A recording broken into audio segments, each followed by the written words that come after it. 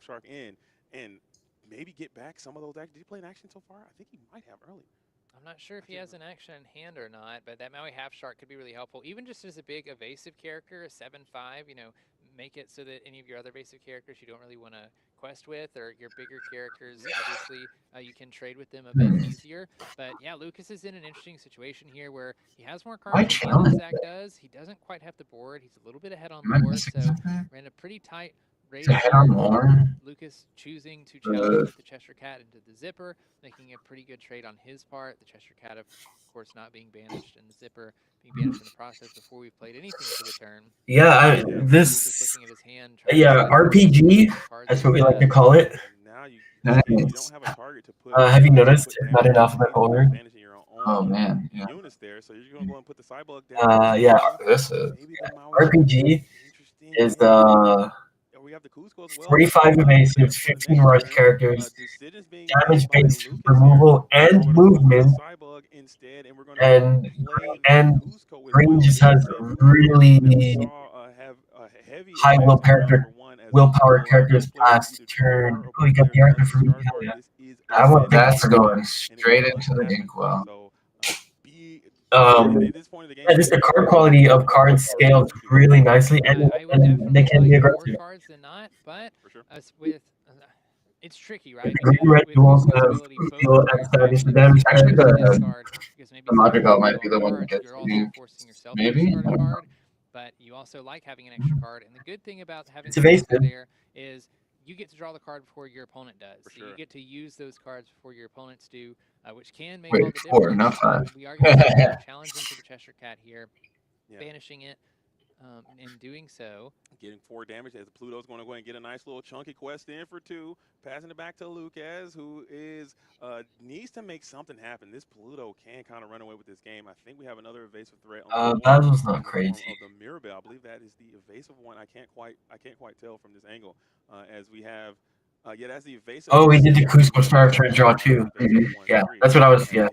Or will they each draw? Yeah, which like the card quality and like the average card quality in these 3 colors, like it's fine to just draw. And Cybug having an extra strength for each other character you have in play, so enough to get rid of this knock here. Not needing a whole lot, but a little bit. Lucas has some very good cards in hand, I think. We mentioned the Hades. Of course, Cusco on board only has 2 willpower, so we can't use that Hades just yet if we want to draw some extra cards, but we are going to get this Maui Half Shark. I mean, Evans knew the Sharks, so. Mirabelle on Zach's side of the board saying, if you quest with this Mirabelle, I'll be able to challenge it back on the next turn. Can we handle it? Yeah, she won't be around for long. For sure, and now you have this very threatening Maui Half Shark standing by to protect this evasive Cusco. So even if you do have a way to how do we like Cusco, you got wide here?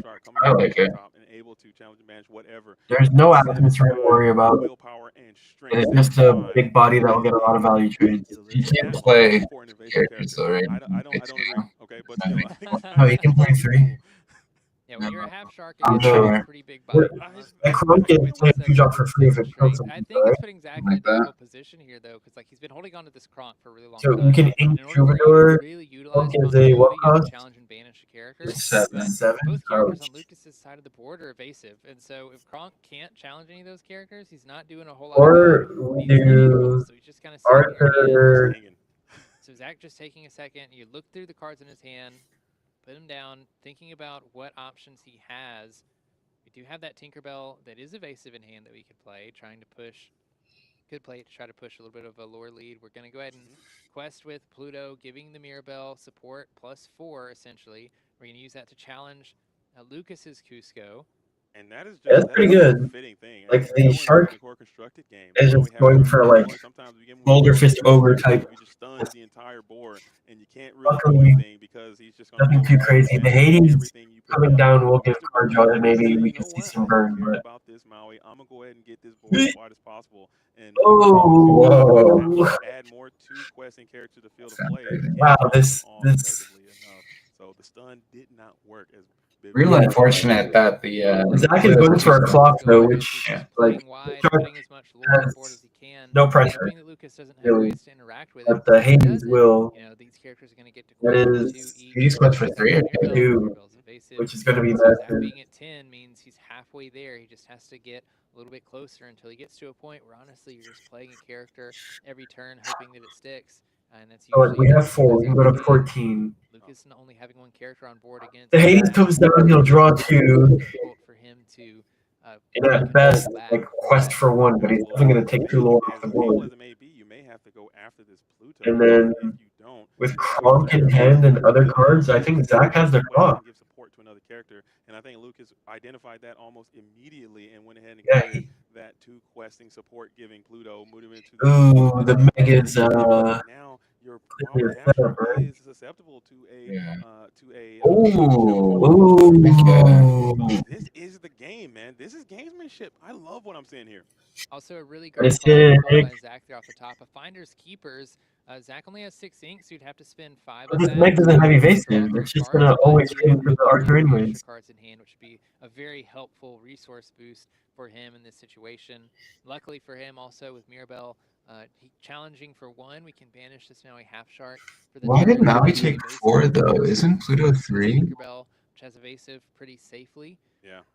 I think Half Shark is gotta be banished from sight. I think if I have an opportunity, Right? I think Mr. Vivens is probably just running through it if it's worth to even. Do we want to look up that there's Pluto so to much deal some to item do something removal else? stuff, and he's quite vulnerable now. I think you have to take it, but we're gonna go Finders Keepers first for a nice smooth. Ooh. We get into that Mickey Mouse. We got that 7 requester. That is Nice. massive. And we also have Yeah, Ink Mickey play Troubadour, and then next turn you can play the 3 does have a resist I ability, dig it. and he will be able to Invited to the Ball is an action, not a song, right? phenomenal, and we see why Yeah. Zach Bivens jumped No in way. Ember Is that a mistake? in this event. And we see Zach challenging and banishing that Maui Half Shark with the Mirabelle after refreshing his hand with Finder's Oh, Keepers. while he has no damage, he gets cards. okay. Oh, wow. Wow, that card is really good. We are going to see the Holy Hades crap. So it's actually a finally 4/7 are going one. to deal 2 damage to one of our characters. And we got synergy. We got Meg. We got Hades together. Yeah. But it doesn't matter. It was going to kill the Arthur anyways. Now Meg will Oh, my. why you have a character named Hades in play. This character gains What a draft. Or sealed. Whatever. What a pool. What a pool. Take the challenge into the Arthur, and the Meg is going to be able to quest for 2. Wow. Excuse me, quest But for 2. Zach's. Yeah, Zach's gonna literally quest for 3, go to 17, and then drop the requester. That's all right. And what do you do? A total of 2. There it is. He has to, like, Zach Bivens, Hades quest to draw into, like, out of order. evasive Tinkerbell on the field of play. So And even if those cards are evasive, so. Oh, and we find a rider off the top too. Another evasive. Oh, but he actually needed to hit an inkable. Holy shit. To close this out. Oh no, he had Zach, Sephiroth. I'm looking at Lucas's side of the board, and that Hades can be really scary just because it's not just an on-play ability where you can deal 2 damage and draw. Holy crap. Every time he quests, you can do the same Yeah. thing. So at least for a couple turns, it's Yeah, he's just making sure that he's not give Lucas some at gas. risk. Essentially, Zach is pretty close to 20 already, though. We're going to quest up to 17. We're going to drop. Dude, both of the decks are really good, but, like, I'm actually shocked if she stays around, then on the next turn, Zach that the card quality of that guy he just inked, obviously, like, you don't need to hear, but that card has been so insane. The evasive. the rider, Yeah. it's actually quite shocking how this RPG deck full of value could not keep up. Like, it is, to me, a little absurd. Didn't get the out of order or removal spell. some interaction to get rid of this Atitaya. It's over. Wow. Holy crap. Yeah, this RPG deck is, like, really good. I'm so shocked that it couldn't, like, dude. Yeah, I mean, Zach was Oh man, this is just sick, a couple dude. basic characters in play, moving those damage counters around with those amethyst cards. No, Zach as well was super helpful can win in his ability one to more play. game of He Super got close Sealed. enough to 20 that he was able to play one of He those only needs to characters win 2 rounds say you gotta have of triple deck for it. If you don't, then I take this to lock game it and in. move on to the next. Absolutely, and that is one of those things. I had so many dice rolling jokes that I'm not going to be able to make now because it won't make any sense. Zach is killing me. He sure is. Hey, win the dice roll, you win Dude, the game, and this red, purple, green deck is insanely strong, but to sideboard in this format. B Square, what do you think? Yeah, we boarding spent aspect of this. It's just another level way too many hours running Super Sealed. 3 days straight, pretty much. And red, purple, green was my actual, like, #1 pick that I think you could force because of 45 invasive, 15 rush characters, deal damage to damage characters, A lot of tempo plays with bounces. Yeah, a lot of we ran so many pools, and then after cracking like a metric crap ton of packs, we ran all these pools and then swapped them around to see like how different players approached the different pools and stuff, and then talked about like why we made the different choices and stuff. Just like trying to really like get down to the brass tacks of like what makes the cards good in this format. What are like the sleeper picks, and like what are like the like absolute bombs that you need to just build around if you. Yeah, I like the RPG because it does feel like if you just have mediocre everything, you can always force those 3 colors and have a good outcome. But I'm so shocked. Lucas's deck looks really good with Shark, Hayden. I mean, there's a reason he's 2-0 right now, right? Like, and just could not keep up. Zach taking out some cards and putting some in. Crazy. Let's go, Zach. Just one more game. One more game. Hard in his strategy against Lucas, having to be on the draw. He won on the draw once. Let's go. Do it again on Lucas, but Lucas will definitely have a little bit of an advantage. Some might argue there's a bit of an advantage on the draw and that you get to draw an extra. When I learned Zach was on Amber, I was like, okay, he's probably aggressive with like the Pascals and stuff, but the Amber skill rules are really good. Yeah. Being able to challenge, especially if you're skipping that one toss a lot of times, and being able to just being able to. What if they're not cafeteria chairs and they're every chair? Play your stuff. Your opponent exerts first with all the damage removing and damage bouncing and damage trading type effects that are in your card pool. Maybe. Yeah, Paul. They want to keep them on their on their toes. Like, can't get too comfortable. You know what I mean? What if it was simply because it matches the navy gold? Yeah, I mean, dude, I almost certainly did. They love that color. That's why the dice are that color too, even though it looks awful on the stream. Drop a 4-drop, ways to just get characters on board and try to take the driver's seat. Yeah, I'd like. Yeah, purple steel definitely seems like the go-to Maybe you can alter sharing. hard, send a ton of cards, maybe search for that genie coming down on 4.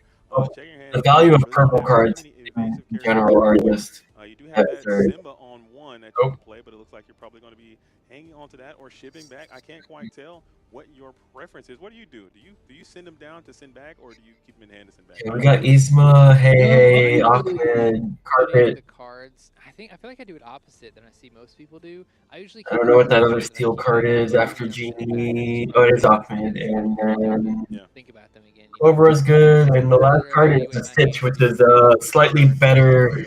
Dreadnought. Speaking of which, Zach does have a 1-drop with Coconut Head Hey over there. his name is Raja start Zavu. I believe. Okay. They never come back. It's just Purple Green Best Foundation College Limited IMO. Purple steel was what we found in our testing, but it could just have been like pool bias, but it really felt like I swear, like 90% of the decks we ended up building out of all the pools were purple steel plus something else. Because purple gives you so much card draw, as well as all the characters that replace themselves, like go back to hand after being banished. And then steel gives you all of the spot removal. Like as rare as the spot removal is in this format, steel has most of it. I just favored the whole red, purple, green because of how the duels of both or all three deal well with bouncing, damage movement, and no. I wasn't wrong.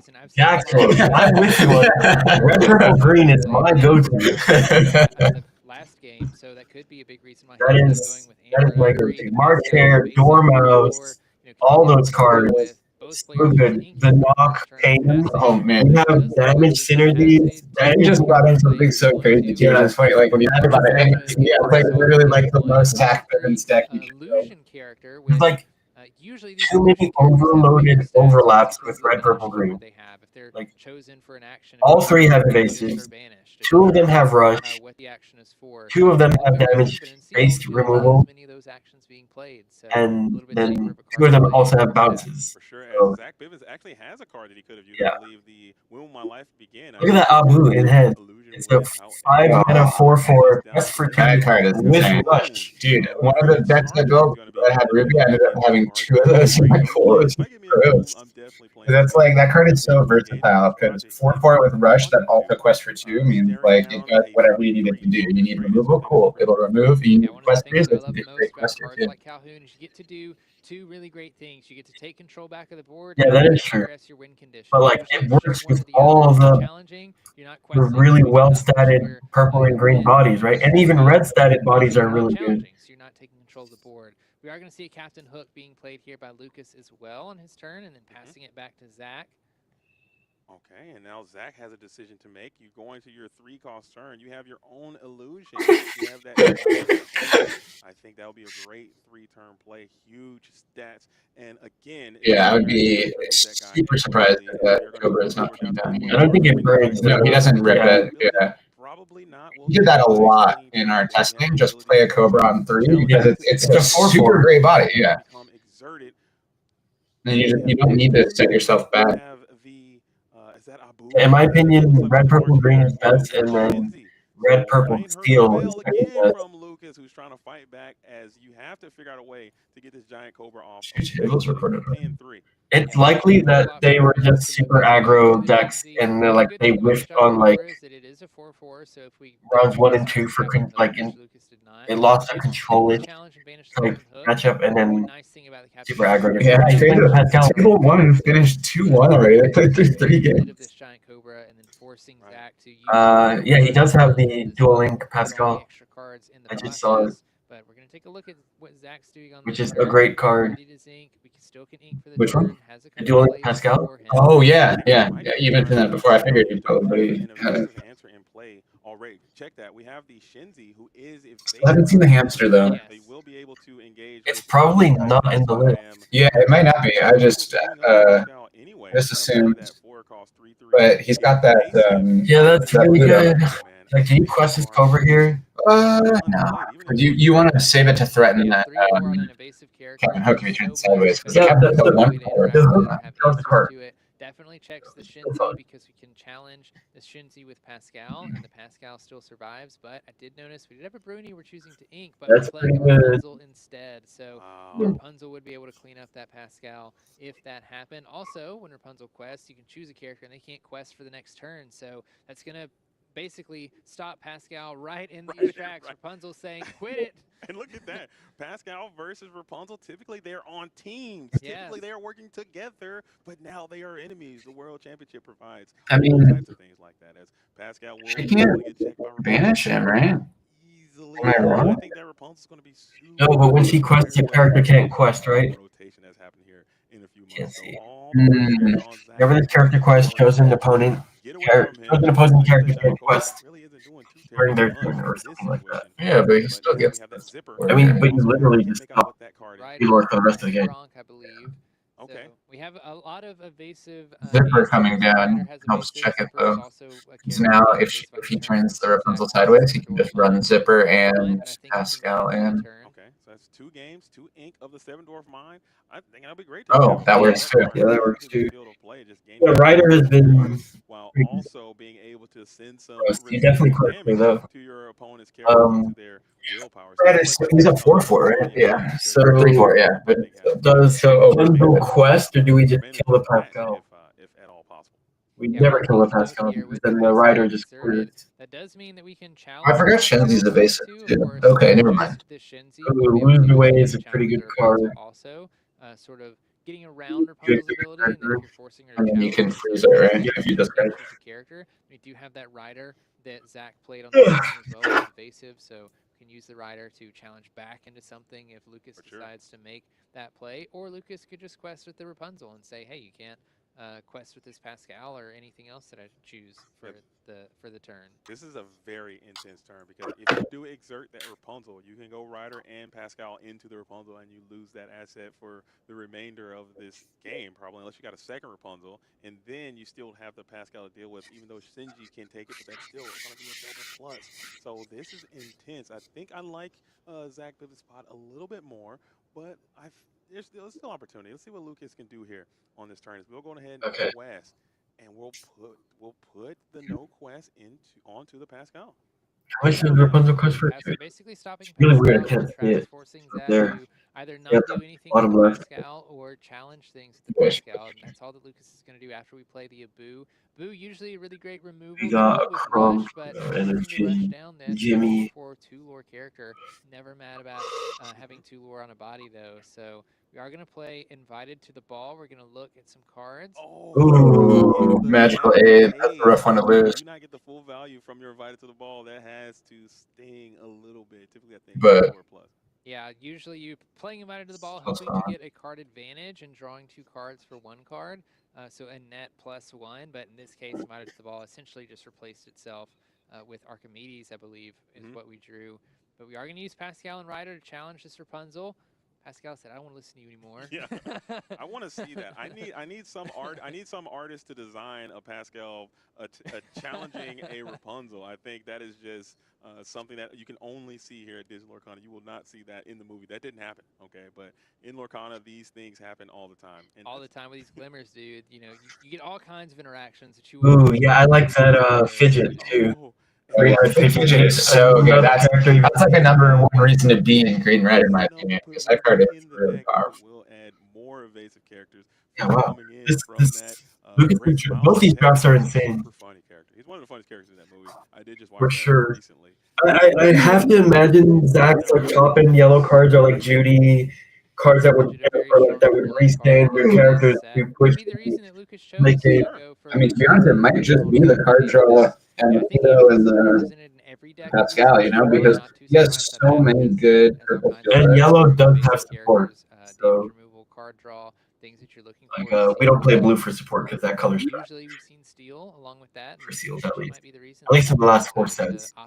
First 4 sets, maybe we can. If you get like Tipo or Tail or something like that, you know, like that was pretty much the only time we had Sapphire. I don't think Tipo's good. You don't want to kill your hand. I think you want to sail more than anything. Board right now, Abu standing alone on the freight next Still to kill your Shinji, hand, who has but- been completely frozen by Well, no, this because you draw. giant Cobra. As we will go ahead and develop the fidget right now, I think giving that Captain Hook evasive. Fidget is so good. You do have that a rider who's still. Do you see that? Is that big Jimmy or small Yeah, it's Jimmy? the big gem.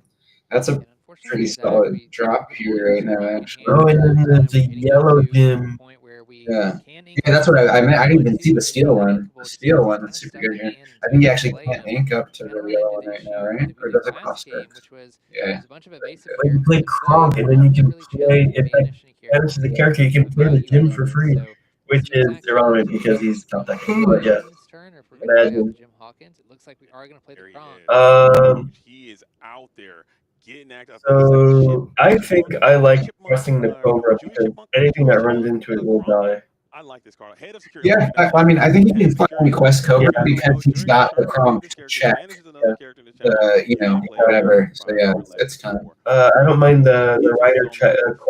Yeah, no, I think that's great. You know, if he wants to trade Fidget into it, like, we're cool with that, you know. And then finally electing to exert Ooh, that giant Prince Cobra Philip. as well, who's been Good standing card, since just turn not right now. 3, just hanging out, finally getting the lore on the board. Yeah, things Zach realized. Yeah, Philip is most likely going to be held here. Do you think you lose the way the Chrome? The Captain Hook evasive if we want to, stopping the Cobra from being able to challenge it.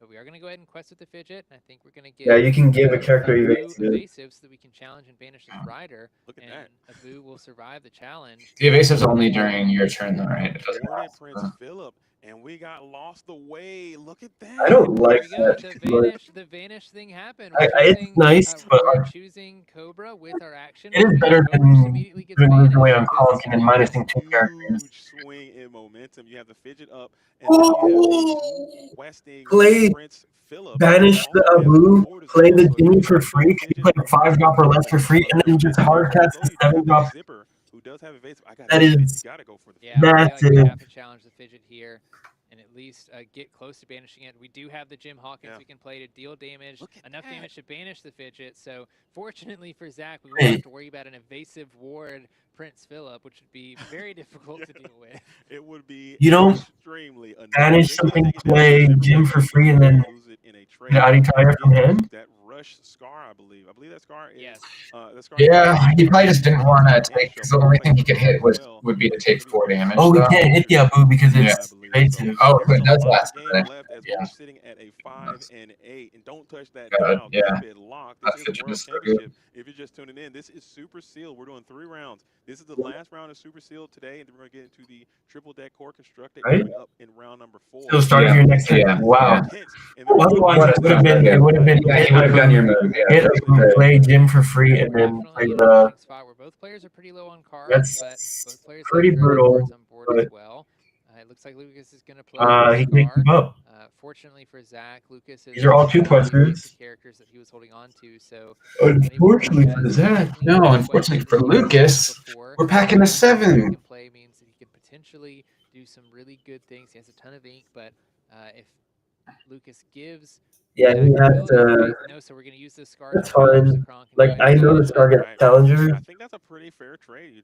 A 6-4-7. I don't hate that at all. And Kronk's stats are quite. That's I actually still think not we bad. developed the Is that 7/7, right? Is that the 9 cost for Fiki? I don't think that's No, the 9 okay, I was cost about for to Fiki. say, I think there's no way, right? I think it okay. has challenger. That's the challenger fee. Okay, okay. Oh man, I thought that's a rush for Fiki. The 4 cost inkable Yes, challenger. it gets The fee comes out for a draw card. Captain Hook will be able to get a draw, so it is going to go 1-1 at the end of the day. As Zipper is going to go ahead and get a challenge in as well. Clearing this board quite nicely is Zach Bivens. Daisy Duck. Oh, that's brutal. Wow. I was waiting on pull the lever on with the Kronk up. That would have been really. That would have been great. Luckily, the card quality for Lucas is not that strong off that. But to be fair, you couldn't play anything strong after that lever anyways. Or like, to match Zach's He board. can honestly just ink and drop both the 2/2s. Okay, we're gonna play Yzma. We can I like this. discard a See card. what you feel for you. Is that Glimmer versus Glimmer? No, I think it's the Mr. We're gonna Snoops. lose Yeah. the Mr. Scroops, who's going to get on out to discard pile. Daisy Duck on the field. But Duke's Play. the Do you have more evasive answers? It looks like we're going to try to ride it, but we have that Atitaya again. I think you have the. Oh, and another We do have a rider. We drew off the top Wow. as well, which is that evasive answer that we You definitely dropped Aditya. Yeah, this is the nobody's particularly This close is the to turn. 20 You right turn now. sideways for 4, go to 12. Closer than I'd be happy with. That Atitaya Yeah. coming down for Zach here, just a ginormous character, 7/7 with 3 lore. Going to be difficult for Lucas to deal with. And he's just top decking. Establish some characters that have stats as well. Uh, Zach can get 3 lore off of Atitaya Not at great. once, That pushes is- him up to 15. yeah. Now we are getting You do Yeah, now that after game trade, is you do have to get 4 more off the board. It's shifting in Zach better Bivens' than favor here, 7. as he has huge lore threats on the board, and you have to contest here as Rish is going to come down, taking out the Rafiki. Luckily, those live because the Rafiki's weak. Excuse me, I'm sorry. It's one of those racers. Those Well, racer names the are Arthur- I'm gonna be honest, man. I'm happy. Give us I a see break. Arthur, I'm Give us happy. slack out there. It's It's cut Request, slack. for sure. Snowana Rainbow. There it is. Snowana Rainbow. That's There it. it is. Okay. Out of order. She didn't get enough screen time. Oh, For She did it, Snowana. man. I watched that movie multiple Pretty times. good. But Brandon, I'm can't. telling you, I didn't see Snowana enough. Ooh, and we get Yeah. a Eve It's of Lucas here. It's broken, but is it 16 lower board. too I late? win. And Let's it go. is, as we just want to extend the handshake. Yeah, Zach had game Let's one, so it looks like Zach is going to take go. game 2, which means he will move on 3-0 out of this super sealed portion of the Disney World That's so sick. Championship tournament. Just imagine how you got to be feeling. Going 3-0 to start this thing off, getting 3 wins in the volatile super sealed portion of the format. Zach Bivens has to be over the moon, elated with his performance, and now you get to grab your decks out of your backpack and get ready to go with the decks that you brought in as core constructed. Triple deck format is coming next. Yeah, I mean, anybody that is just now tuning in, all these players have move on win to the by next game right now. rounds. So being able to win the first 3 rounds of Super Sealed sets you up in an amazing spot because you have 4 more rounds of that triple deck constructed to play, and all you have to do is win 2 of them at that point, and you don't even have to play for the rest of the day. You're immediately into the top 8. You're done. And now you also give yourself a little bit of breathing room because there are going to be 7 total rounds, like you said. So you have the confidence to say, I can take 2 losses if I need to, and still be on your way to making it into day 2. So that's got to breathe some serious confidence to you. If these 2 more wins, Some players out there that might be pushing that 2-1 record, 1-2 record. That might be a little more. You know, I'm a little more scared now because I think it might be. You already know, Paul. Zach is definitely got a backpack full of cliff bars. Absolutely incredible, Brandon. They exceeded my expectations mightily. I thought the skill expression that was deployed there with the way that people built their decks, with the way that those things came together, the choices that they had to make, the decisions were all paramount. We saw players win on dude. Are we getting any announcements between the triple deck format? I hope so. It's like lunch breaks or whatever. Or maybe they already do. Yeah.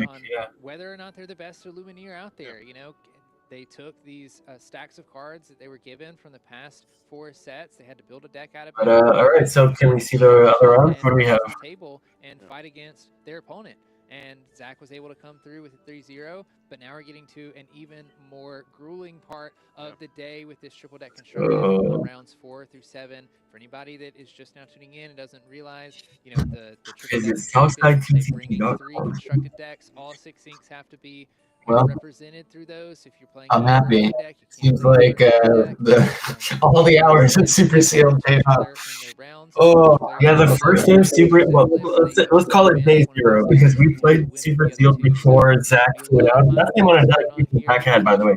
He flew down to practice necessary supplies at the store. What Zach has to say about his Oh, portion. What do you think about the triple deck format coming up? So there it is. I like that. Hey, Lumineers, we are here. Zach Bivens, 3-0 on the day, making it through that Super Sealed format like a champ. Congrats on your win. That game 2 with that Rafiki coming down and wiping your opponent's board. Can you talk about that play? Because that felt really pivotal. Yeah, definitely. We were kind of in a stalemate for a little bit. I very strategically left my Cobra not questing when it was a free quest because I know he plays a lot of rush cards in his deck, so it might seem a little weird to the viewers, but all part of the plan. And then the Rafiki, I was able to clear his entire board. I actually chose to play that over the big 7-drop I had in my hand. I just thought it was that important at that moment. Well, and it got you the win, 2-0 on this match. Let's talk about Super Sealed format, though, and you have to pick 3 ink colors. What was your thought process with picking those inks? Let's see, you were on Amethyst, Amber, and Steel today. Yes, so in all of my practice and everything I've practiced, I've never picked Amber. So I was not once. I had Amethyst still really easily locked up with my cards, and I needed a 3rd ink, and I had some pretty good cards like the Pluto you saw in game 1, which was an all-star. So it actually landed on Amber, and I was shocked. But yeah. Well, we are excited to see you in the triple deck format. How are you feeling going into the rest of today? Super good. I feel amazing. I was not looking forward to the Sealed, to be honest with you. I just wanted to escape with a win or 2, and because I think I'm very, very, very well positioned for triple deck. Yes. We can't wait to see what you do, and we're going to see all these players jumping into that triple deck format. Yeah, Zach's triple deck lineup is so good, man. I can't. Do you know it? I don't think I know it. Oh, nice. This video's of the.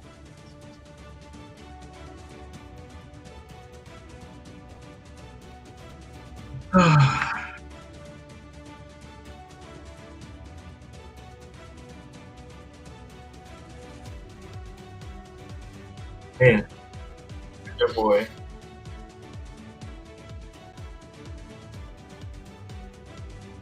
The first winner ever. Well, technically Carson. Because it was the same day.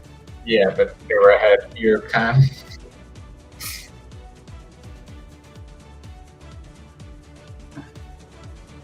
Sean, let's go.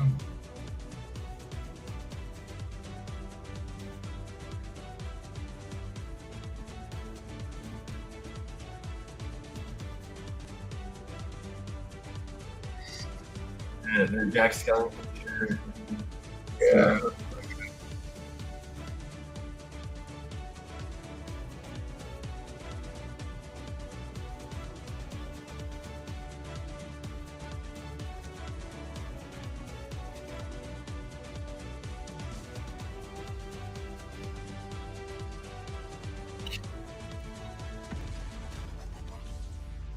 Oh yeah.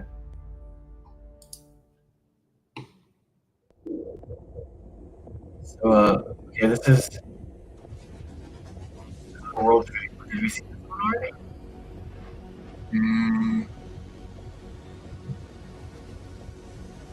This looks like where the other one ended. Yeah, that's right. Yeah, okay. Yeah, no, yeah. This Same video just started 15, 30 seconds ahead. First chapter preview. There wasn't a Bloodborne. Okay. Yeah, there was.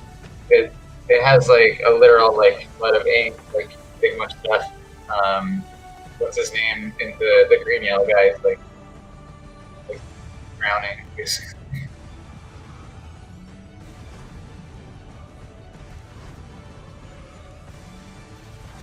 This game has taken the world by storm. Like Elsa Blizzard type storm. Fans of all ages from all corners of the globe Have fallen in love with the art, the story, He's got a 9-day vacation, of Disney Lorcana. same resort. Unfortunately, when it ends, right? But maybe they're still hanging around. You know? emerge from all around the globe, masterful Illumineers who know how to use their power. And they are now gathered in one Likely. place to summon, challenge, Yeah, and I'm sure actually like the winner will. Only one will come out victorious. I mean, we already know Zach. All right, we saw this. We literally just saw this. Shout out to Mo. Feels pretty cool to have shared the same table against them. It'll be me next year. It'll be me next.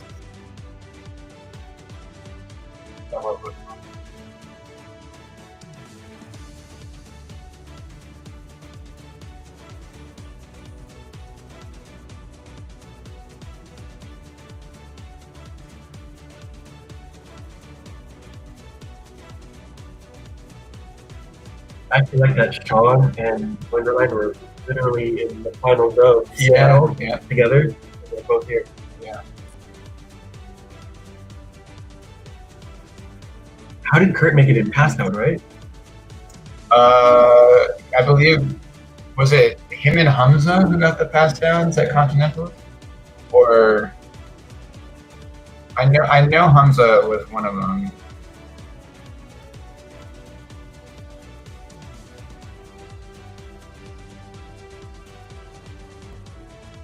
They'll be showcasing their skills with one day of Super Series and one day of Triple Deck Constructed. proving that they truly have mastered every aspect. Yeah, that was misleading. No, it's just day 2 triple deck. Yeah. But that's because day 2 is all triple deck, but there's also a lot Ray of has triple deck. beaten Bivens, I'm sure, and I beat Ray, so technically I'm a well-qualified player in that matchup. Get ready to watch the event of a lifetime. True. Yeah, I like to joke about that too. Like DKP, I'm undefeated against DKP. So technically, I should be at Worlds, right? That's how it works.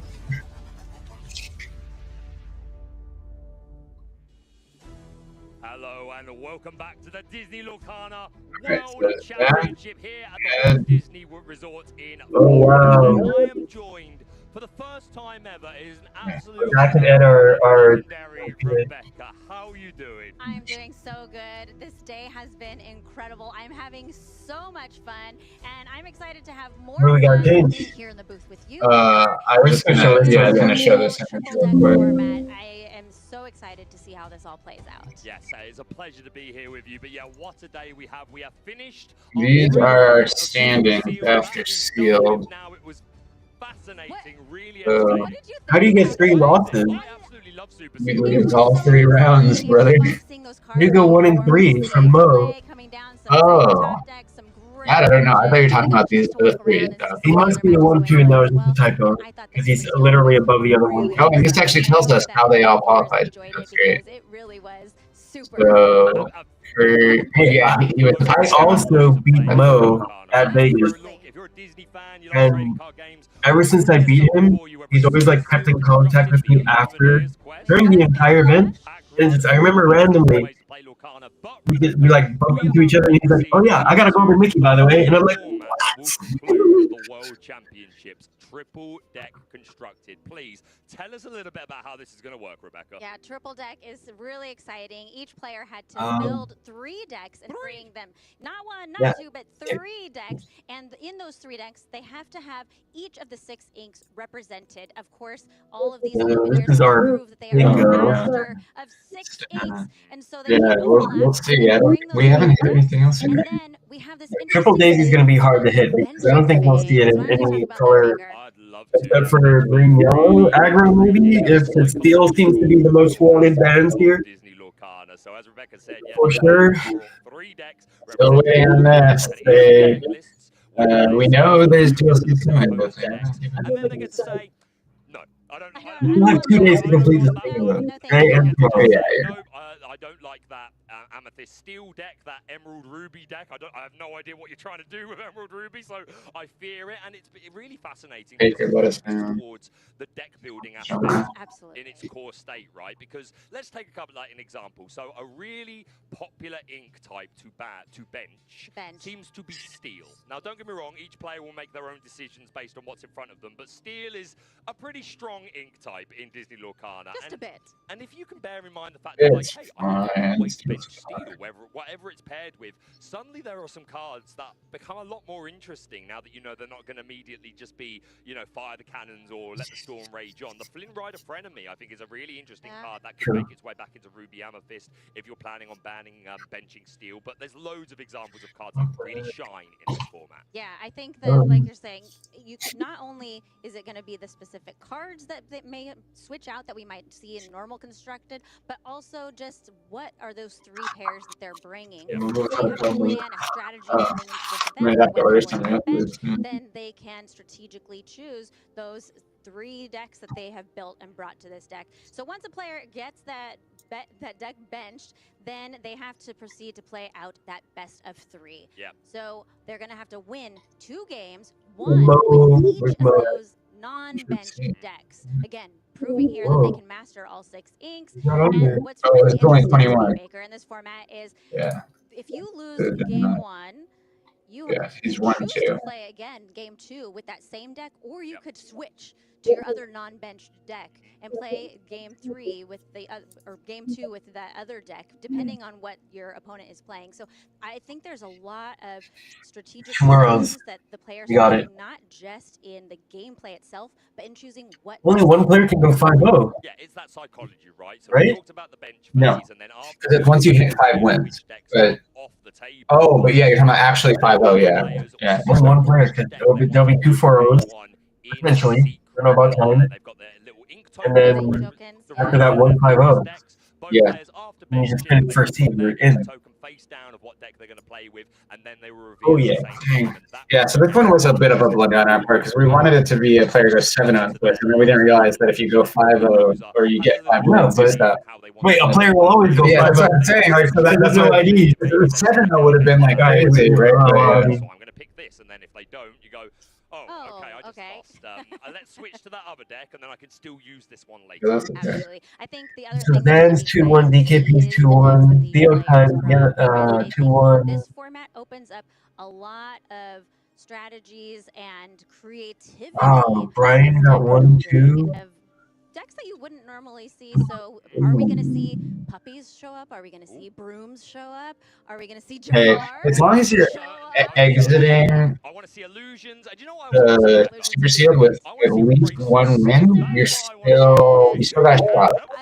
So I'm going to go Racers and the Racers deck is so fun. fun Yeah, to a play. bunch. So yeah, There's this triple 4 double people that went format, over. Yeah. I'm really excited, and it's really Oh, that putting these is- players to the test. Yes. You know, That is this brutal. is 28 players who are the best Yeah. of the best. Mhm. They have proven They themselves and earned not their right the to super be here skilled this enough, maybe. weekend. And Seeding for now top 8, they I are, believe this there field will is be tough out seeding. there. It is. There's always been I mean, seeding these as first challenges. 3 rounds, and it's been such high skill level. I imagine once you go 5-0, be they kind of treat it as like Absolutely, and we've got very IDs. They just automatically ID for you, pretty you much. guys Yeah. watching at home Yeah, around I wonder. if you are watching on Twitch, you have the option to be part of a little vote. You are the masters of this round. Yes. You're going to choose which match that we're going to be watching today. This is kind of a choose your own adventure, and we hope that the viewers are excited about this as we are, because It's a good we point are this putting stream up is. a poll here in the Twitch chat so that you who are watching, you right there, you get to help decide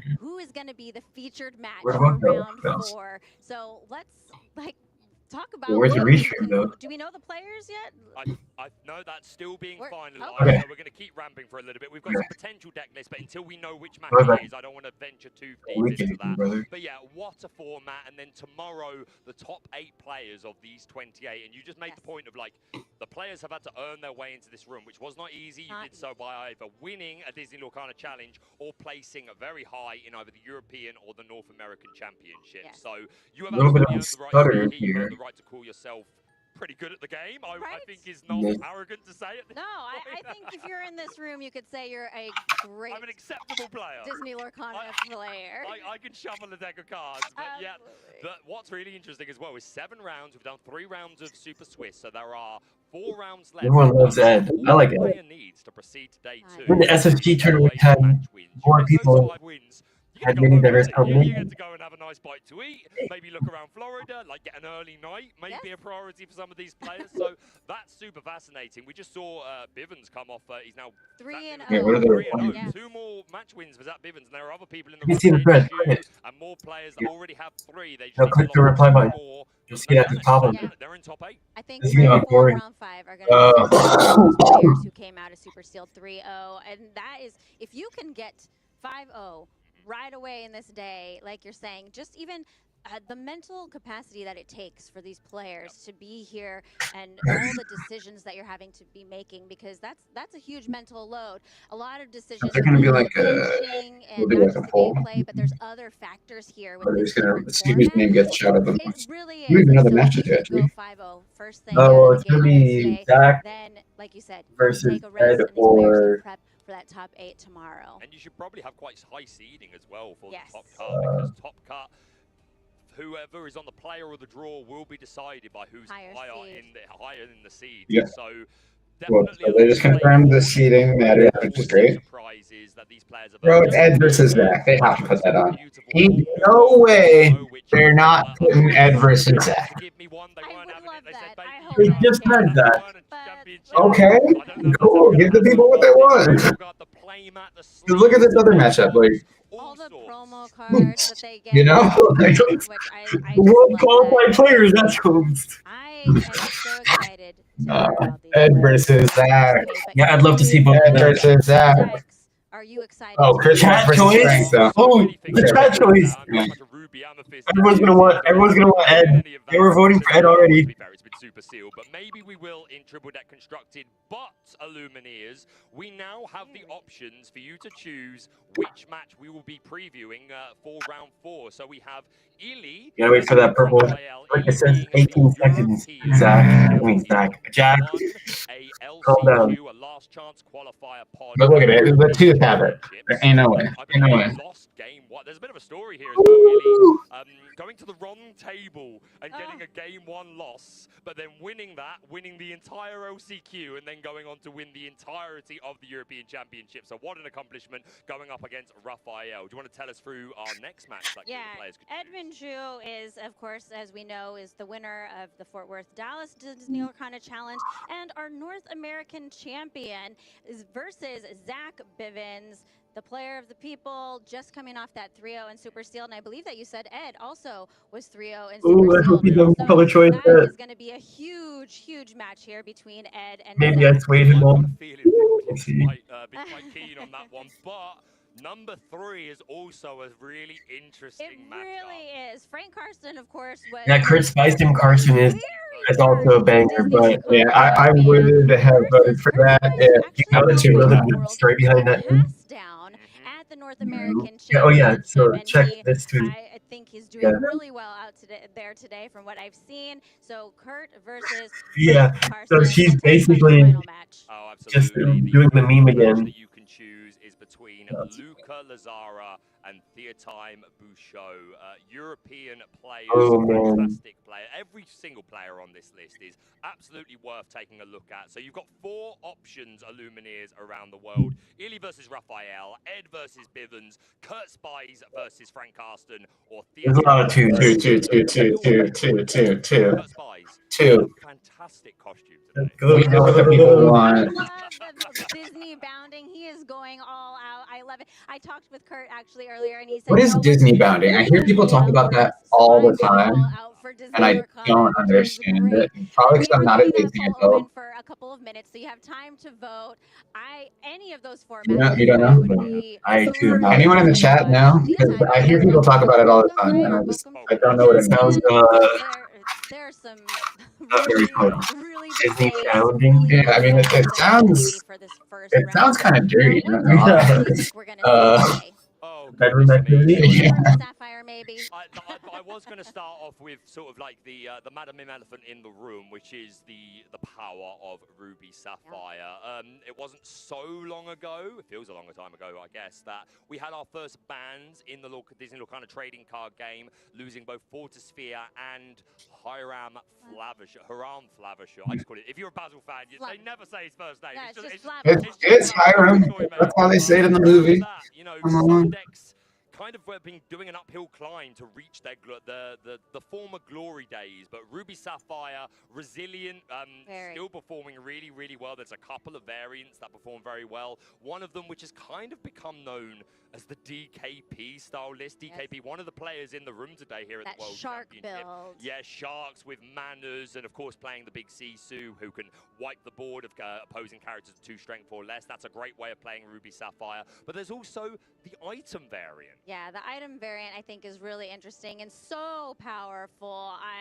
It'll be interesting to see the breakdown between the item variant and that shark variant. And one of the things that I love about Disney Lorcana, and now that we have 8 sets so far of this game, is that just playing Ruby Sapphire, you don't know which version of that deck it's going to be. But of course, today it is open deck list. We didn't mention that with the format, but this is completely open deck list. Players know those lists. Get more Bivens on stream. And they will be able to study them before they choose what deck they're benching. But yeah, Ruby Sapphire, I think, is going to be a big one that shows up. The other deck I think that's going to show up today is Amber Steel. Amber Steel, a very popular deck, but again, the auto ban. The auto ban.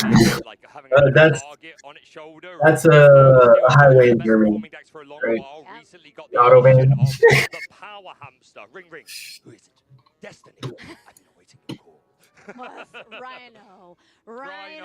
What a guy. What a hamster. What a hamster. What a hamster. Can now announce to you that the winner of that poll is going to be Illy versus Raphael. And I have to go back and No! made a moment ago, confusing our players. Rigged. Illy, not the European champion. Illy from Europe, though, a prior Disney Lorcana champion. Ain't no way. That's fake. Yeah. I didn't see a single one in the chat. My apologies. I saw a few bad. More than 2. There's a lot of information to get through, but yeah, it is going to be Illy versus Raphael. I'm super excited. Yeah, for he this did match. get That was indeed an insane deck. Deck list so that we can have a peruse and share with you guys at home as well, like what you can expect. It is open deck list, of course, so the players, when they sit down, will be presented with the opponent's deck. There will be a 5-minute period where they will get the chance to do a review, and then we will go into the benching phase. Yeah, let's talk about these players and what decks that we find now that we know the players that we're going to see. So Illy, he is playing a, let's see here, we got, oh, this is going to be fun. We have a Blurple. Blurple deck here. So we have, no, excuse me, sorry. Oh. Is that Ruby? Oh, it's a Ruby Sapphire. That's Ruby. Oh. Ruby Sapphire. All right. Man, Rebecca baited us. I was excited. Amber Sapphire. Amber Sapphire. Really interesting with Alice Savvy Sailor and things like Rapunzel. Is there bingo? That sounds really interesting. And what's that third deck list? No, we decided Ruby Steel and Emerald Ruby. Oh no. Favorite, probably playing things like Diablo, likely to be a discard. We had Amber Sapphire on the bingo card first, and then we decided to switch it to the Ruby Steel one. Those are the 3 decks for Illy, and we will go into more detail as we move into the match. But the opponent, Raphael, just a quick look at the decks on offer here. We do have a Ruby Sapphire item build, 4 copies of Maurice's Workshop, and a heavy item package, along with things like Scrooge McDuck, Resourceful Miser. That's one of the decks. We also indeed do have some Steel and Emerald. Emerald Steel, another one. Emerald Steel, there we go. Another discard variant with Prince John's, Ursa Deceivers, a couple of hidden codes in there to help with the Diablos, etc. And then the third and final deck on offer for Raphael. It should have been an actual poll in the Twitch chat, but I am surprised to see Amber Amethyst here today, but I'm actually really excited about that. I think Amber Amethyst is a really fun deck combo and not something you typically see in constructed format, but because of that triple deck format and knowing that you can bench a deck, that really opens it up. And really now we have this player, Raphael said, I'm going to Worlds and I'm bringing Amber Amethyst. Yeah, because it's that thing where wait, Amber Amethyst bench phase, right? You want to kind of split, like you think of the inks that you want to play the most. You want to split them over a little bit. So, for example, like Zach Bivens is not playing Amber Steel as one of his deck lists. No, he is playing not. Amber Ruby is the combination there, and you've got to think a player that's so experienced and talented with that particular deck type.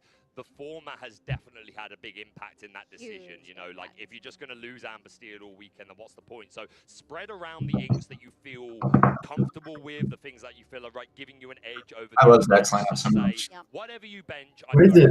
Amber Ruby, win a matchup. The other Green thing Glue. is Emerald he went Steel back to Amber Ruby. Yeah. very powerful deck. It's You got got him, man. He's just too strong on the it's got play. that Diablo. It's got all of the tools of Steel. I beat it though. And I When he was on the play? wonder how many of these players brought in Emerald Amethyst. It was like 3-1 or 4-0, I can't remember. I have heard that before. This is, you know, maybe That's when he asked to borrow my deck back to the hotel to test it. But maybe he may change it. I'm going to bring this knowing that if I for make it it to to be finals in the best of irrelevant, 5, or I he know I just can win wanted with to Emerald make a Steel, call but I'm going to build these other two that, decks like, knowing that that one might be set to the side. Blue Green may get banned, and he might be stuck on like the triple deck constructed, giving people a taste of it. not as powerful on the playback as it used to be, They said, which is my purpose. I'm only running Emerald Steel as a trap so that they bench it because I really want to run Blurple. That's the power I actually want to run. So Emerald Steel is there to like distract the people. It's and the get decoy deck. And to be honest, it would work on me. I would absolutely have benched Emerald Steel straight away. I would have benched Emerald every single time that I faced it.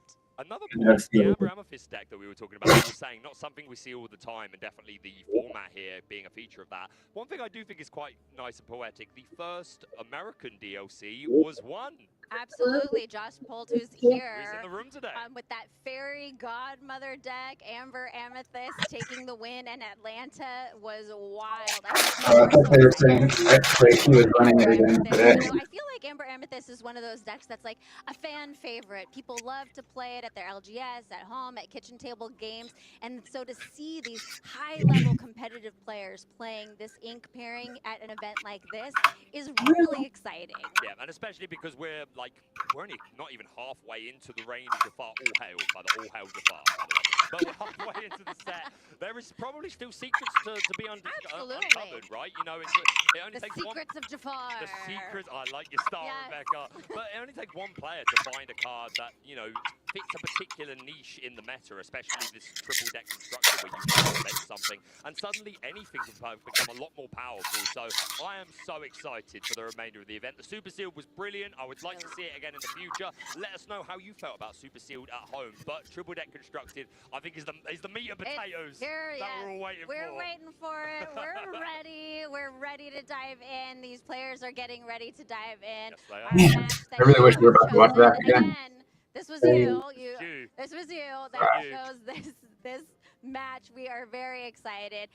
We are going to be able to see the players, you know, do this whole benching phase and everything. So I'm excited to see how this plays out. And these players, I know that they have come in with a strategy for what they're benching, Sure. you know, and so they know what decks those are going to be. Again, it's that mental load, right? This is the first Kylie's still decision trying that to we jump have to in. make of the match is what deck I'm going to bench, followed by which deck I'm going to play. He's watching. So I'm Yeah, it might be thrilling to watch. a good time for that because I probably got to watch Fantastic. And it's that really soon. interesting how different a players might Wow. approach that benching phase. Like you just said, you make the point that so a lot of players know what they're targeting straight away, and I do think that is going to be a common strategy in the room. That being said, there are certain players here who are very much known for picking the decks. Again, let's throw back to DKP, known for playing Ruby Sapphire, I think, throughout the entirety of his life. Probably has played other things every single game that we've seen on camera. Yeah, I'm pretty sure. Always been. Exactly. So sharks and manners. It introduces a really interesting point of like, okay, if you've built your deck saying I'm banning Steel or I'm banning Emerald, whatever it is, but then you're Rose wife did end up getting some flack. who is really known for this style of deck. You get stuff Does for that affect your game even plan? attending For some as the players, top one. they might just go, I know that you have Dang. infinite reps with this. If I get a plus take one, away your you're selling everything. basically. But if you've built your deck in a way to say, I'm benching this all the time, maybe there's a bit of a conflict there. So it's going to be really interesting to see what these players prioritize as they go into the bench phase. Absolutely, and we are just about to do that. We're going to take a look here at our players. So starting out with Ely, who we said is a part of this match. Let's take a look at Ely. I'm so excited to see our Bologna Challenge winner here on the stream, whose favorite deck is Ruby Amethyst. I think we've a man after your own heart. And collected accepted Ruby is the color that comes first, right? Yeah, what the heck? That's so weird. And then his favorite Disney character, Scrooge McDuck. I love that. That's a great choice. I'm a fan of the t-shirt as well with Mad on it and Donald Duck. But the opponent from France. I do also enjoy playing video games. European Championship, Yeah, man. top 8, favorite deck. That is like so unbelievably generic. Is it glue? Is it clean? We haven't come to a decision as a community. Nonetheless, Amber Sapphire. both very tried and tested. They've earned their way into this room, and here Those we are what see they them banned? doing a little shuffle up. No, I think what they banned is Confirmation unmoved. of what has So, been. I do believe Purple Seal that and the bottom tokens down there are what have been benched. I can see one of them. no, hover over the The camera. other one also looks like Emerald Steel. Yep, we are both players on the Emerald Steel, and then we have Ely is on Ruby Amethyst, and then Slightly Sapphire no. Amber. Hit the Our expand. first matchup, we've got Amber Sapphire versus Amber Amethyst. Okay, Really never mind. interesting matchup out the gate. You just talked a lot about Amber They both Amethyst. Obviously banned. had a lot of success in Um, DLC in Atlanta. But other than that, not a Oh, combination yes, you see yeah, at much. Maybe something you see at your LGS or for a bit of fun, but it's going to be really I hate that there's fascinating to a see this slider play and no out here. type. Likely to be a hyper Perfect. aggro deck with my prediction, but the Amber So Sapphire yeah, deck on the other Green side, Steel has been also benched. very interesting, Rebecca. Green Steel, Yeah, red, I purple, think these yellow, two decks blue. matched up against each other are going to be, Interesting. like you said, I feel like both of these ink combinations can lean towards that aggro version. So is it just going to be a lore race here, and who can get there first? I don't know how it's going to play out. Looking at their deck list, there's some, you know, in the Sapphire Amber deck that Ely has, we got a lot of small characters. We have that Alice, we have a Piglet Who Captain in here. How's that Amethyst deck looking? Yeah, pretty interesting. We've got 4 copies of This Is My Family. Oh, I love that card. A Sing Together song. I believe it's the top 6 cards of your deck that you look at, and you take 2 characters to add to your Yeah, hand. pull I'm the gonna camera back confirm about it, that, anyone but off knows. the top of my head, that sounds about right. We do That also have 4 hurts, yeah. copies of a card that's very sentimental. to But me. red, purple, hey, Cards it from made it in the lineup. Buses on a roll, which is a really interesting card, 3-cost inkable song. You look at the top 5 cards of your deck, you may put any of those cards on the top or any at the bottom. So this hyper aggro is just straight aggro. And it's no aggro versus aggro. Amethyst song. I was completely wrong. Game 1 lore draw. I was thinking of Fantastical, magical. no. There's it's so an many older one. Encanto songs. I think it's just called the Family Madrigal. We've got That's triple the one drop. Sing Together song that I'm thinking of. But yeah, this is my family. Game 1 lore. Draw 1 card, and we also see in this deck list Lady Family Dog, which has proved to be one of the strongest cards from Reign of Jafar. He's weak. Inkable 2/2, quest for 2, and on play. I'm not the play dog cards from believer. cost 2 or less. Pretty cheap, Rebecca, for free. We got Ludwig. Yeah, that's pretty Oh, cheap, I great. would say so. So players altering their hands right now. Yeah, I if you're saw playing that I'm Ely just kept a couple of piglets, actually 2 copies of piglets in his hand, and looks like Wait, he did he put back draw? 3. I didn't catch what Raphael did. What do you think these players are looking for What do in you their draw? opening hands? So Some out of cards this back in one, the deck for being again, able I to play the expect it rest to of be the very game. hyper aggro, but you do have No. the privilege of being able to run the bounce package. I would expect to see something like Merlin Foxes and Merlin Crabs to be able to combat the board. So Yeah, he finding drew something like first that and blue early card will be back. really important. Obviously, Amber Sapphire is likely to be a very aggro deck, and a lot of warded characters Yeah, he as definitely well. does that, yeah. Things like Wendy Darling could be super impactful. We may even see the Amber Sapphire Thunderbolt, the Puppy Shift bodyguard with 7 willpower. Okay, I'm a puppy fan. I don't know if it's in the deck, but I love it. Is Thunderbolt is is it? there? Yes, There let's go, is. the Wonder Dog. Yep, Hey, here we and- go. We're off and running. Oh, no, we're not. Maybe we're not. Ely was so excited to put down a turn 1 puppy. I think it was lucky.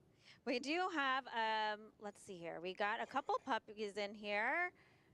All about the puppies. Yeah, why are we starting? We got a patch. We've got Maybe they're waiting for the round timer to start yet, so they're probably just waiting for Drake. That the is a timer. fun Yeah. card. It's a very like powerful card. bare necessities, but on a character. Exactly that. One of the best reasons to play Amber Sapphire, really, because it is that Amber Sapphire dual link. Dual links introduced just a couple of sets ago. You need to be playing both of those ink colors to be able to include them in your deck. And Amber Sapphire, not a common ink combination, but Ludwig is certainly a reason to want to combine those colors. Yes, and then also when he's banished, he goes into your inkwell. So not only are you getting that benefit on play of being able to look at your opponent's hand, I wonder, what if we did yank something out of there and say, oh, that location, that song, that action, That turn 2 ramp, sail or something. any non-character card, you can make them discard Yeah, we it. just put it And right in the then middle. when he is banished, he goes right into on your top of inkwell. the So a challenge? really fantastic card to see here in Ely's deck. And this is a lot of aggro I'm seeing as I look more through this Raphael's list. We're running. Yeah, I didn't have these ink combos facing each other at all. Both But players draw 3 cards. the strategy for triple deck is you definitely want a deck that you want to have on the play. If you win the die roll. But if you lose the die roll, in my opinion, you need 2 decks that are good on the draw. Which makes me very surprised that Raphael is playing this. Because you can probably steal it because it's aggro versus aggro. You can probably steal it and then play any other deck, which is probably slightly better on the play. Provide a lot of lore, and that 4 willpower can be tough to answer. We're going to see the Piglet Poo Pirate Captain played on turn 2 for Illy, and our puppy is going to go on a safe little quest. Safe little quest. What's interesting about Daisy in this matchup is that you're not playing against a deck that has a lot of actions that are going to be doing damage.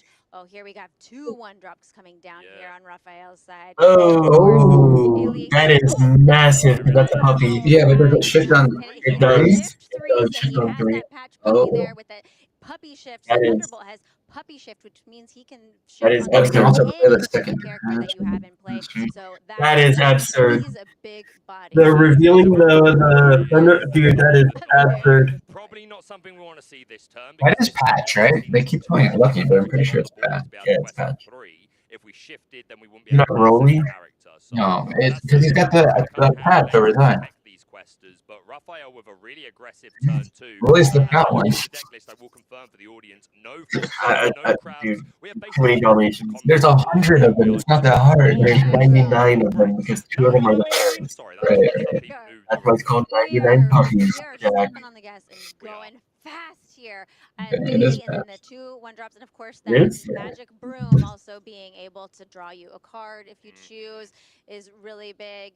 A lady going into the Yeah, Ely that side is- is shifting. Pretty There good. we go. We are still going to quest, but this is No, we're not gonna quest. We're gonna smash them. Aggro versus aggro becomes the control matchup. Yep. And now purple, yellow just big threes.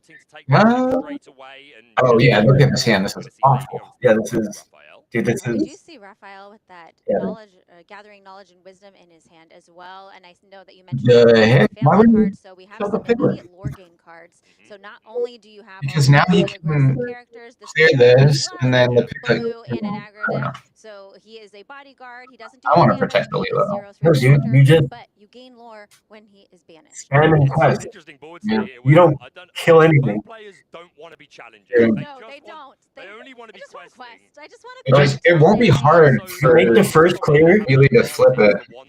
make the first clear turn, Have to start making challenges, but like, slow them down a little little bit. Now you just quest. Like you kill the daisy for sure. You mean piglet? No. The previous card, I think trading into the piglet, the daisy was fine. Pooh Captain is such a fun card for anyone who's not familiar. Maybe he was playing around Rapunzel. But Piglet, Right? when there are 2 or Yeah. more other Or like making characters sure Rapunzel in never happened. play, then he quests for an additional 2. So he quests for 1 on his own, but then he quests for an additional 2. Yeah, and now you just quest lore there. So as the now yellow blue. Ely is up to 6 with Raphael, close behind at 5 lore. Yeah, 100%. But Ely off to the races with a wider. Yeah, you're gonna lose this race. Yeah, he couldn't have killed the piglet because bodyguard. Oh my god, that guy's bodyguard? Okay, Yeah. never mind. Bodyguard, yeah. That makes so much more sense now. Magic Broom, and it's been a staple for a long time. But we are going to see Boss is on a roll.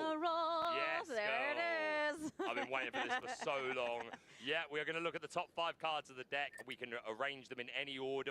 Some can go to the bottom. What is that 2-drop? But we always gain 1 lore. Always gain that one. It's the French card. You're talking about this one here in Yeah, the is that second look at this family? No, it's the Players Draw 3. Yeah. We have a 2 Nalas, and then what is this card here? Show me more. Show me more. All players draw 2 cards. 3 cards. 3 cards. Yeah, that's the one. So Bro, someone played that against me while I was on dogs one time, and I was just like, oh no, you just threw it. And they're like, what do you mean? And I'm like, I'll show you. You can extend a lot with 3 cards, right? Really, you can. There it is. Yeah, I think this is the Thunderbolt. Everyone gets to draw 3 cards. Couple of Nalas and a Broom. Obviously, Raphael knew what those cards were going to be. Yeah, that's a really great play there, right? So he knew that. I just don't understand why Show me more. He said, you I'm queue going up to draw this 3 cards, so I'm going to put yellow 3 that I purple want deck right when there you're on the top of draw. his Doesn't make any sense. He's probably. Well with that action card, and we are just going to go. I just expecting to lose, maybe.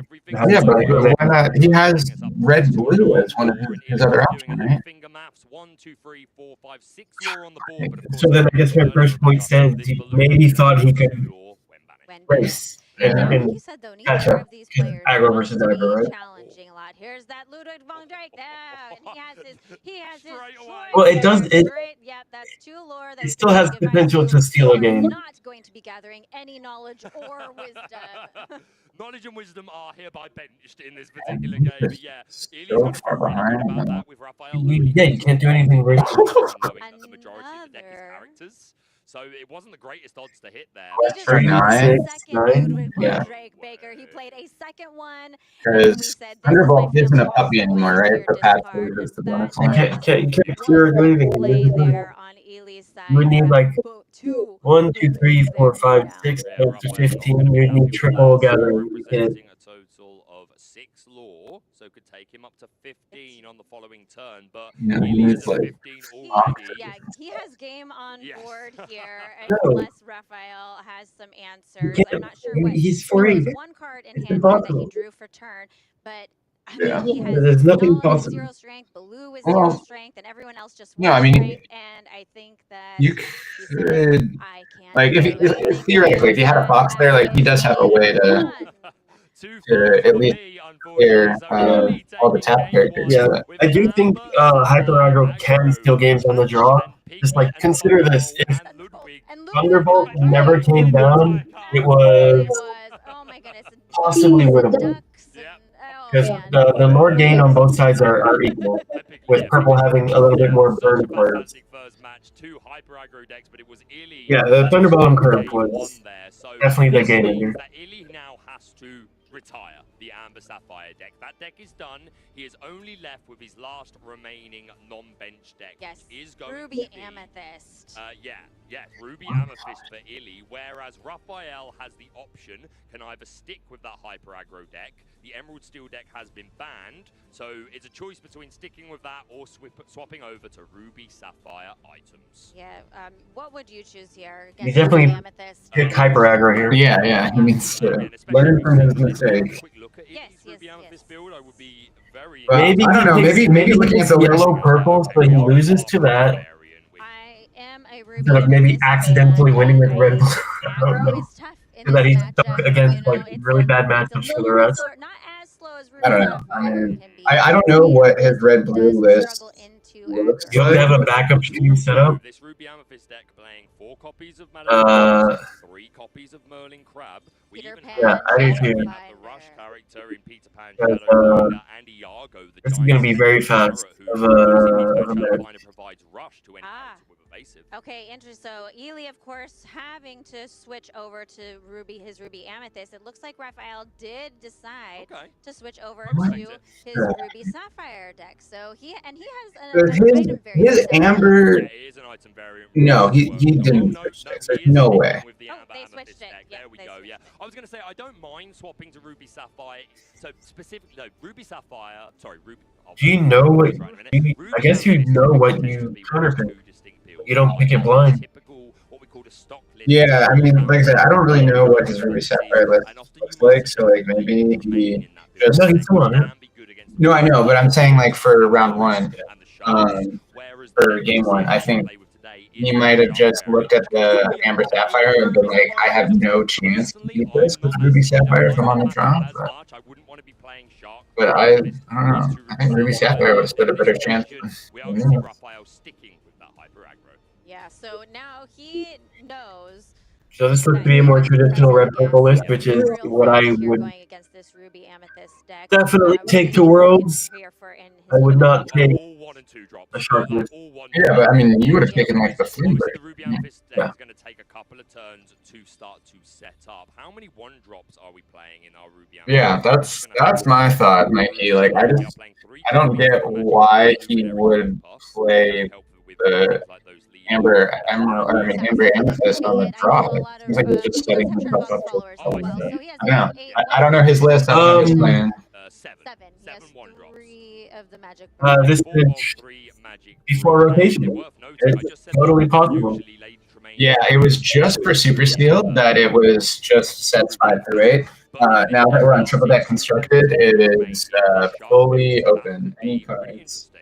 Yeah, talk about that Hades. There's I see you also pointing at one, Hades. yeah, I'm looking at this deck list of the Ruby Amethyst, and there is 1 copy of Hades' Ruthless Tyrant. Yeah, a fantastic card. One of my favorite new cards from the Reign of Jafar. On play and on quest, you can do 2 damage to one of your own characters to draw 2 cards. And he's a 3/6 quest for 2. But here we go. Game 2, Raphael on the play, starting off with Daisy Duck. Daisy Duck being that perfect 1-drop opening that you want to see with this aggro deck. And then I think hopefully he'll have 2 1-drops as well that you can put down on turn 2. Then that's a nice hand. Yeah, Raphael, definitely, this is a really nice hand in the Ruby Amethyst. Like all the 1-drops. Just yeah, my honest guess is that maybe you could rely on fail rate and hope for like yellow purple to like yoink a game. That broom, but this Daisy is likely getting 2 quests. Yeah, we do. So that you can save the red blue for. Turn 2, he won't be able to challenge until turn 3. Like have. Yep, you're absolutely right. That's pretty. I don't know. Doesn't make sense to me. But a quest, and we do get that Madam in Fox off the top for Ely. That's a really nice hit. I wouldn't mind having a Fox in my hand, and now he actually has 2 in his hand, and he just drew that Peter Pan Shadow. Oh, so this is card. Oh, putting down definitely a pan charge. What you want to be doing. It's always the Fox, yeah. Jack knows. Daisy always. Yeah, literally every time. Every time. You can literally even play Ursula, check that they have 0 foxes in your hand, and then quest the Daisy, and 100% of the time they draw fox. The next card is fox. Yeah. Fox, yeah. You hit friends, that's fine. Fox is underneath. Yeah, and the Shadow Finder is the one that gives all your characters with Rush evasive. If I remember correctly. Yeah, the RP hand is actually pretty good, yeah. It looks a lot traditional, but now I'm second guessing it. Shadow Finder providing Rush to characters like Maui Half Shark, which is obviously such fantastic synergy. The Half Shark can return actions from your discard to your hand when it challenges a character, but it's kind of slow. But with the Shadow Finder, he's all gas. Raphael choosing not to quest with any of his characters. Like you said, Ely put out those 2 Churnabox followers saying, hey, you've got all those characters over there that you want to quest with. I actually do have the answers to deal with those. So he chose not to quest, and now playing that Peter Pan over here on Ely's side. Choosing not to quest. Maybe even Seems wrong. You could quest with the 2 Shiner Bogs. I don't know. Say, hey, if you want I mean, obviously, like in my deck, I don't quest there, but when I was first playing the game on Pixel Board, I was playing yellow purple, hyper aggro, and a lot of the players that I would play against, if I quested early, I would What do you think that pretty Raphael's much. looking to do here? I think Raphael wants So I to did find kind of do like the so string it we're on always on attack against Ruby strat where I would just There are indeed try and 2-turn clock them. in this Ruby Amethyst deck. Only 2 makes me sad, but the problem is you're up against Ruby Amethyst, which has access to ways to tap your characters, brawl, E-prep, you know, But then, like, when the pool was a little bit more limited, Oh, yeah, no, yeah, bare necessities and I'm stuff. speaking purely about like right here. Yeah, I think Raphael loses too because this double fox is brutal.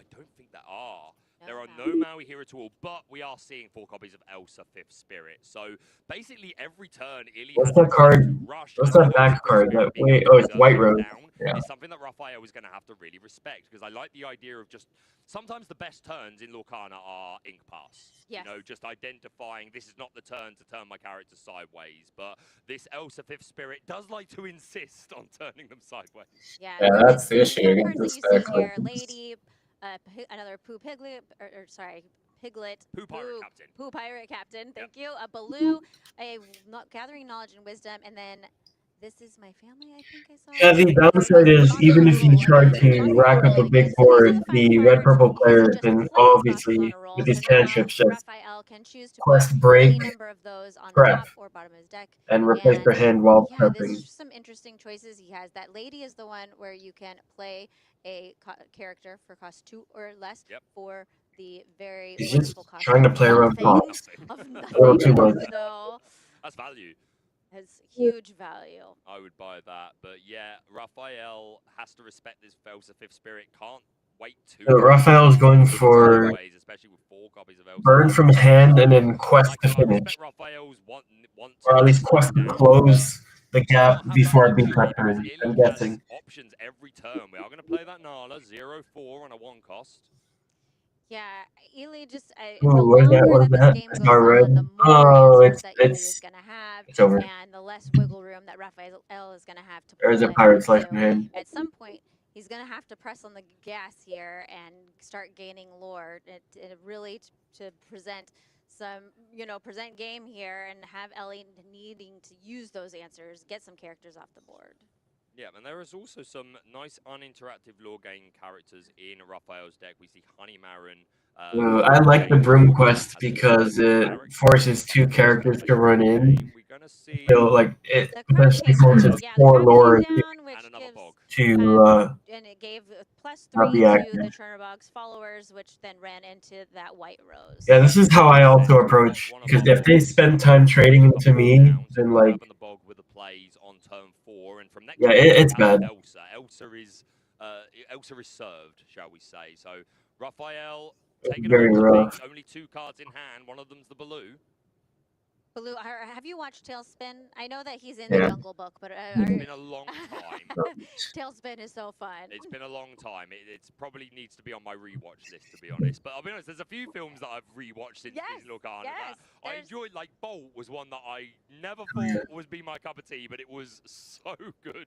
Anyway, going away from that, this Baloo is going to hit the board, but is it going to come in bodyguarded? That's it's one of those things where he can be bodyguard, and then you quest, and then you just say, if he gets taken out, that's fine, I will gain the 2 lore. But Ely has so many characters over here on this side of the board that if he, even with the bodyguard, Ely is easily going to be able to take care of that, and then his other characters are going to be in danger, so I'm not sure Had Tua Bivens? exert him or any of your other characters. No. Yeah, again, I'm just afraid of the Elsa if I'm Raphael, and how long is it going to take for them I'm like pulling on melee, like I don't believe Mikey. Yeah, I don't believe Mikey either. Also, a pirate's life for Ely in hand. A pirate's life for Ely. Absolutely. I would. -2 to you, -2 to the opponent on a single together. True. What's Ed's list? Do we know? mechanic in this game is so fun. It was introduced a couple sets ago. Of course, songs being able to be sung by a character without paying the ink cost. Sing together songs you can play 5 wins to by make singing day it with any 2. number of characters, He which just is has, a really fun he mechanic. has to win And that's what Disney's all about, right? 2 more Singing games. together. If I'm around it, certainly. Yeah. 2 more rounds. We're gonna go on a quest with the Chernabog and the Magic Broom. Potential to pop this broom. No, we're just gonna hold our bodies. That makes sense. You want as many as you can. Oh, he's not inking either. Gathering knowledge and wisdom off The red purple player is just matching aggro. Yeah. I don't hate What it. do you think about this position? There's 7 rounds total. We're in round 4, so. I don't think Raphael's too happy in this particular instance. So round 5 and 6, if he wins those 2, He had the one he's drop in. followed by the double one drop into the Peter Pan Shadow. We've had foxes, crabs. This is exactly what you want to see if you're Illy or the Ruby Amethyst player in this matchup. Raphael only at 5. Like the hyper aggro deck, you really want to be at 15 losses by now. Oh yes, yeah. You want to be winning by turn 4 or 5, or be at least threatening to have game on board. Exactly. And Ely, like I said, as the longer this game goes on, Ruby Amethyst just has so many tools available to him. He has another fox, I know, in hand. He has a snake and that pirate's life. But he could grab a Lady Germain. He could have that be prepared. And Raphael is just sitting here. I think he's just saying boss is on a roll. So we're looking again at that top 5 cards of his deck to see what he can bring out onto the board. Yeah, the other challenges that's family. You got brutal. love that. Take Piglet, I guess. Show me more. I think you leave them all on the top, right? Pretty good cards here. Like, Or do you want to look for Bird? Low cost characters, right? Yeah. So no, Look at that. All 5. Yeah, he has to look for Bird. 5 go on. He gave the lore for it? I don't like any of these cards. And he is choosing here to quest with all of his characters. He does have that Baloo body. Daisy trigger. But he says, okay, I'm going to take this up to 13. That's it. And now It's you over. have to answer what I have out here. I mean, We do find that Peach Man Shadow. I don't even think he needed that to clear the board. The Pirate's Life too. Going on a quest, and there's a Merlin Rabbit off the top. And finally, we get a challenging turn. Crab. Let's get intel from Chuck. What colors? Yeah, you have the broom and the 2 Chernabogs that are pretty low strength, but he could add that 3 strength. Actually shifting. Oh wait, maybe he just moved it Those across the board names. because he hasn't exerted If you're being any. polite. I think he might have just moved it. Oh, he did. Yeah, You're right. yeah, I always kept He it. said, I was going to say, I'm wait a minute, there was rearranging another my theory on the character. other side a minute ago. He just moved it. Rearranging. I don't care about the do. I care about the respect. Strength is enough, and that is going to give a +2 lore to Raphael, and then we're just going to It's go. like how I'll always get people if and remove basically the whole board. Diablo's going to draw Wow, a card. look at that. And that's it. it's a wrap. Because my goodness, yep, he was just able to Wait, hold on. entire board, play that rabbit No, down, it's and dead. get another card, and we have another little magic broom who's come out to play. So, With this oh wow. I think this is if we can You find play Baloo He and has a gathering knowledge and wisdom in Maleficent hand. Standing. plus Maleficent, like You you can't play play that. those 2 characters this turn. Oh, If you can get shit. one quest out of Maleficent, Yeah. Jiminy Cricket. So he's got to play Yeah, Baloo if you put both out one and turn, Baloo pass. standing. Yeah, and then next turn No, he's got 1, you 2, can 3, crash 4, it 5, in. 6, No, 7, he's 8. one turn. He's one turn. Yeah, man. there is potential for Raphael to still win this match. That was a big jump to 15, right? I don't think that Ely has an Elsa in hand yet. Have you seen it? I haven't seen a single Elsa. Yeah. There are 4. There are 4 There are copies. 4 written on and this deck list. He has not seen a single one yet. Yep, there's Baloo Baloo standing. and oh, he doesn't have enough. It's a 3-cost ink. character, He doesn't. though. He only has 3 ink. Ooh, that is tough. That is tough. Yeah, because you can't ink either of these cards either. So No, you do not want to be inking that gathering knowledge and wisdom. Pirate's Life is just gonna fucking frickin' We have a brawl. flipping. Oh goodness. okay, We're- that's going into the Oh. well. Yeah, Into the it's ink over. well. I mean, you always get the 2 It's lore. over. Oh, it's banned, right? Yeah, some characters are you get the ability when they're banished in a challenge specifically or on your turn. Yeah. The Gym Yeah. Deer, a 0-4 bodyguard. And that's it. That's it. And that's it. That is it. Illy takes round 4 of the Disney Lorcana Challenge in the first triple deck constructed round with a 2-0.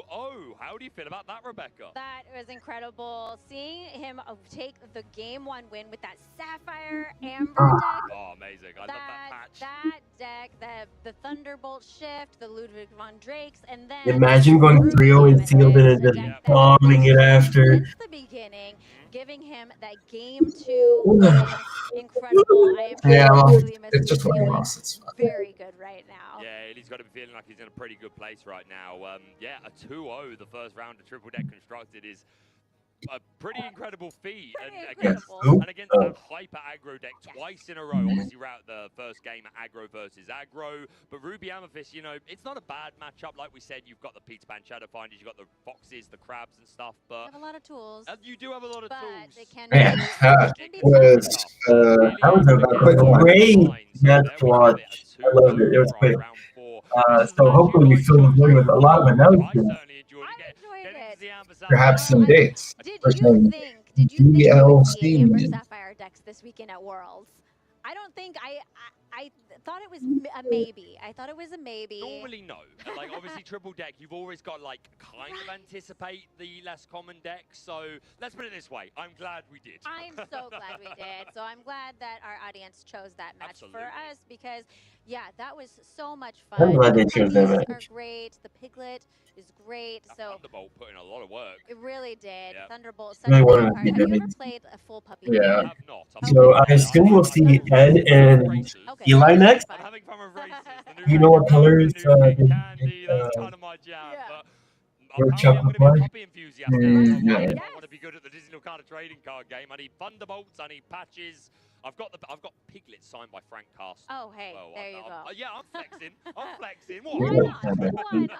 I mean, if you can, you should flex. Absolutely. And then that Ruby Amethyst deck. I know that you are a huge Ruby Amethyst fan. I love the deck as well. I knew we would see some Ruby Amethyst, and really fun to see that take a win here in round 4, our first round of the triple deck. I think that Ruby Amethyst is still a deck that is positioned really well. It's so fair. It's such a fair deck. We just play our curve, we draw a couple of cards, you know, just let us have our fun. But that was I just think Raphael made some weird choices. We did not. Yeah, I didn't even win on the play with it, but Yeah, in hindsight, the only thing I can attribute to is that he probably thought he was dead in the water as Red Blue versus that aggro, and 3 rounds away from the end of day 1. wanted to potentially steal it with hyper aggro. Constructed. Players only need 5 match wins to proceed to day 2. So for some players in the room, they may be going into their final round. Yeah, I think that round 5 is going to be really crucial for some of these players who are now 4-0 and being able to secure that day 2 spot and be some of the first players and the highest seeds so that they can have that advantage of going first in the top 8 tomorrow is going to be huge. Dang, that would have been the Triple Daisy matchup too. I mean, I can't On either wait side. to watch these players. They're I'm both sure on that Daisy. they are Not all that big. on edge, but in the best way possible. I know that when you're in a high stress, you know, there's a lot on the line. These prizes, like we talked about, you know, it's like a bundle of nerves and excitement and all of that. So with this next round being so important, I know that there's a lot going on a good these word? players' minds right now. Some people thrive under those conditions, though. I know, so, right? Yes. Pressure makes diamonds, right? Absolutely. So there you go. But that being said, we are ready to head over. I'd normally say Rebecca, but I've got her here with me. I'm here, so who's over there? So instead, we're going to go over to our favorite Illuma tier. Let's send it over to Liam for a little interview. Yes. Hey everybody, I'm in the interview area here with Ilya Vipia, and we just saw a fantastic match. Ilya, one, congratulations on a fantastic performance during Super Sealed, and now in your very first round of Triple Deck Constructed. How are you feeling at this point of the day, having gotten that first Triple Deck match out of the way? Yeah, I'm super excited and confident, so one more. One more indeed. So for the audience, this is all of our first time experiencing Triple Deck Constructed as a format, getting to see the ban and your deck list and your lineup and everything, but you've been studying it for months at this point. What do you think of this format and what was your mentality coming in here as you prepared for this new format in Worlds? We trained for a month now with Walted plus extended player of other French I teams. got it. And, we worked a lot on many lineups. And at the end, at your time, my teammates, which is playing there, wanted to play some Ruby Amethyst, and I pushed for some original Ruby Amethyst lineup, and we tested yellow blue, and it was awesome. So that's it. Everybody is going nuts for your Amber Sapphire build. It's not a color combination we see very often, but it has some very powerful cards like Ludwig von Drake, which doesn't see a lot of play right now, even though it's really, really good. So this was a case of you wanting to play Amber, Ruby, Ruby Amber, and then backing into Sapphire Amber, and then realizing, oh, this deck's pretty good. Yeah, sure. The deck is really good on the play, and because we don't play against steel, that's a point of this format. We can play Amber Sapphire. It's a really good deck because you have a lot of ward, because a lot of bodies which lost with 2, and you have maybe the best bodyguard in the game, so it's a good deck. Yeah, that guy is the best bodyguard in the game, probably.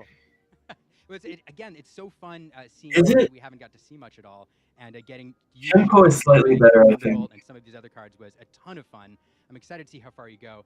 I do want to ask about some of your Disney fandom, because I was talking to you yesterday, and I asked about your favorite character, and you said Scrooge McDuck is one of your favorites, but for a very specific reason. It's a favorite for a specific reason. He likes money, so that's fun. But because I was with him with all my children. I have the comic books, which called Super Picsou Géant in Europe.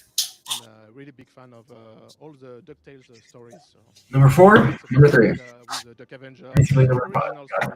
With the Duck. What does that mean? So getting to play a Duck Ludwig and showcase him in World. That's not how math works. Sure. How does it feel to represent France and Europe here at the World Championship with your teammates? It's feel very exciting. We are a lot of French players with a good result, like Zarate, which I play against. So we are pretty confident that it's fine. That's awesome. Wait, what do you say? Talk to you. Good luck in your next round. I know you need to go get ready. Thanks so much for the interview, and I can't wait to see where you go from here. You sound like Pigeons. He said Thunderbolt's the best bodyguard in the game. I'm almost inclined to agree because he can shift on 3, but Guys, a 3/7. Tempo is technically better, right?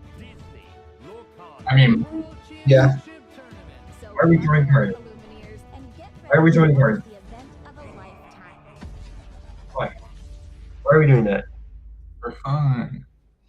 Better to throw cards than matches. Am I right?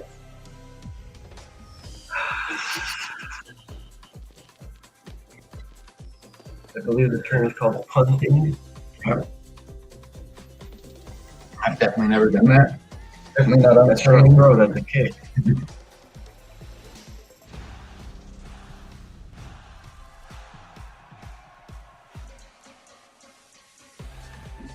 Yeah, look, Martin definitely checking her out. That's crazy. Oh, man.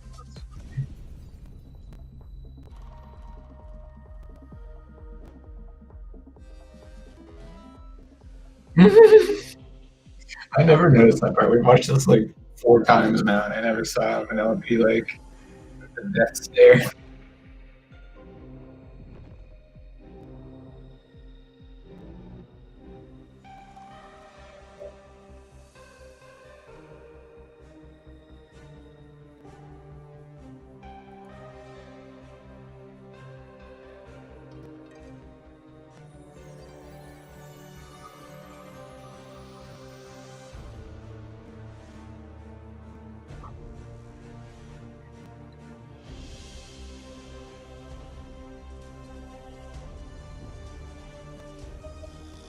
Let's see.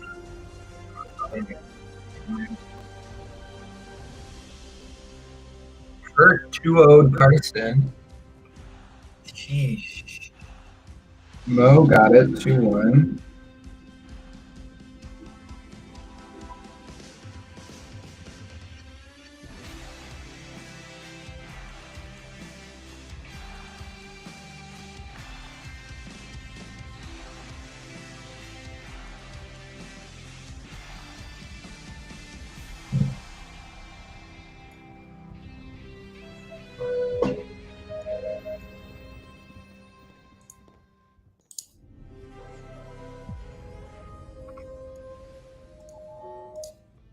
They're just gonna be looping trailers, right? I hope not.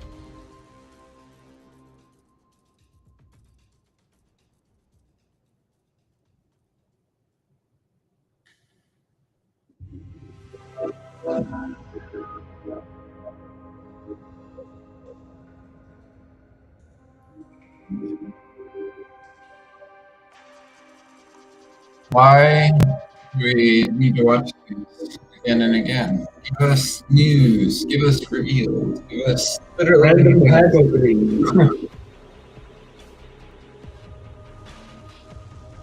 Aren't there like 8 of these? Why do they keep just showing the same 4? Yeah. You know what I mean? Like, There wasn't one for Jafar. Oh, there wasn't? And I don't think there really was one for Jafar. Dude, I think there was.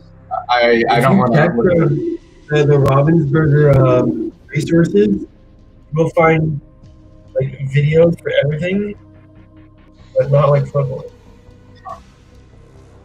Maybe you're right. The Carton had the standard. The standard, yeah. The basic boy lineup, you can call it. Basic boy, yeah. I basically binge. That's a bad word. Sum it out.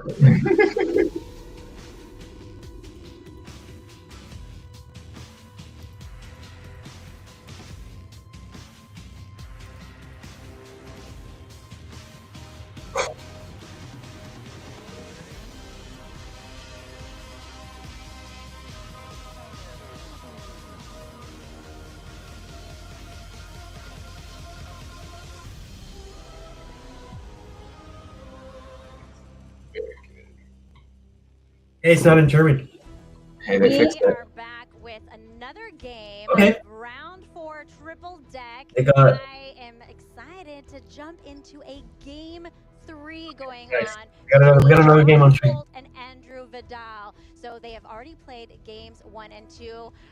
I am excited because these are some interesting decks that they've brought. Okay. Josh won game 1 with an Amber Emerald deck. Okay, nice. And then game 2 was taken by Andrew playing an Amethyst Steel. Nice, pretty solid deck. They are solid decks, and game 3 is Yeah, no, Ruby it is. Sapphire. God, you're waking up. Ruby Sapphire versus Ruby Sapphire, but it's not a complete mirror. We talked about those 2 different variants of Ruby Sapphire doing very well. And we do see we have Andrew on Ruby Sapphire items, playing workshops and things like that, whereas Joshua on as it's kind of been dubbed, the DKP shark list. Yes. Well, let's go down to the players. They are altering their opening hands here.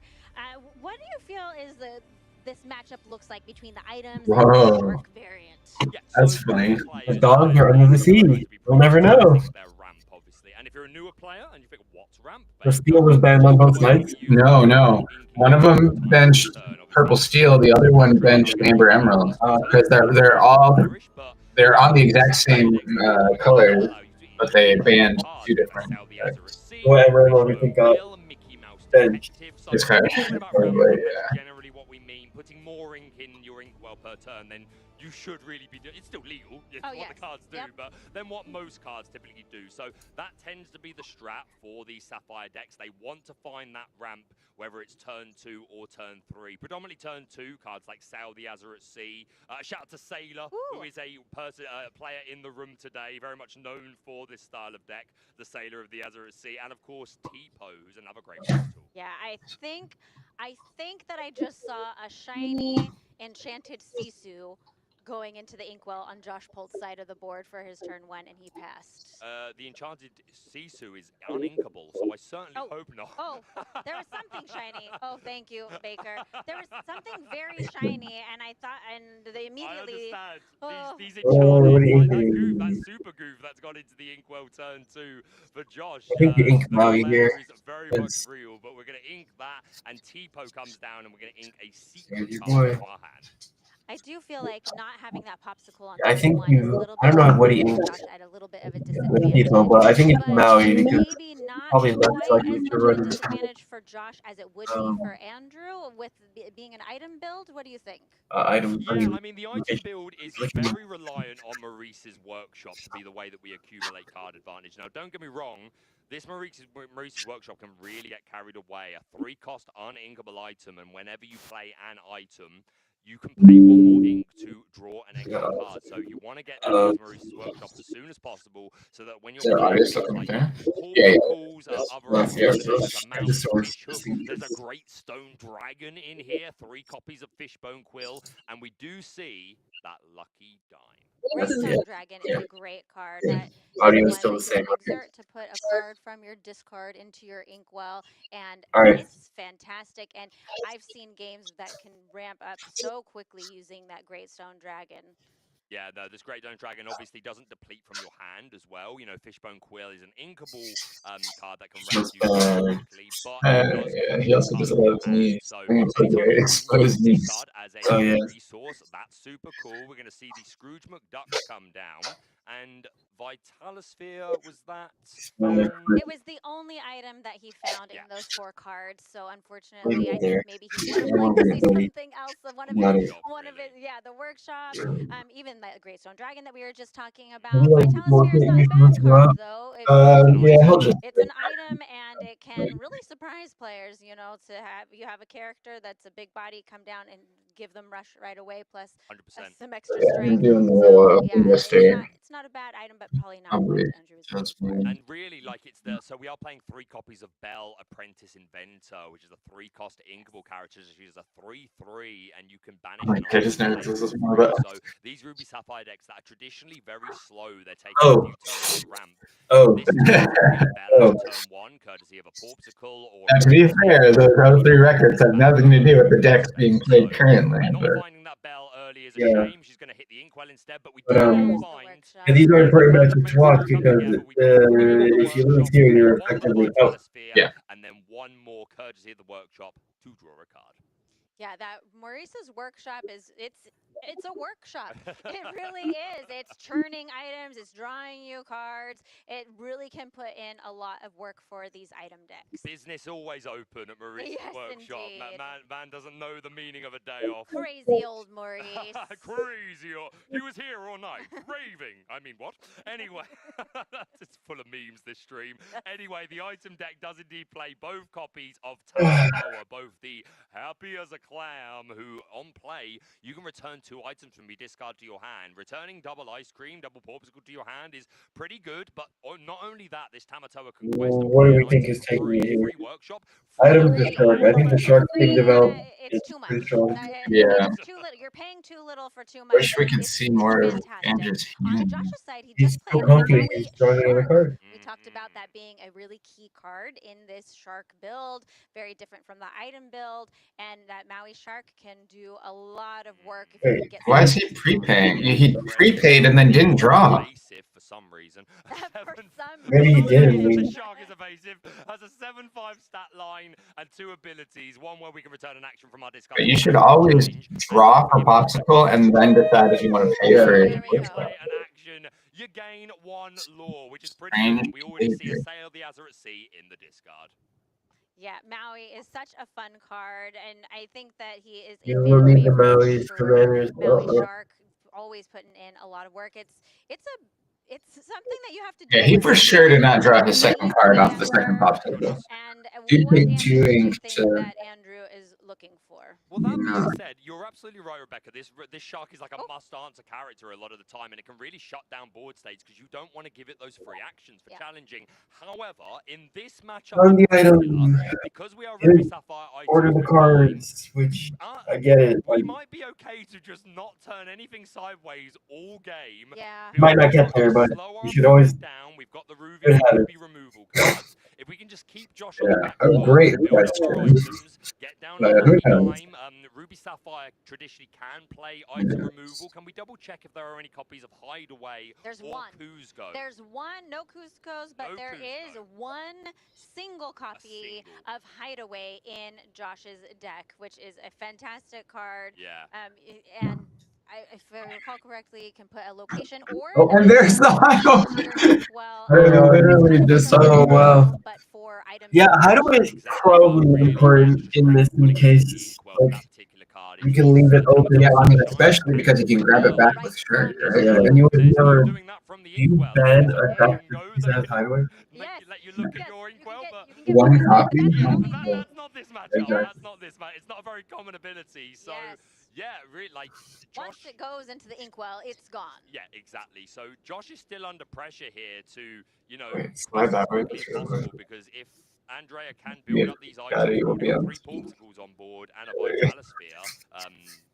Is that Vitalosphere actually in play? It is in play, yes. So he has 4 items out on the board right now, the 3 popsicles and the 1 Vitalosphere. So we have to be careful with this lucky dime, which is obviously the win condition here. The Hideaway. I think that we missed it. The Hideaway did the workshop. Yeah, we were just talking Oh, about we could see it. Huge. That is huge. But we can get it back See to what? the shark is the really important thing here. Oh, we see it for the first time today. I nearly missed it. We see. Be prepared. All right. Another one. That was kind of a giveaway on the bingo. You put it there because we knew it was very likely. We were evaluating all these He almost missed it. So many exciting things going on in this game. The Hideaway and the Be Prepared coming down. Oh my goodness, yes. What a day. What a game. But yeah, that Hideaway, getting rid of the workshop is huge. Removing that draw engine, and of course, there's only one in the deck, but the Maui half Made it. that we can potentially recur it. So And Another Fabled Reveals is likely. Locking out a game is likely, but a European caster winning the match? Well, winning the show match, he lost already. You can already, I think it might be over, but we might have more show matches later. So how Andrea utilizes the Yeah, again, we kind of set ourselves up for failure for that one because we didn't realize Baker was the only European caster they brought in. Oh, yeah. Oh. A bonkers card. Yeah, we don't give bingos out. Foil is bonkers. Whenever you put a card into your inkwell, it's -2 strength to a character, and there's Okay, well, it seemed like Shark the pop because we want to keep the hook. happy as a clam, and then he was dragged into the snuggly duckling Right. for a little brawl.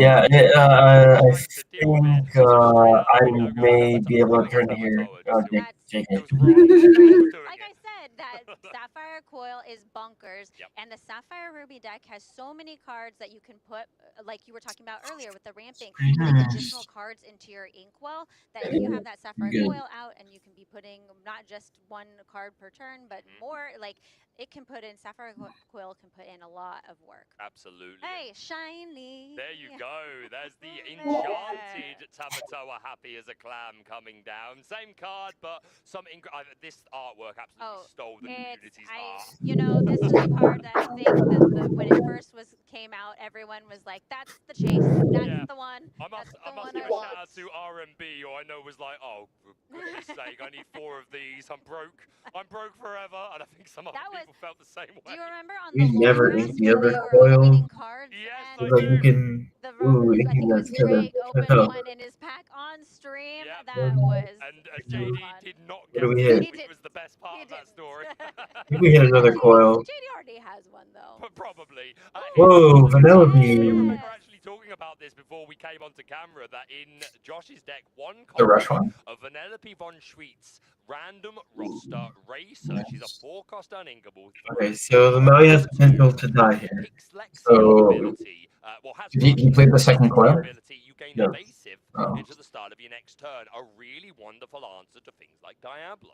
Yes, and a really wonderful answer to a Tamatoa is a Hades coming down. This Hades. Oh no, I just realized double coil doesn't even get it with him. Yeah, but there's a T-bow in hand, so you can ink and then T-bow and then it's expensive. So he said that I'm sorry, that card is too shiny. It's And too then, fast. does he have enough? Put it away.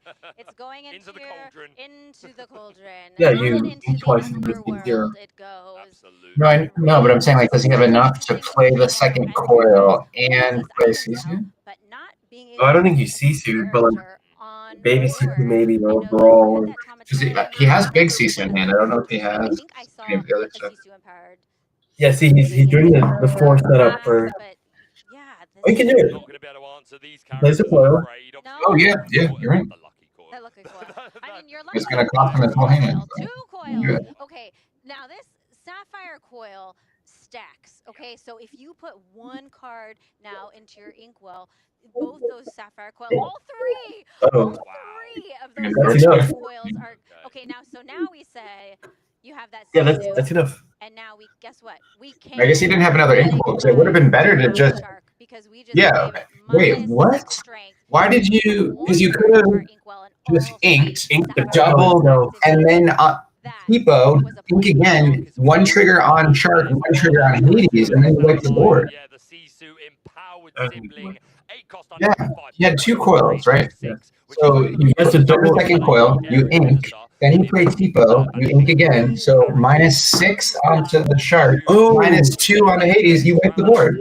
Why did he do it that way? You know what I mean? And he has inkables. Oh my god, bro, it's throwing. He does have the Hades on board, and he is leading in lore right now. 8. The nerve. It's not throwing. It's nerve. There, I mean. Sapphire that I know is that it's I mean, yeah, the play I said was the right play. I just didn't. Yeah, no, you were right.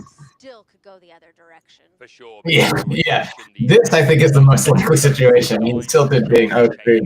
But there's another important card in both these decks. I don't know. I would have loved to get everything off the board. Yeah, maybe he's just not worried about the Hades.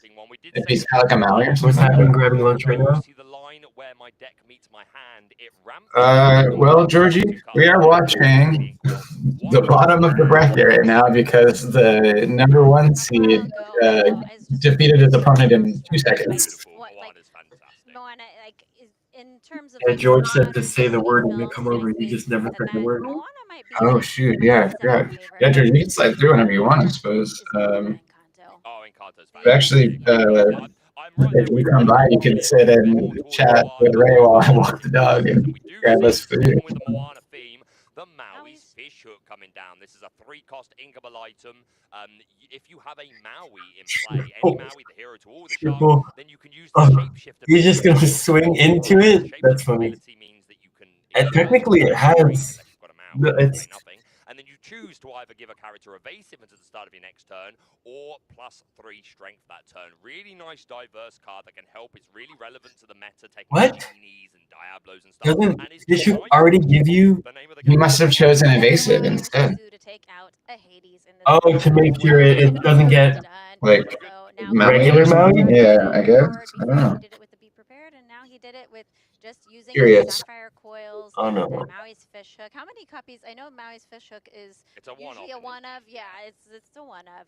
With 2. And he has Screeches in hand, no? In the deck to go along. We're not playing any sharks in Andrew. Or does he have no hand at all? 2 Makes sense. But that being said, you don't always need to. Like, hey, if you do get it for free, then great. But we normally having to spare. I'm sure it's all Screeches. Why wouldn't he just? Probably playing around, be prep or something. I don't know. Yeah.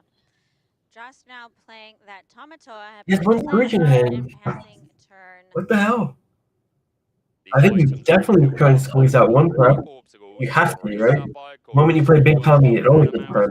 For a total of 9 items, and of course a reminder, the Tamatoa is so shiny, which if you're a newer player, I don't think we've seen it on screen today, but... And now you draw into Sisu, like, you're gonna have to force prep #1 out.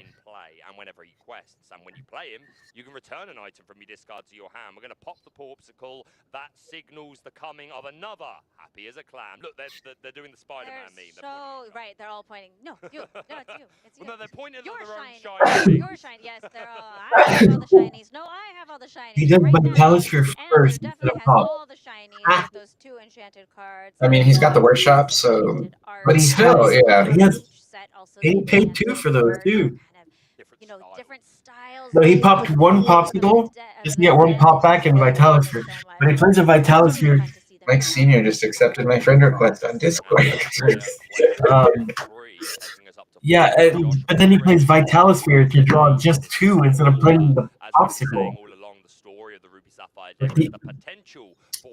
Yeah, George, he definitely did put both popsicles in the grave and then bring one back too, which is wild. But like the sequencing here, right? I guess you're doing this no matter what. I don't know, man. I have so many questions about Andrew's sequencing, but you know, he's the one on the stage, not me. Yeah, and 4 copies of Maui here. He has all the Mauis. He has all the Mauis that he can have here. And seems good. Okay, prep 1 going. That's good. It's nerves. Yeah. There's been a lot of nerves. Yeah, definitely. A lot of nerves being stepped on. 100%, yeah, that Tamatoa plus Sisu The was shark quite a lot was to in. answer. We do There's have a pretty impressive group of cards in hand. Yeah, we do, and he looks like he did take the shark. We got it. Other great choices. Yeah. He had the Siso, He's already done it. He wanted to see out on the board again. Yeah, 100%. We would love to. Yeah, when Andrew played the frisbee prep, we got to check that one off. So it's a bit slower, but say still puts on. Still waiting on this 5-0. I guess next round, if Ed can take it, it'll lock that one.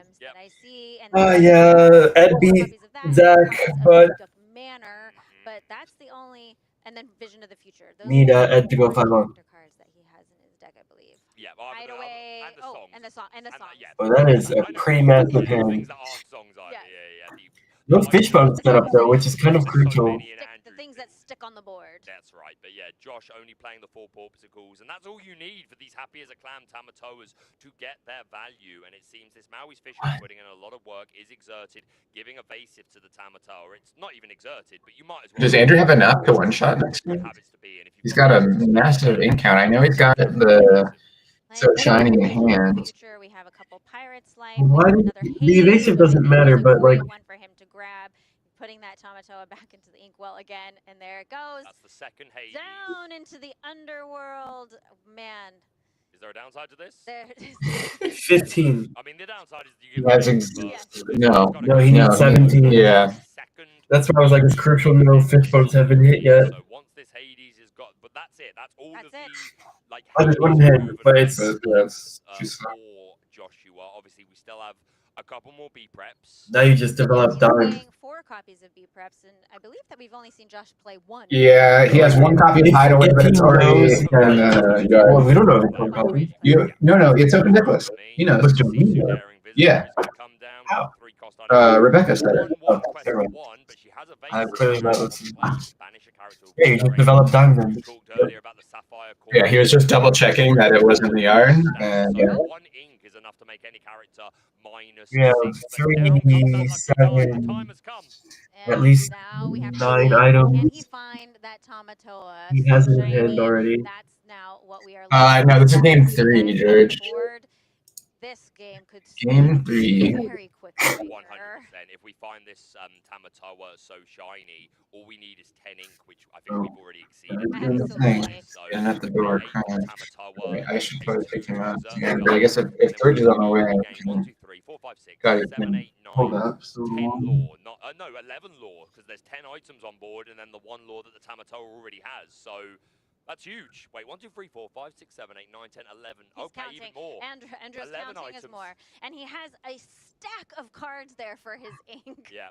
That is one thing with this Ruby Sapphire deck, is that you can have so much ink. That's 5, 10, 15, 16 ink that Andrew has on his side of the board. And he does. He does. So you play Fishbone. That'll do it. Well, it was not going to win the game straight away, but it's going to be a big burst. No, but it can if he doesn't screw up the sequencing. 3 at the moment. Again, we have the best players in the world in this room, and these guys are Like he has at least 2 items in hand. They are playing for promos now. They are. Now, if we know 12 items with 13 lore. immediately put cards. So he needs to just play out the other items, and he's got it. Be prepared in hand. Do you can. play the Tamatoa right now this turn, do you think? I just realized this is Josh Palmer. He's the guy that won it, right? Yeah. Go to 20 lore in 1 turn, then you perhaps wait. That being said, if you have multiple Tamatoa, you can You can't win. Like have one. What? Yes, he can. Play Fishbone. Play the Vitalosphere. Play the guy. Or maybe even just like a Quest the Sisu.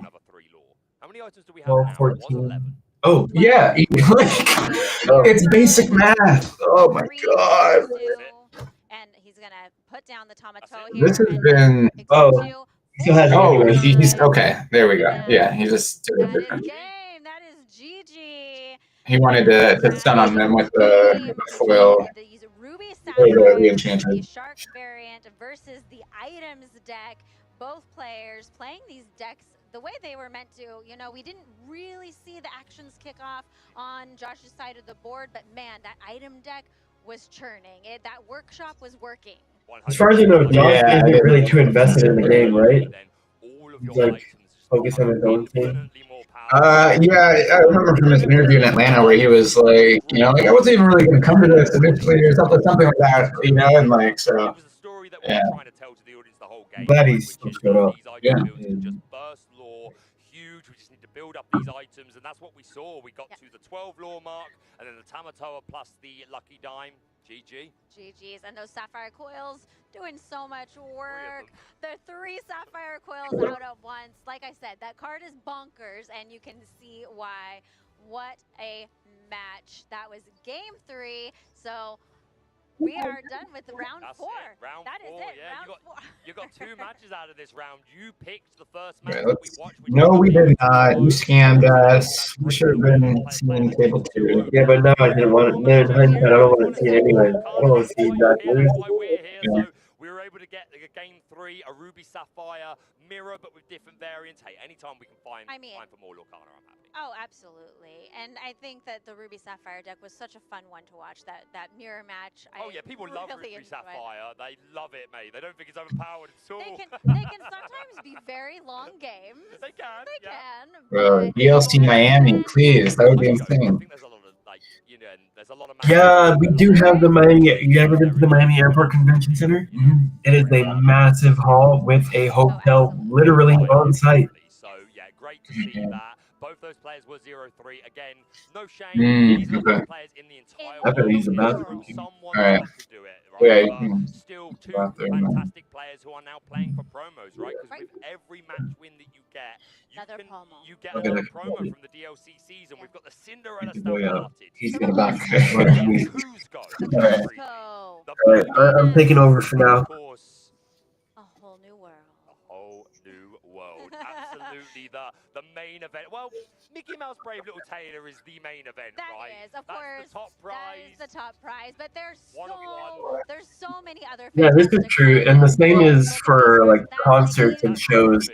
Most of the time, coming into Miami is always like the final stop or the first stop.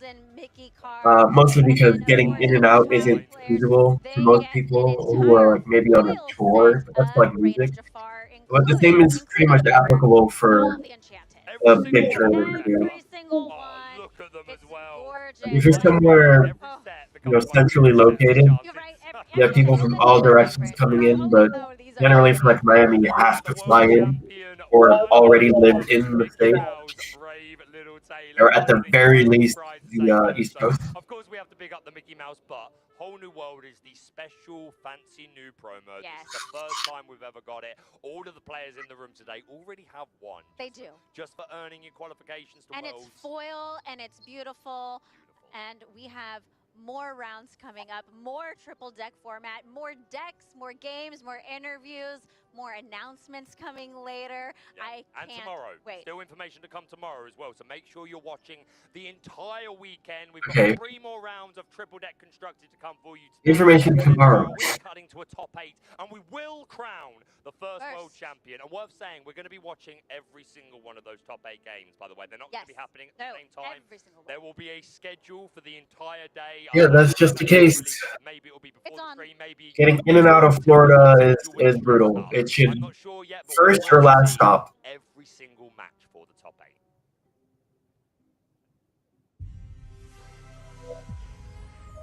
This one is Sail the Azurite Sea. Right? Yes. You can see Tink in her ferry ship.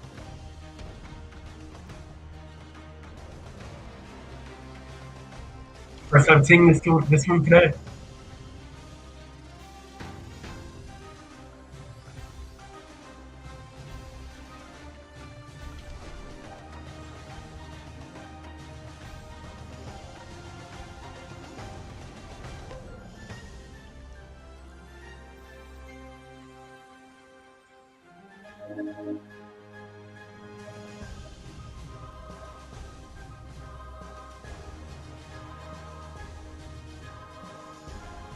This is the perilous maze.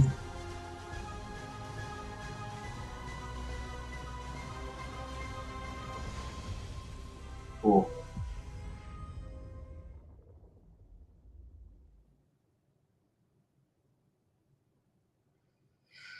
Yeah, you can get some first chapter in multi-language now. It's a lottery, meaning it's a chance.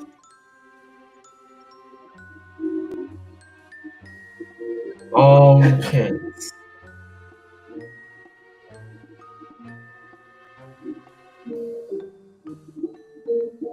I'm not too big on it. If you know, let the people who actually want it get it. And this is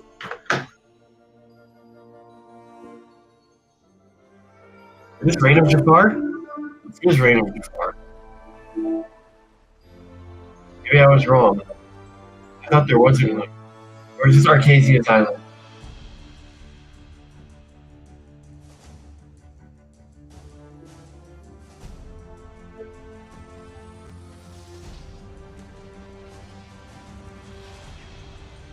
Or is this Floodborne? I don't remember this one at all. I don't think Audrey is in the later ones, and this is a Floodborne thing, no? There's a trident.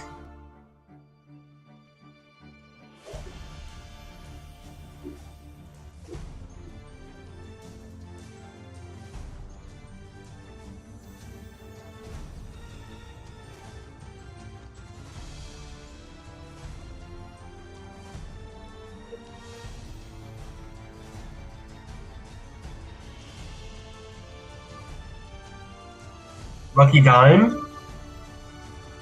England? Wow, I do not remember this. Maybe I've never even seen it. It's not shimmering. Hey, it's the same thing again. Or is it just like the end of the teaser? Okay, got it.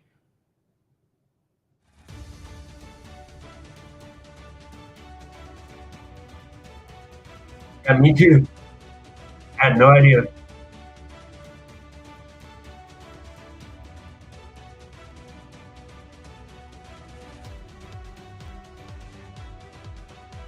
There's our boy Zach.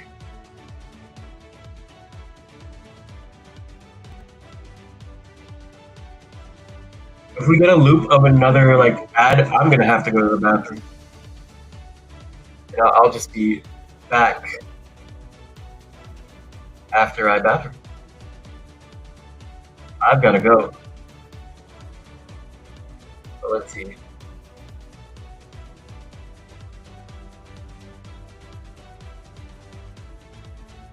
Let's see.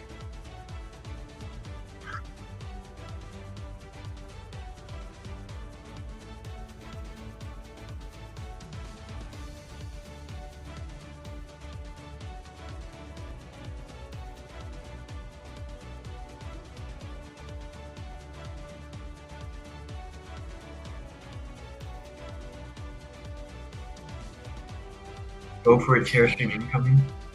Yeah, I'll just wait for this. I think Ed is one of the last ones. Yeah. Maybe we get commentary though. Oh. Oh, am I taking it in? Absolutely. You are the big dominant person. Welcome back to the booth in the first ever We have round Lorcana World Championship. I'm back in the booth after round numerous rounds and clearly rusty. I was expecting you to bring us in. Oh, I've been waiting for you, my friend. I was like, I can't wait to be introduced by Liam. Well, that's why I am so elated. Where's Melee Link? It's been a joy watching you over in Europe. The entire challenge. We had it in chat a long time ago. Where we at? 1,000 times over the interwebs, but this is the first time in the booth next to you in person. Where we at? Can I say what an honor and a pleasure it is? Right. Don't have it. I am so elated to be here with such an incredible team. It's my honor. Again, a huge shout out to everyone in the EU. It's my pleasure to represent here today. Hopefully, I'm doing you proud. I've already said a couple of stupid things today, but there's nothing new there. But nonetheless, it's a pleasure to be here with you, Liam. Round 5. How are you enjoying Worlds? Oh, it has started. I mean, it's a dream, right? Yep. I mean, this Checking is the alert on every single match out there. Melee Link, and we found it. Table 1 and I'm like, oh my goodness, that's a heavyweight matchup. It's like Frank Karsten versus Ansiad. And then I look at the next time, I'm like, oh my goodness, that's a heavyweight matchup. And then the whole room is just top tier Lorcana, and the players out there are having a great time. It's so we have Eli, just some of us here, but Ely versus Ed, and I don't know. Zara T versus Givens, Spice versus D&D. That's probably going to be on stream. We just had our first round of triple deck constructed, which was an awful lot of fun. It ended up being a 2-0, and we got the chance to Throwing heart fingers from another match going on in the room. But it's not over yet. 3 rounds left, and then tomorrow we will be cutting to top. I'll be there next year. Every single one of those matches, and we will, Liam, crown a world champion. I like this chip, by the way. A little chip on my shoulder today. Just, you know. Can I complain about something? Yes, you absolutely may. Disney, can I get any Argo shoulder puppet, please? Oh, man. Have I not been complaining about this? All day long. But the first time on camera, so. I might get fired, but Disney, where is my Argo shoulder puppet? It seems like such a, How is Mo doing? Get me any Argo! I have a Raven from the Haunted Mansion. You can paint it red and maybe give it a... Okay, we can work with that. Yeah, we can make something work. But that being said, Liam, we're going to do something really interesting now, all right? We are getting close. We've still got a little time before we move into the next round. So to fill that time, over in Europe, we've been playing a fun little game, all right? And that game is called Guess That Flavor Text. Is this a competition? It's a team. It can be. It doesn't have to be. Let's make it a team game. It could be me and you against the world. The world. All of you. All of you out there. We're going to see if we can guess it before you can watching at home. No looking at the chat. No looking at the chat. But yeah, you guys can play this with us at home as well shortly. Our incredible production team, and a shout out to the production team. So many moving parts involved today. Well, not just today, across months of preparation to make this happen. And yeah, a shout out to just everyone that's been involved with bringing the World Championship to Lorcana. We are super grateful. But yeah, that incredible production company. Very soon, we're going to see some Guess That Flavor text up on the screen. It's going to be the flavor text from a Lorcana card. And we'll have some time, sometimes it's 20 seconds. Don't say it's easily distracted. They're not wrong. Production, a feeling to what might be. Are you confident with something like this? Ish. Ish is reasonable. Ish. 50-50. The first one is up. We're looking down because our monitor's in front of us here. Is. Okay. I don't know this one. Read this one out for us, Liam. Come on, let's get it big, bold, and beautiful. Some say he's gotta be a very silly character. Baloo? I chose to go with an I'll say Baloo. Okay, so normally I'm not bad at this. Some of them come to me straight away and I feel like a genius. Right now I'm not feeling like a genius because that hasn't immediately come to mind. What sort of characters do you think of when you see a flavor text like this, Liam? I'm trying to think. A character that squirrel, a dog maybe, somebody that you throw a stick and it looks in another direction. I'm not quite sure. So he's easily distracted. Could be referring to Jafar in the heist, you know, distracting him to get into the I mean, villains, I mean, they're It has to be a character with minimal effect or no effect. I'm 99% positive that this is not Jafar. I don't think this is the sort of thing with crazy. him. I think you were on close to the right track when talking about. Maybe this is mean to say because I love dogs, but it does kind of Google that. feel like we're talking about a dog here. Right. Hey, dogs are easily distracted. Don't come at me. Mine is anyway. I would Google that. I don't know it. I feel like it's probably an animal of some description. Characters effects, yes, but if they have a big, long effect, not always. Not wrong. Now, in the past, the production company have tended to choose from the most recent set. However, these guys may be being mean to us. They could have gone back to set 2, set 5. I haven't got a clue where they... Like, if there's a lot of text and there's no space for flavor text, I think some are missing, right? Like, the Mickey bodyguard support doesn't have it. Who in Lorcano, like, is a silly character? Silly, Goofy, I don't know. I mean, there's... Goofy's not a bad choice. Goofy, yeah, but no cards come to mind. I don't know.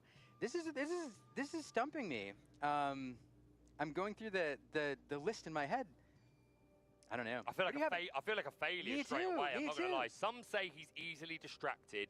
They're not wrong. Okay. I think one of the only cards that has Q has been no explanation on is bodyguard Mickey because he has like 2 effects.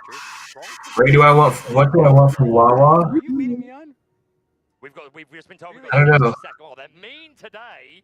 Always just order pizza. Okay, we've got 60 seconds to nail this, Liam. Some say he's easily distracted. They're not wrong. Oh, they've just cut me to 30 seconds because I was mean. Okay. I think you're on the right see how it is. There's a scene in the movie where they distract him with something. So maybe that's a good idea. I don't know. We've got to lock in an answer. We've got 20 seconds. There's a chipmunk pronk. Because our players are seated and they're getting ready. Getting ready to start. As much fun as guess the flavor text is, we don't want to distract from the game. So we need a character. I'm going to say hey. Hey. I'm going to say hey, but which hey? I'll go with a puppy. I'm just going to keep it broad. A puppy. Yep. Okay, I'll go with One of the hey. Oh, all right, production, we're locked in. Stop counting down. I get it. Oh, right? Tuck. Oh, Tuck. What's my favorite soda? Lemon soda. Million years. I've seen Ryan. The name of the soda is legitimately called lemon soda. I love it, but yeah. We'll play some more of that today and tomorrow if we get a chance. Maybe we get the chance. I have not had it in a long time. We are approaching round 5. It's borderline impossible to... No, it's not Mellow Yellow. The brand name is literally called Lemon Soda. I'm very excited. But what I think the company that makes it now is Crodo. And this is such an Crodo. But the company that made it before, I can't remember. Like, they swapped companies, but it's still good. The last time I had it was in Italy. I checked Italian markets. And the player who loses the point is eliminated from contention. I checked Doris. Still competing for promos, as we mentioned. Yeah, absolutely. Like, we just watched a match where both players were 0-3. Doris' Italian market is not there. 2 is gone, but every match win gets you one of these. Get some amazing cards. Super rare promos, so it is absolutely... Oh, no, I don't like Mellow Yellow. All right, I think our players are up. We're getting ready to see who we're playing on round 1. It's Eli. Pierre. Now, Baker, we've gotten to see Eli already. Okay, so we have going to be excited to see him again because Eli to bear an incredibly spicy Elia, I don't know how do you say it, versus Ed. And he has, I've talked to him before, he has some fascinating play lines. So let's see what Ed's on. Line up. Excited to see this deck on display again. I can't wait. Very talented player. The opponents that we've got here. Oh. I've been told it is Edmund Chu, the North American champion and the Fort Worth Challenge winner, qualified multiple times for the World Championship. I do like Squirt though when it comes to citrus sodas. Squirt's I have good. it on some authority that it's actually Ruby Amethyst. I'm gonna go. We'll have to double check with him, but he's a frequent Disneyland California visitor. Favorite Disney character is Maui. Chewie. Chew. I thought you were doing his last name for a second. No, but another, I mean, it could be. Another fantastic player. We've already seen him today, known for his icy glare across the table. And Ed Chu is also a player known for bringing in a little bit of spice and a little bit of twist to popular decks. In the North American Championship, for example, we saw him bring in a or Ruby Amethyst deck rather, with no genies, which was all the rage at the time. Yeah, and it was like right in the heart of the genie battles, right? When Genie had first come out and was like really the talk of the town. Merlin Rabbit had always been the staple for these Amethyst 4-drops that draw a card, but Genie came in and really put a spanner in the works. Some players opting to play both, or swapping from one to the other, but Ed playing absolutely none and really making a meta read, expecting a lot of Ruby Sapphire. This is back when Flavisham was still in the competitive game, and just playing a build with 4 copies of Lady Tremaine and multiple locations to really take an advantage of the expected meta, and it really gives you an insight to Ed's knowledge of the game. Yeah, so it's awesome, and I can't wait to see Ed. It all comes down to this for Ed. If he can win this one, then well, really, whichever one of these guys wins, then in front of us. And bringing in a very, very standard lineup. I think this is one that most people kind of focused on as one of the favored lineups. You have Ruby Sapphire, you have Amber Steel, which you can take multiple different directions, and then you have Amethyst Emerald deck, which again you can tech multiple different ways. So kind of a standard lineup into what I would term a rogue lineup, I think. Yeah, 100% a rogue lineup for Illy, another DLC champion of Bologna. We already talked about Illy's decks in the last match, but we will do a little reminder. And of course, if you're only just joining us, you've missed a lot, but welcome to the World Championship. So Illy with 3 decks, we have Ruby Amethyst, a Shark variant, that Maui Half Shark and Peter Pan Shadow Finder evasive package. We have the Amber Sapphire deck, which we saw Illy play in game 1 of the previous match, with a bunch of puppies. We've got Patch, we've got Thunderbolt, Wonder Dogs, Zipper, Astute Decoy is in this deck as well, Duke Weaselton, a lot of spice. And the all right, yeah, you're right, Weaselton. All right, well, kidding. I'm right as well. Yeah, no, you are right. Actually, it's a joke. It's a running joke indeed. But Illy's 3rd and final deck is indeed. So Ed's going second, probably. In his previous match, but let's also take a look. Oh my God! I jinxed it. That's actually insane. Something's going on. That's wild. I'm going to have to get confirmation as to what just happened there, but good to see the players having a good time nonetheless. And let's bring you up to date with Ed's deck. Sorry, Liam, I'm talking a lot, but I just want to give the audience a breakdown of what we've got here. We saw Red in Super Sealed, but for the constructed part of this event, we do see Ruby Sapphire items is one of those builds. We also see Amber Steel has been brought along with 4 copies of Namari, Single-Minded Rival, and 4 Beast Tragic Hero. That's pretty good. And of course, the Rhino, who is all the rage at the moment. And the final deck is going to be Amethyst Emerald. This is a fascinating twist here. So I'm watching. I think there were some die roll shenanigans here, but I'm watching, and if in fact the benched colors are down below as we're seeing, Ellie is being left here with green steel. The reveal. And yeah, this is fascinating. So Illy actually really wants to play that Amethyst Ruby deck. He actually talked about in an interview, and Hope didn't tip his hand too much because he wants to play Ruby Amethyst, and with green steel, he found that Sapphire Amber deck, which does really, really well on the play. So, dude, Ed rolled a 3 to go first, and then Illy rolled 2. A Sapphire Amber deck, and then that Ruby Sapphire, the Ruby Amethyst deck. So Ed Yeah. tweaking it. So not a red purple on Cookie Cutter. Let's get. Yeah. I think the anticipated steel being benched, and Illy is going to bench steel. I think every Ed did not bench green steel. chance to shine, but that's a really interesting benching decision here. Yeah, he benches red purple, probably knowing Amber Steel would get benched. So picking green, like leaving green steel open, I'm building my decks to complement the fact that I can bench. wouldn't have mattered. That is absolutely going to be a strategy for some players, but other players may choose to, you know, make a last-minute swerve. Yeah. If he's on like a red purple shark variant, then that's pretty good into green purple. Yeah, and so that's what he banned, and then That's probably why. Yeah, but green steel I feel like is great into green purple too, right? Like, is it not favorite? It's equal because there's a lot of evasive answers for the Yama itself. This is going to be a really fascinating match. More stocks to go outside. I mean, I'm not gonna just rod on the shoes. Really want to do every single match. Take that very, very aggressive deck in on the play in game 1, lock up that game 1 win, retire that deck to the bench, and then be able to play his Ruby Amethyst deck in the last 2 matches and get a chance on the play and then potentially, or on the draw and then potentially on the play to take that. So this match is shaping up very differently than I think the preponderance of Illy's matches throughout the did you see? Being unpredictable is also a large strategy. I don't want to name names, but I've had some interesting conversations with Worlds players and some interesting approaches that they take. Yeah, I did. We're downstairs. Probably just order. We will be able to elaborate a little bit, but there's the fist bump, and we are moving in round 5. I know Ed has been playing a lot of Red Bull this entire format. The But DLC Bologna champion versus the Fort Worth champion and the North American champion in Ed Chu, or the landlord, as I like to call him, because he does love his locations. He does love his real estate. Ooh. So interesting opening hand. We're going to send away some Really good for Ed. This seems to be, and I haven't looked at the deck list, Baker, but this seems to be the tempo variant here instead of the. Oh, we do see some discard actually. Yeah. So Prince John. So no, we are on more of the discard. We have the muses in here for some control.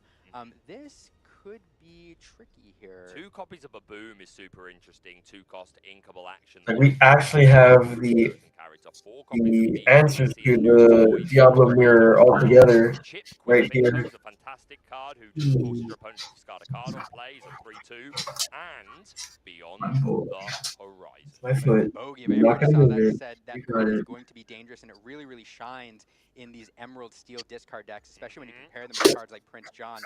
You can potentially win the game right there by getting significant triggers off 1 or 2 Prince Johns.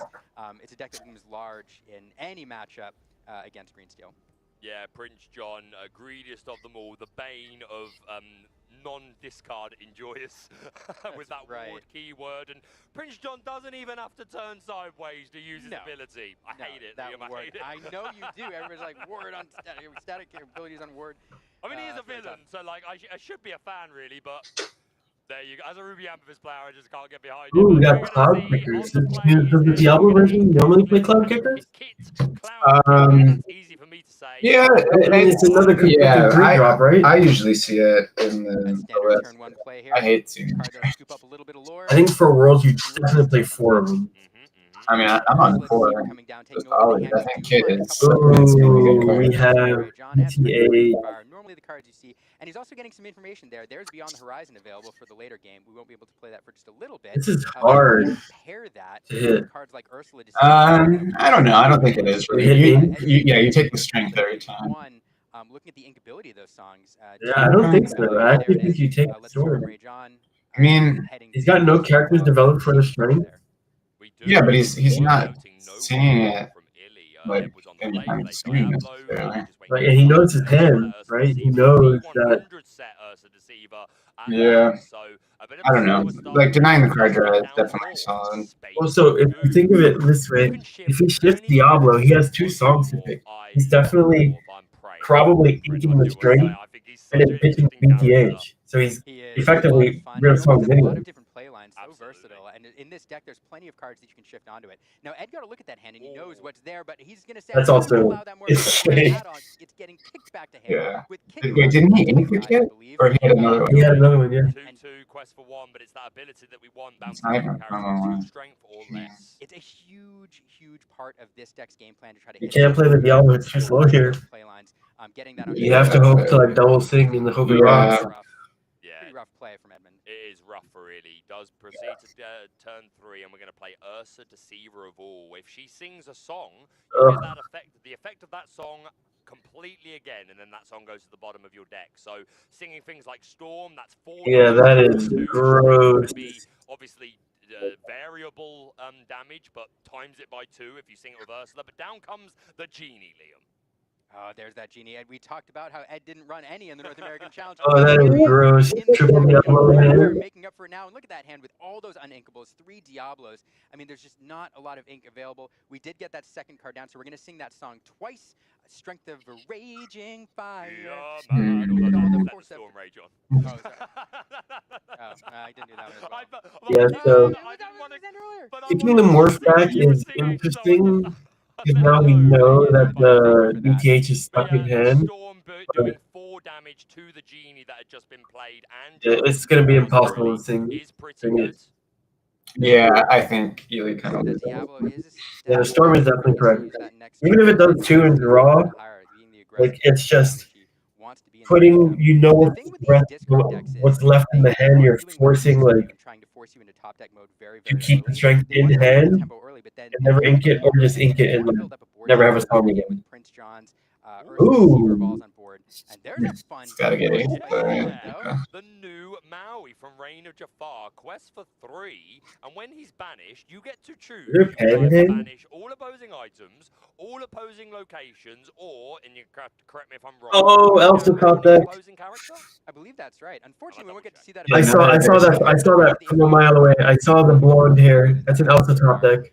Blonde hair? You think Elsa has blonde hair? Look at it. I saw it. Oh, and There's blonde hair. Isn't it white? is the answer to the Diablo. We're gonna White is technically blonde. 2 damage there, and then Quest with everything. And if I'm wrong, I'm technically right. Lore being accumulated now, and Ely just not a lot of wide removal answers here, unless he can get a Deceiver. Oh, that is gross. And it's right now just too much. Oh, he scoops. He sees double pin in hand and scoops. Yeah, I guess it's like platinum blonde. Yeah. You know, are going to need a full turn before they can turn sideways anyway. So Ed's taking game 1, and worth mentioning to the audience, both these players are 4 Eric's not Deceiver came down, saw double pan in hand, and just extended the handshake. To top cut tomorrow. So whether it's now he has overdraw red blue. whoever loses is still only 1 match win away and has a couple more rounds. I guess this cookie cutter build will always be forced into banning Amber Steel. So you have like technically on the draw decks that are good because Chuck believes on the draw GP is good, and I'm kind of inclined to believe. But man, he's been doing a lot of work with a lot of friends in the community and preparing for this as best he can. But due to this format, Ed is now going to have to retire that Emerald Amethyst deck and switch over to the non-bench deck, Ruby Sapphire items. Oh my goodness, this is a deck that you either love to love or love to hate, and it's a very powerful deck in this format. And yeah, so green purple. So fortunately for Ely, I mean, one of the ways to get around this deck, the late game, the inevitability of the items deck is to run under it and go very, very fast. And so that's something that Ely is going to be looking to do here with his very aggressive Amber Sapphire deck. The one thing to note, though, this Amber Sapphire deck is built around Ward as a mechanic to protect all of his characters, and Edmund has plenty of cards that can get around Ward with sweepers like Be Prepared, which I know you would love to see played, and Sisu. And I know you would probably hate. Oh, I just need the warning so I can cover my ears. But I do love it. Totally reasonable, Liam. I take no offense whatsoever. None. I love every second of it. And Ed's back on the stare down. The Iceman just locking his eye, or trying to convince Illy to lock eyes. Now, it's interesting. I asked Ed about this in a recent interview. I said, Ed, like, what is with the stares an intimidation tactic? He said no. He's like, he's evaluating. Yes, he says, I know every single card in my deck. I don't need to look at my hand anymore. He's like, I've already decided my play lines. I already know my turn 1 play, my turn 2 play. I know what's in my hand. I don't need to shuffle it. I don't need to look at it. So if I'm not looking at my hand, where am I looking? I'm going to look at my opponent. Yep, cold read on the opponent. See if you can see if the facial expressions give anything away whatsoever. I wonder if Ed did like fours or all fours. Do you know where he builds his list, or does he kind of force to open with stuff? Yeah, I mean, Ed's a very smart guy, and I think, you know, that, like, with a few 1 or 2 ofs, you can force, you know, you have to play around stuff and open that list, so he's probably got a few of those. I would imagine it's not like his normal, like, 15 card list. Hey, that Amber Sapphire is 402, George. Yeah, 100%. And it's a situation like that where when you're the Ruby Sapphire player, maybe you prioritize the T-Po as opposed to something like the Sale just because you don't want to give your opponent that option. You know, Ludwig, yeah, I don't know if you saw his round 4, but it was on curve. Ludwig Drake is one very appealing reason. It's a bare necessities and Grandma Tala in a single card. I feel like the developers were like, you know, nobody's playing these colors. Let's give them an incredibly powerful card and see if it entices anybody into this color combination. And Ely said, you know what, I'm a taker. I've got a feeling that puppies are just going to get better and better and better. I have a memory of a certain Rochelle feeling infinite Dalmatian puppies, and I just got a feeling that one day, Liam, the blue. That works too, you know. At one point, yeah, like somebody's gonna put them all together and have a pack of puppies, and I'm ashamed to admit, not ashamed, I'm proud to admit, I do own 99 tail waggers. I was gonna say, don't you dare be ashamed. The round 8 is my friend. Very proud. But yes, game 2. Game 1 was taken by Ed. Ed has had to swap to Ruby Sapphire. Illy had a choice to either stick to the same deck or switch, which he has chosen to do. I like how extra implies that there should be some in there in the first place. And Edmund missing the 1-drop. No Pauper to go on turn 1. It's not the end of the world, but can we see a Ludwig von Drake? Yes, there's one. Oh, there is one in hand. We kept it. There's a Duke Weaselton. That's your boy. Hey. No, we didn't play it. We played the Weselton instead. Oh, Weaselton, rather. Yeah. Weselton is the one drop. A fascinating play. The Ludwig von Drake, I would have snapped down in a moment, but Illy knows this deck and this game a lot better than me. It's clearly prioritizing the early lore, which I can get on board with that, right? Wants to run away with this quickly. There's possibly a line that he wants to pursue here, getting that Thunderbolt down very, very quickly, perhaps on turn 4, and protecting all of his characters. You have to do have that popsicle now. After we ran and Bell now drawing into that, so drawing into several cards. Yeah, I mean it's just in the too slow in this matchup. Like you can never take a turn. Oh, vision to the bottom. On that activation Do you Ludwig here and get rid of the Burrow?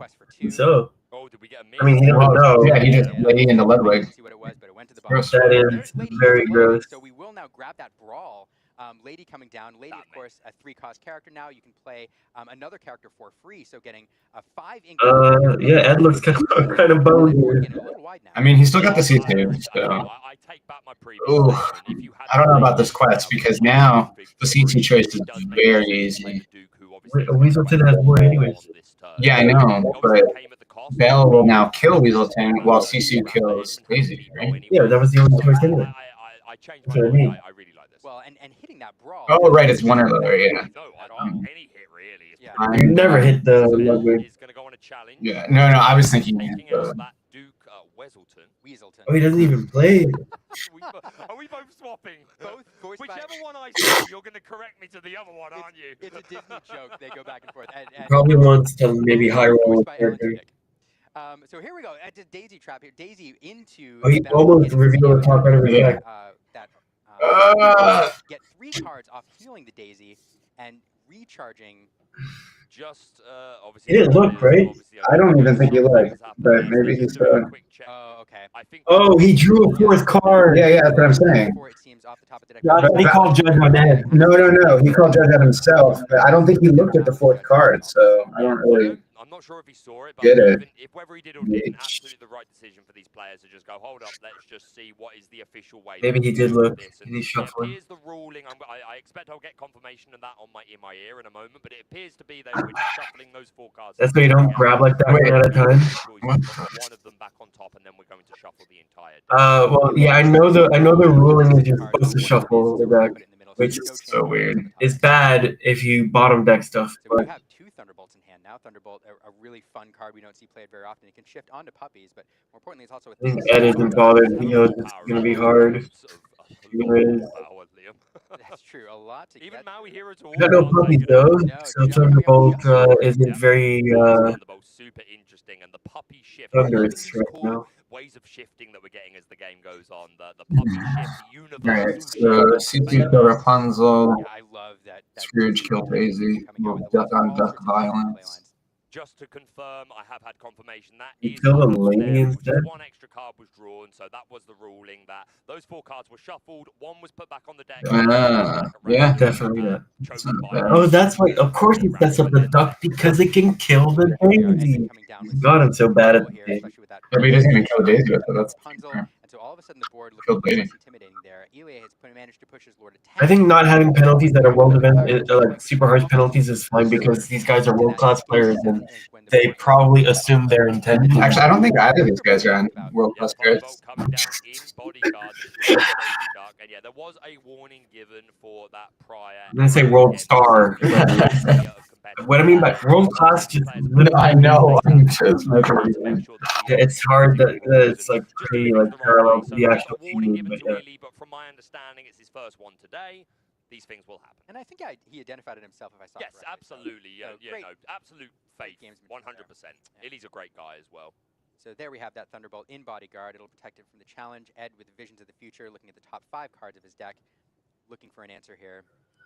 Do you take the brawl and try and get reestablish tempo? Which I do respect. We need to be able to remove How else is he clearing that with the Sapphire Coil? Thunderbolt, right? All we need to do is ink one card, and then both Brawl or another Sisu Daring Visitor can answer this Thunderbolt. And then she's going to finish off the Daisy. There we go. The ink, so it's a 1-2 combo. That's it. Exactly as we said there. We're going to ink the Tamatoa. We target the Thunderbolt. Okay, and just kind of turn the throne. Daisy is a bit sad, but it's going to be done. Here we go. Did draw into the lady, so let lady into let Okay, not pretty much, but it's like not the end of the world. Top deck, CC. So nothing to pick, and it's back over to Edmund for the response. Yeah, Wendy Darling, a really interesting character. She is awarded. She's pretty one, so she doesn't die. So when she goes on a quest, you can add her strength to another character's strength. That What did you offer her? I can't see. Really want to be challenging with this deck. You just want to, if you're exerting, then. Oh, yeah, I didn't see that. Sorry. He probably isn't gonna ink then. Probably needs the card. He's gonna go on a quest of his own. Oh, is it? And the Daring Visitor Oh, it's Fishbone. Gross. So that's all we can do. Wendy gonna quest for another 2. Looks like we'll give support to Drake and then into the Scrooge McDuck. Nice. Okay. Again, like I said, you don't want to be challenging much, but that seems like a really nice challenge to make. Our layout is better. It's a work in progress. I had to patch it up, but I'll be working Yeah, none of the Thunderbolt on a new one because I'm inspired from this one already. Is absolutely huge, and now we do have the crowd on the board, which could I challenge have something like quite a bit of overlays. but you want that crab to be questing. You're a little crabby if you have it challenging into things instead of getting your items for free. So let's see how Ed navigates the board state, because all of a sudden Illy went from an empty board state to 8 lore on the board. And at 14 lore Yeah, already, for that. so we could be seeing a game 3. Again, Ed won game 1. Both these players are 4-0, and all you need are 5 match wins to proceed to day 2. So a lot to play for both these players here. Ed making a series of He moves. thought the same thing. Oh, yeah, that's what I didn't have. Yeah, no. Yeah, you see, like, that was the gross part. Like, yeah, share some words there. When a quest, it gives ward to another character. Yeah, Ooh, this I want to Alice. shout out to Harlan Sweet and Justin Shadows, who's very popularized this Alice. Not in this ink combination, they very much popularized the Dang, Kiwi word. you just leave standing, no? Sapphire Steel deck, but Or no, you Alice, just a very commit to the important burn. part of that deck, and we see her here warded, and whenever she quests, you can give ward and +1 lore to another character. Right? She's so strong. Ellie here doing a discard pile check, probably checking for the number of brawls that have been played. He wants to quest the Daisy. Although and items that we could get back with more Tamatoas, I'm sure. Yeah, and in this One items in your discard pile, you have another hand. Those are resources that you can draw. Yeah, and so keeping track of what's in there is super important. don't mind. And shoot is teaming. Ash teaming. That's from me. Oh, top deck dusties. Oh my god. Oh. Off the top deck, shifting it and clearing the board. Oh, brutal. Ed didn't have a lot of hand, and there was a good chance that Ailey would have been able to 5-0. that turn. That Right, coming we down can, the game, it looks like. Oh my goodness. The bingo, that was a mistake because the player is definitely going 5-0. I am so proud of Ed. I've done some secret Lorcana testing with him in various clubs, and he really is one of the greatest minds in the game. I am elated for Ed. A fantastic player, a fantastic deck builder. He always brings some spice in, and you mentioned before about his team and community. And we can't. He did that to me at local. Community when we Who's that cool? You know, he has a lot of people. That is Matt Retro. So getting to see Oh, qualify for day 2 here is Epic special Wolf. for a lot of people. Oh, All of those people who've yeah. been helping him along the way and are just like us, super excited. You're a So wolf, we're bro? really excited for any of these players. We know My first film is Squirrel. I'm my alter ego is Thunder Squirrel. and now we can go rest. Yeah, you can now. That's it. You can check out now. Yeah, absolutely. That's trying to go 7-0. You can't go 7-0. Once you go 5-0, you are locked in. He's a great human being. You are in. You don't play anymore. You are the only undefeated left. You are first seed. Ed had secured it. So I try not to throw around that word too much, but I'm going to do it just once. Ed absolutely deserves to be in the top 8. He's the North American champion. He's a DLC champion. It's great to see him up there representing North America. And they pretty much just ID for you. I got a new text in it from Kylie, I bet. Still a fantastic score. How is could still make it all the way to the final. I do hope we get to see that Sapphire Amber deck in again, day 2 yeah. because it's a lot of fun. And actually, if you look at that match, you know, Ely's plan was to win that on the play, and he was very, very close, getting to 14 lore. If that Sisu does not come off the top deck and Ed doesn't find, we only have 3 balls are in the discard pile already. Ely's going to 18 lore, and very, very close to closing that out. So that game could have gone either way. And Ely you had probably 4 has on a board, good but chance of closing out the another point match gets here generated day from 2, and I hope he does, because I want to see that. Alice again. Quest. Yeah, another fantastic player with some spicy decks. So Ely, absolutely a couple more rounds still to secure that day 2, but Ed is. I mean, there will be other players in the room that might have secured their day 2. We will try and get you confirmation on that. To find out who they are. We will try and get that back to you, but the first public day 2 contestant is going to be Ed. Couldn't be happier for him. What a match. And you all got to see it on camera here live at the very first Disney Lorcana World Champs. Thank all of you for being with us here today. What a fantastic day of top-tier Lorcana with amazing people, amazing broadcasters. We still have a few more rounds to go, But speaking of but Ed's locked one in. amazing broadcaster who's also an amazing interviewer and host. We're going to be throwing it over to the wonderful We should have Rebecca pivoted, over in the but interview Bivens will area. make it. Take it away. My cape fell off. What an exciting moment. I am here with Ed Chu, who just went 5-0 on the day. And congratulations, you have made it to day 2. How are you feeling right now, Ed? I don't know. It feels really good. I feel like I played the best with what I had. I feel like my sealed pool is like just okay, and I think I squeezed the maximum value I got out of it. And I feel like the last 2 matches against like Zach Bivens and Ellie, I feel like I was unfavored, but honestly I just got lucky with some die rolls, and I was able to get some favorable matchups that way. And that last game was extremely. Did you say he was unfavorable in Eli or both? Both. Like he was unfavored into both. Yeah, knowing Bivens' lineup, I feel like that crunches. I'm due for it, and just right off the top, and couldn't be happier. Yeah, that game too. Yeah, I wish we could have seen it on screen. Deck, I know like it would have been rough having to watch that lose, but I still. You never know. Maybe just getting to that table, the die roll would have been different, right? Emerald, and then the Amber Steel, which we saw benched. Brian got. Oh, Diego beat Zan. Yeah, a lot of people thought that you shouldn't bring standard. Wow, Zan is X2. Honestly, I spiraled above. Zan is X3, no? Because he lost on one.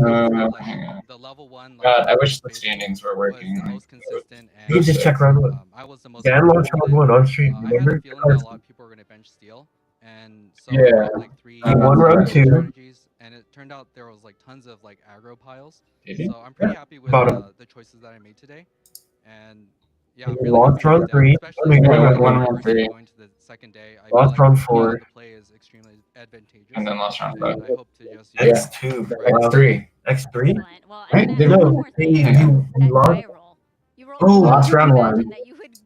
Lost round 4. Lost round 5. X3, he can't make it anymore. No, he can't. He can't. Diego earlier, and He the can. exact same thing happened to him. Yeah, Four could make it, yeah. You know, this could More wins be he only get one of like those situations. an eighth, but And I was very shocked, honestly. I mean, as everyone should be, right? So yeah, I was just very, very, very fortunate to win the die roll there.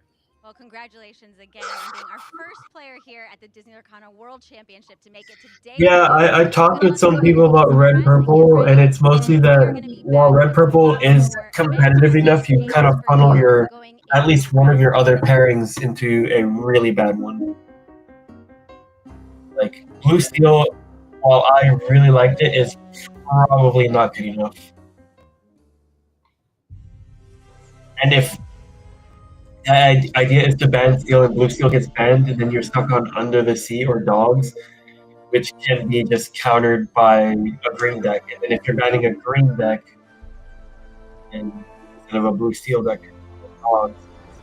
Yeah, playing red purple kind of funnels your other choices to be really weak.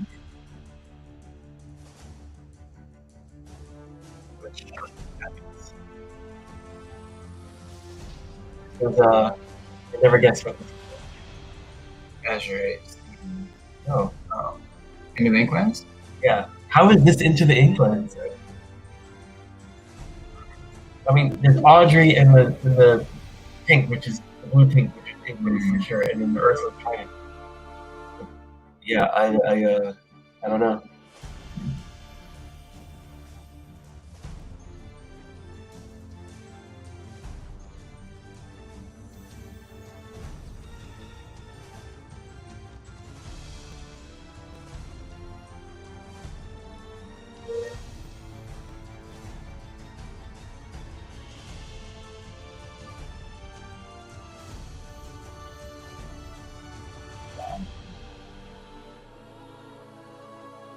Tinted one. That says die, Tinted Land.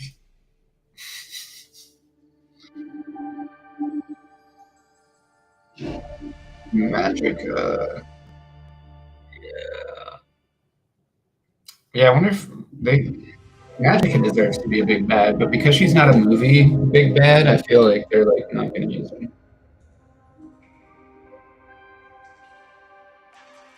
What if Hades just never becomes a big bad?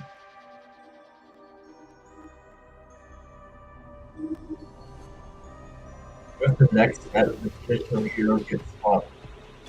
Big villains.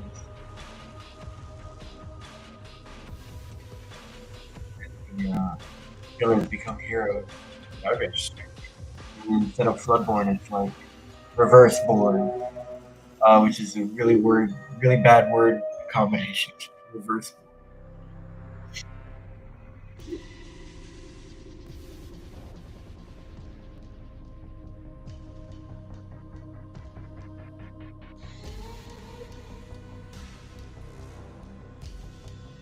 Hades gets a crown in set 12. I have a feeling we're not going to have crowns anymore. I think it would be too boring to reforge the crown again. I think we will probably see a new piece of armament. Generally speaking.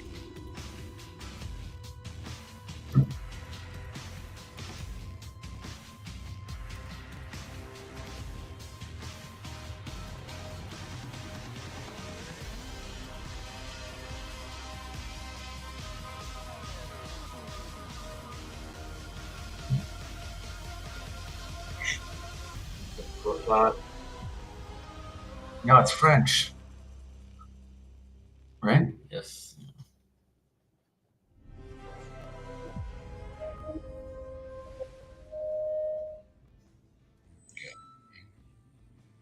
I should call her. Like, if you look like Shanzay, my DMs are open.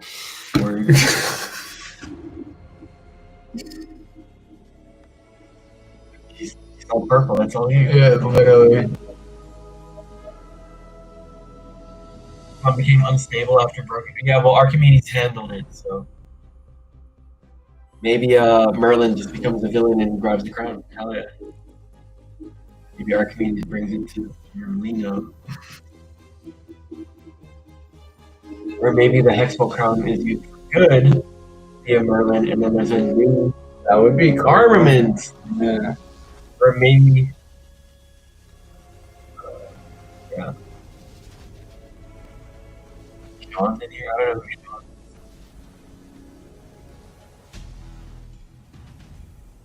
You know who Sean is? Does he mean SSG Sean? I don't know. I would imagine. What's one of the characters' names is Sean? No. I don't know any of the characters' names except Martin. No, but Martin, Shanzay, and Bro. Oh, Shanzay. Probably misheard us. Got it. That makes sense.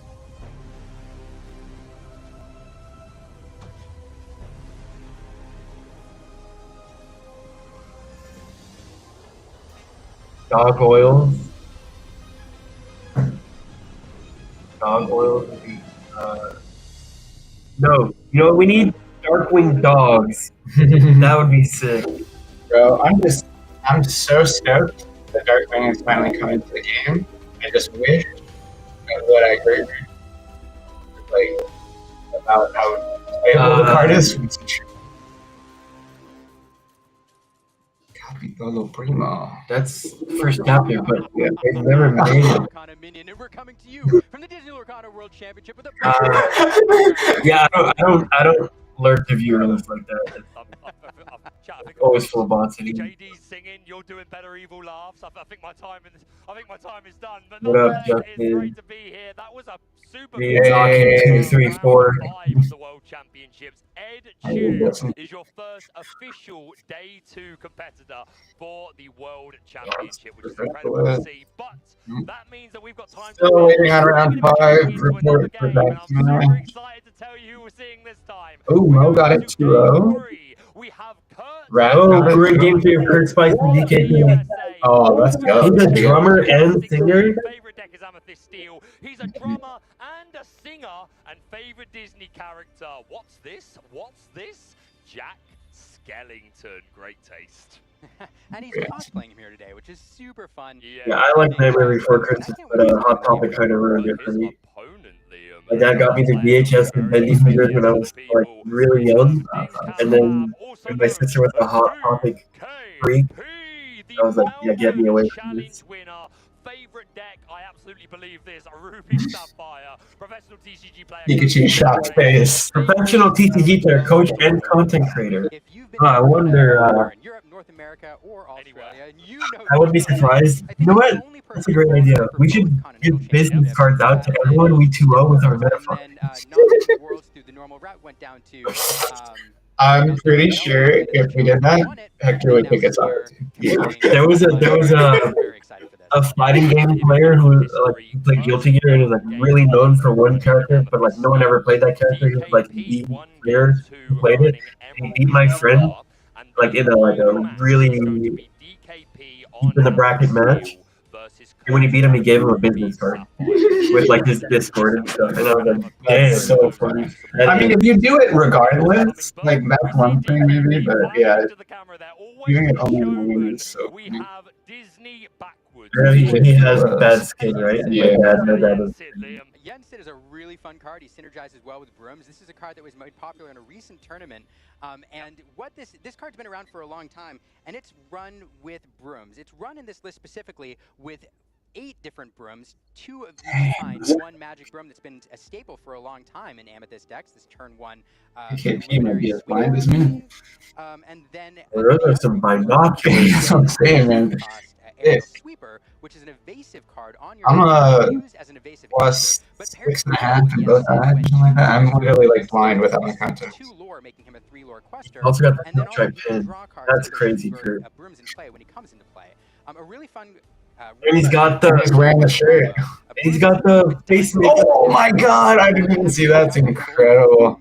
That's These cards work really well in these Amethyst Steel builds. DKP has a really fragile skin, so he We're getting a look at the hands now as players. Oh man, shuffled right through the thumb. So he just wears gloves to prevent his skin cracks and probably bleeds. My dad was similar. He had to wear gloves. He's had the opportunity to play Ruby Sapphire, his pet deck, at all today. That's true. It's a player who's very well known for this deck, often creating innovative deck lists and kind of pushing Game 3, each time a new set comes out. Purple Steel can definitely get under. Who's gonna play though? That's the real Yeah, question. we don't know. I have to imagine Kurt is on the draw. It's fine. If we get in trouble, I'll take it. Oh no. No, it's like it's not. So I'm not surprised to see it benched here in this matchup. Yeah, a turn 1, develop your brain from Kurt. Not really the preference. You would love to see a Porpsicle on turn 1, but it is better than nothing. Oh, it's Brooms. Yeah, it's Purple Steel Room. Which one? CCS, right? Pretty standard. And here he is showing off his hand. Well, you don't even need to do that, mate. We've got hand cams. But I like these ones. Yeah. It's something the hand You can't if it makes it tough. And a giant Or if you're like me, you just never fucking see how fast it's like Fox or Snake. And so, yeah, really interesting to see it here. I really want to see that combo in action. Yeah, it's really interesting how Yensid has suddenly come I'm back. trying to slow down, but Lorcana it's just metagame. kinda- You mentioned I gotta recently know. a large third. Yes, let's go! Zach got it 2-0. Oh my god. Winning the tournament. Oh, we're cooking, boys. So he needs One more win. One more win. One more win. But still today, some players also utilize 2-0. it. And DK, we talked all about him. Super experienced. He loves showing off this Yensid, doesn't he? He loves it. Absolutely loves it. Yep, just so you know, there it is. Just so you know, I do have this. And there's a genie off the top. Another very Oh, that's so sick. game. Certainly did a lot of work in Super Seal today. And here it is in Triple Deck Constructed, also doing the business. Yeah, so it's worth noting, I do see that other Broom in hand there, that aerial cleaner there that you want to pair with that Yensid. So we're going to see that combo in action here most likely. There comes that Yensid on turn 2. I played against this online. Important note, It's really brutal. The Brooms? Yeah, because Jensen is so cheap. like the curve for like drawing, pressing for 3 on turn 4 and then bouncing it and then replaying to draw 1 is really gross if you can get it. So you like what? You snake it and then replay it. Yeah. I like I would that. have preferred a sale for the extra card, but T-Po's better than nothing. And down comes the keeper of ancient stories, Grandma Tala. We're going to look at And then you can choose to break the 1-2 room if you want one more. goes to the bottom, and it seems like Hideaway is going to be It's actually quite insane. Send it down there. Not a lot of use in this matchup, most likely. I wouldn't have thought so. There are 2 locations in DKP's deck, just 2 copies of Library Gift for Bell. 2 copies of Fire the Cannons as well, not hugely impactful in this matchup. Ruby Sapphire, not a lot of low, small characters, obviously the T-Po, but if you cannons my T-Po, I go, fine.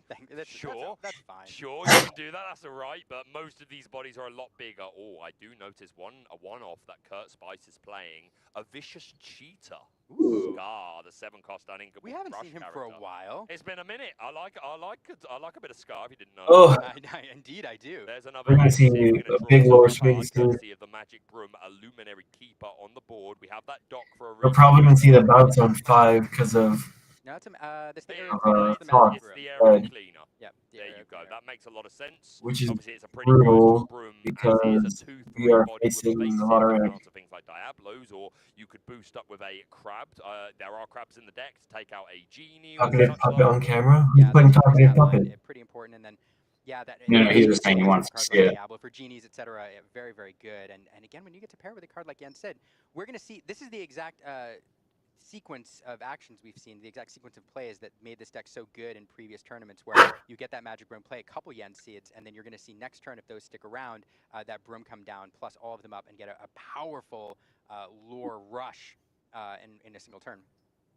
Yeah, rush, definitely one of a very powerful keyword and a very viable strategy in Lorcana from an aggro sense.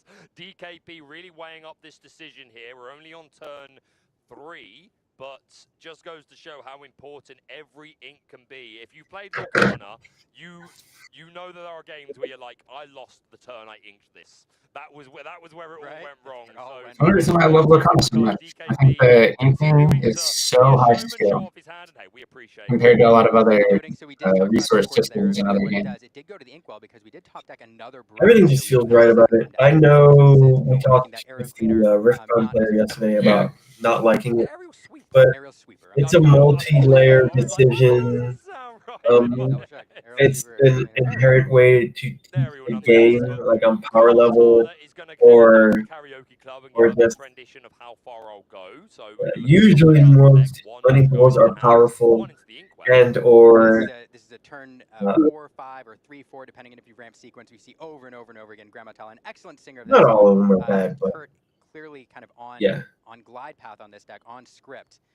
Doing what he wants makes you deck build differently, makes you value certain cards more, makes you value your inkables more. These Yen Sids and making them not only draw an extra card, but these Yen Sids questing for 3 if you have 2 other Magic Brooms on board. So we're going to see them in full effect here. Back over to DK. So he has that other Broom. can't really do bounce free stand play. Here it comes. But he's definitely going to quest. He's probably just going to end up questing here. Sapphire Enthusiast has pretty much played that for his like he needs this burn, right? As far as I'm aware, anyway. But you've got to know that ever since he found out about and at least the 3 stand, 1 Yen Sid with Fox. He's just as good with them. But I think it's also important to say, Liam, even if you're only playing 1 deck, you still need to understand how all of them work, right? Because you need to know how you beat them, what your win conditions are, and your lose conditions are. So even if someone is like known for playing one thing, it doesn't mean that that's all they can play. So I'm very interested to see DKP pilot some other things this weekend. Both players on a 3-1 record. So whoever wins this match will be on the bubble, looking for that final win to secure day 2.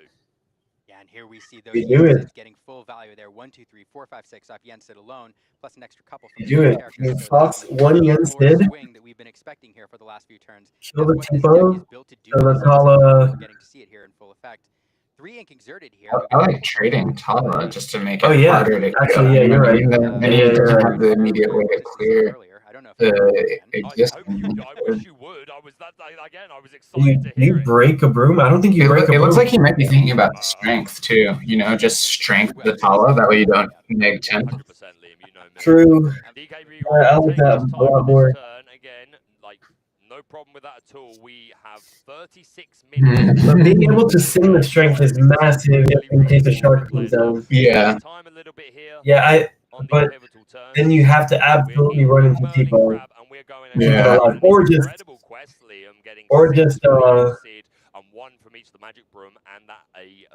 not challenge at all. So you guarantee the singer. That is hard. It's actually a really hard card. We could play the fox. We're going to bounce. It looks like the fox is the choice. We're going to bounce something, and then a choice whether to banish the Tipo or trade into the Grammatala. Grammatala, not a huge threat on the board. It can banish, you know, one of the Yensid, but also a singer. Being a singer, I think. I mean, taking out a Yensid is bad. Being a singer, potentially better. So Yeah, what did he bounce? He did broom effect first. Yeah. Tempted by You still gotta bounce taking something. out the Tipo and surviving, right? So we'll see what DKP's got in mind. So numerous triggers here. I don't think we've bounced anything with the fox just yet. So layering the triggers here, things going into the bag. DKP banishing the magic broom to get a card off of it, seeing what his other options are now, and that trigger for the Madam Mim still there and has to take effect. Does he just do the Diablo maybe? Choosing right now which card to send back to hand, unless I'm mistaken. And it will be the Oh, he's gonna break both. Yes, we're gonna banish that too. I don't think you're mistaken. I haven't seen a character return. I don't like it. There's a Smee, a Doc, and I think you leave that broom standing. Forward so far this game, so That is okay. So it's an interesting lesson here in kind of sequencing your actions in the bag and how it works in Lorcana, because there's a lot of people who would, in order to get Madam Mim on the board, resolve her effect immediately and bounce a character back to hand, return a character to hand, as it were, which you're required to do unless you banish her. He goes for the T-bone, like you said. Seeing cards with his broom. I like it. You know, keeps the fox on board. Yes, they're virtually useless now, so just let him. Yeah. Knowing now these pop both brooms, you know, I think that makes a lot more sense. I didn't. But I still like the idea because you get all the things he's got. He can just develop shark if he has it. Right? And then the fox did take out that. Oh, yeah, that's pretty cool.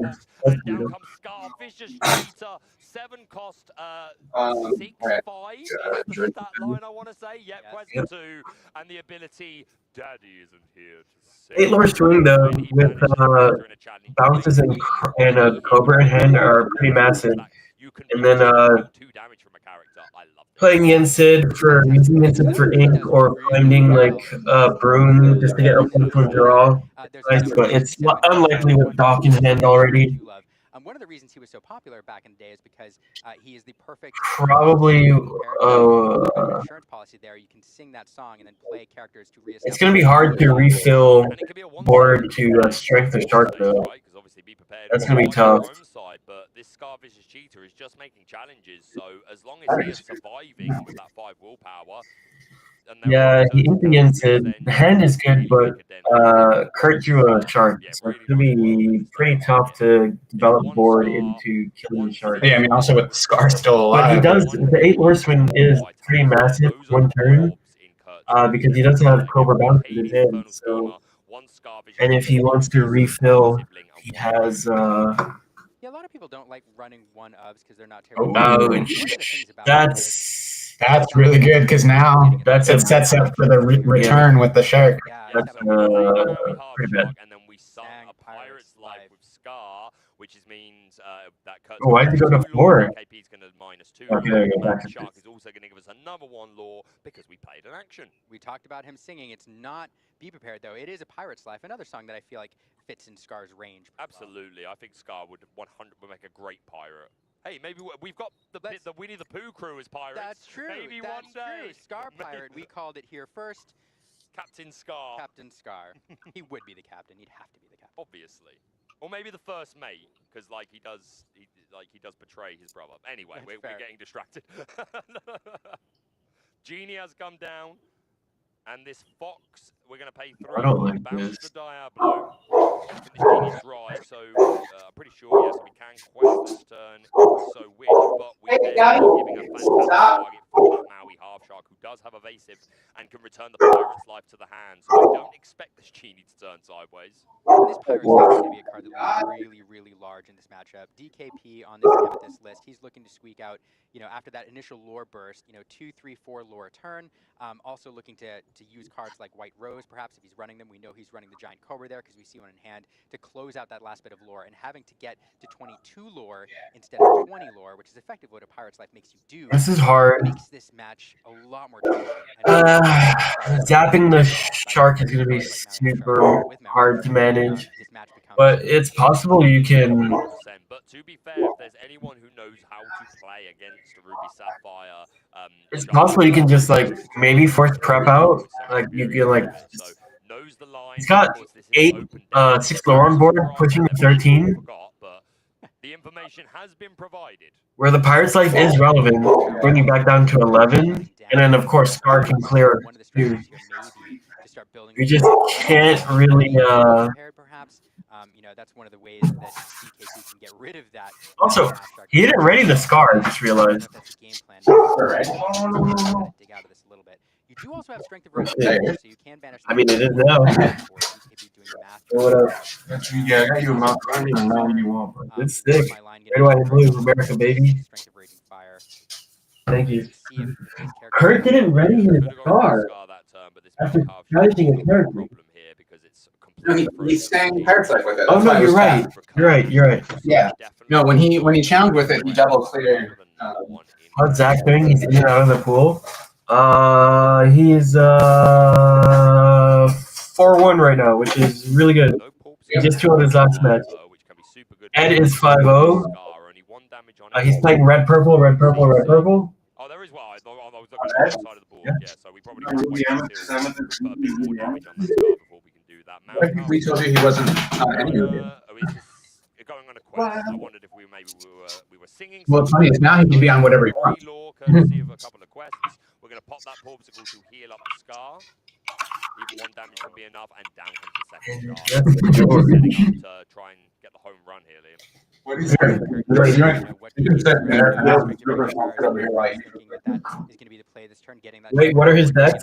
He's Amber Ruby, Emerald Sapphire, and Amethyst Steel. Yep. So let's try this. Genie now has Challenger 3, able to challenge into not sponsored. Rocket Pop. Well, looks like a melted bar pop. Okay. I was expecting us to sing. We can still play a character. Yeah, we still play a character. We can still make that. Yeah, we can make that. They sure don't taste like it though. That is one of the most. Giant Cobra, a new card. This is supposed to be cherry lemon. Raspberry. It tastes like nothing. It tastes like carbonation. No, it tastes like a melted bomb pop. Oh. Yeah, considering putting mixed with water. Discard a card to gain 2 lore, but instead it's going to be ink. We're going to play a Genie draw. Yeah, this is I was worried this wasn't gonna happen. That's a pivotal turn if he doesn't have a Sisu or yeah, but both sharks in one go. Both sharks. Oh, brutal. You just he has to wipe the board now, right? The thing is, you can't sing it because singing play Hades is not good. Probably just quest. Oh, we're singing it. I suppose. Okay, now we have follow up. Now Scar could clean up a couple things on his own, but we won't hear. I don't hate this. He draws one. Did he go on a quest first, or did he sing? I mean, the inks. Either way, be prepared. Oh my goodness! Oh my goodness! He did. It's Scar singing "Be Prepared." Have you ever seen that before? Once. Oh my I goodness. have seen it. So love that. It's to 11, not bad.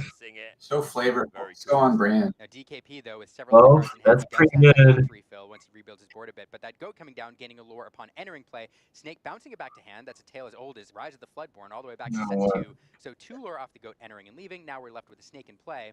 And we also have the dock in hand. So goat, dock, and another card available next turn. And back over to Kurt. Yeah, this is this hideaway is useless. With that goat in hand, and Kurt only with a couple of resources left. But the Kala is. The top 2 cards of the deck. We can put 1 at the bottom of the deck, 1 into our hand. One of them was Maui. What we took there though, inking hideaway, and down comes the Luckily, the hideaway is good in here. Close out a game, although we have a crab. Foxes, crabs, all that sort of stuff, but Manas are big. Is there another bounce? Effectively puts a clock on the game. 2 lore every turn. That looks like. That makes this a 6-turn clock. DKP now No. racing though, and although I will say one of the things about Goat, it's great for gaining lore. It's also a fairly decent-sized body used to take down locations. So Din will have options. Purple's played. We have a Hades. Hades will have to come down to the Goat probably. Oh, maybe we see another B prep here then.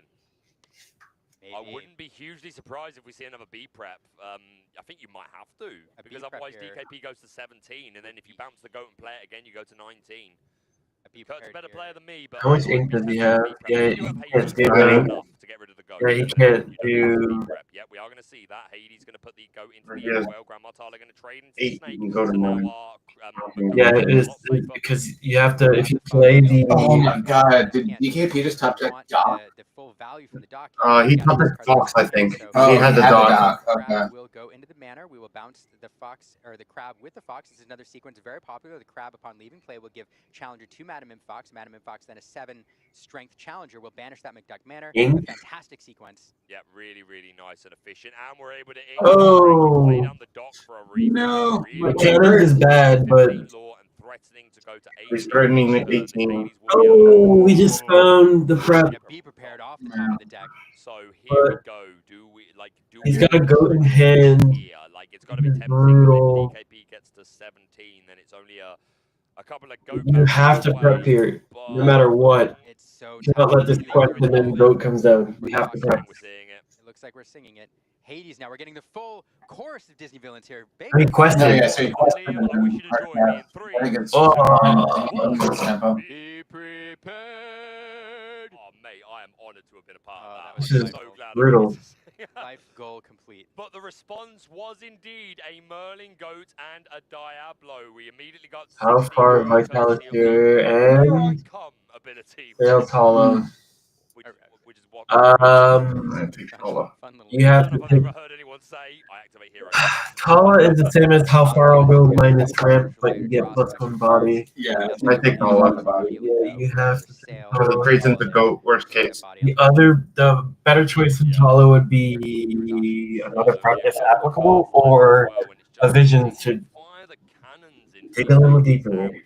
I mean, DKP could just channel Amethyst Card Power right now and draw a bounce. At least one more law under any circumstances. Doesn't matter how it leaves the board, it will always get to 17. This Obedient Raven also represents a card draw. That's true. I do have to mention one fun play. That Cannons, that's right. Here. However, one of He can quest Diablo cannons, break it to find get other cannons. Yeah, it's actually relevant because quest 18 if they stick, right? Break the Diablo, find a bounce. Bounce Goat 19, replay Goat. Super peanut powers when you challenge, you gain 2 lore. Really nice burst potential. So ability that may help here. Play T-Po. Did we ink? Oh, what did you draw? What did you draw? He drew a bounce. I think we just played the T-Po for the No, he drew against it. You have to burn your cannons, your Diablo. No! Cannons on that T-Po. There it is. A use for the cannons. Yep, there you go. DKP at 18. That's also a good use out of cannons in this matchup. Why did he show his hand? It is a shark. It's a shark, I believe. A shark? Why did he show his hand? He showed his card. Oh, DKP. No, I didn't. Yeah. I'm sorry. I was going to say, like, Oh, really? it's flashing again. Oh, very, very quick. We got a quick peek. I didn't see. It might have been another Goat though. Yeah, I guess you don't actually cannon your Diablo. Never mind. I want to go for the stack. You force them to turn into it like always. Diablo as well, then that's a GG. This is not looking good for Kurt Spice. I have to be honest, DKP. If you're at 19, you challenge people into Go, and then you cannons your Go. Take him to 4-1. That's like you're gonna win. Yeah, the question. I don't think. He's taking a look, seeing what's in the discard pile, the odds of what's I'll left. take in a the deck, Blizzard trying to quest. think what outs there are available. Well, he was going to use T-Po to finish the Diablo, you know? Pirate's Life would be So you could just. pretty good. No, we always high roll. We cannons are Diablo. We look for bounce. So let's say hypothetically he cannon Diablo. That would be the draw he draws right now for turn. So he needs to. Yeah, what's too fun? That's Diablo Sandy. Yeah.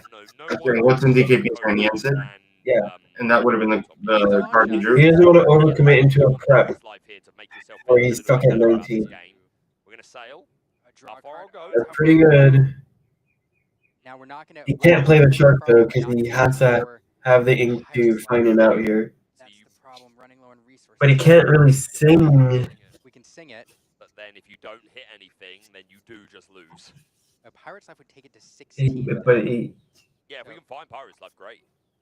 On the Maui Shark. So banish that. Oh. And so again, playing to the outs here. Okay. If you look at this, usually Goat represents. It's not over yet. Board. If you're at 18 now, he's going to quest to 19. If that Goat's removed or it's quest, then it's game.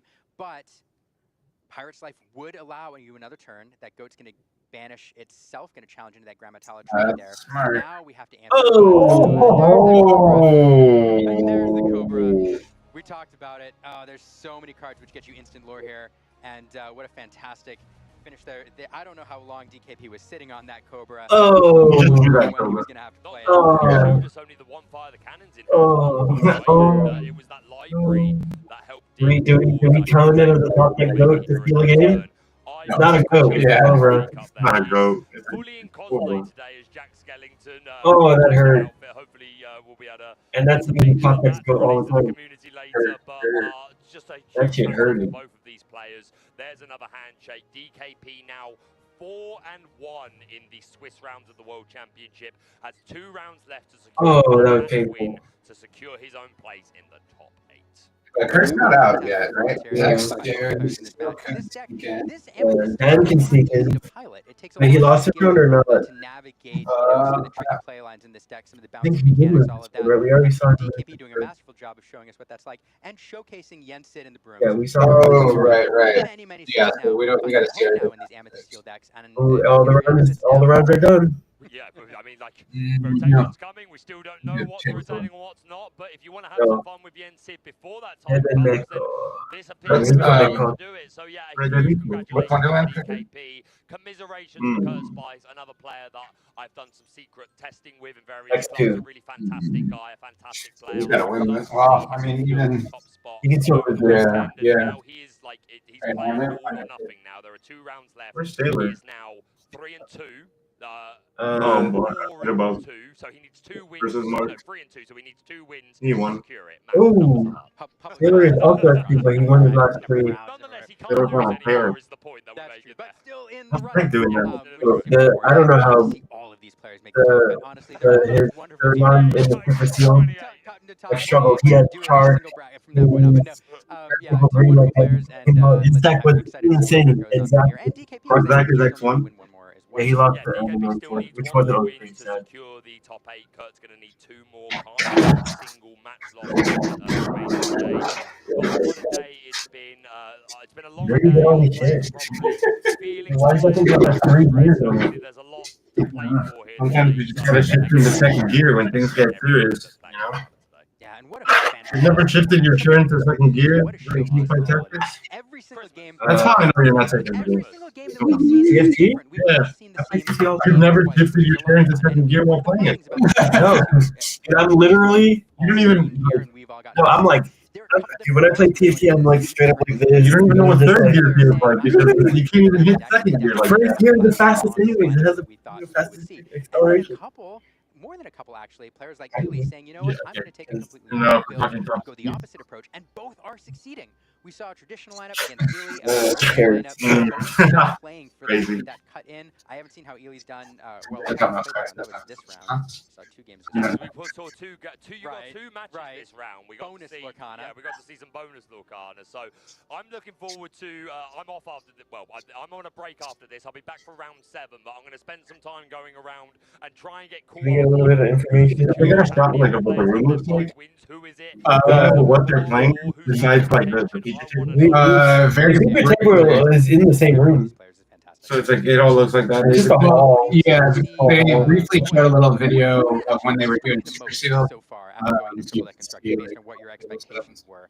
I mean, is there something that really surprised you The so top eight, far? the top 8 matches tomorrow are I am Infinite moderately Football World. surprised that the vast No idea. majority of what we've seen so far has been pretty on the meta. Don't get me wrong, there's been exceptions. The Amber Sapphire absolutely sticking out as a less popular deck, and hey, I love to see that. But maybe that's just Wonderland what we've or seen the today. Italian I'm boy. looking forward to being able to see every single deck list. I want to know what wacky stuff is out there, and hopefully some of it will make its way I was over like, to. There's hope for racers. I don't know if you heard me and Zach pop off, but Racers, but that I was like, I being gotta said, know. And you heard that shit. Oh, yeah. back over to Rebecca in the interview area. Take it away, Rebecca. We are here with DKP. Congrats on that round 5 win. You are now 4-1. How are you feeling? 1 win away from possibly making it to day 2. Oh, I feel great. One more, just one more, and I'm in. Oh.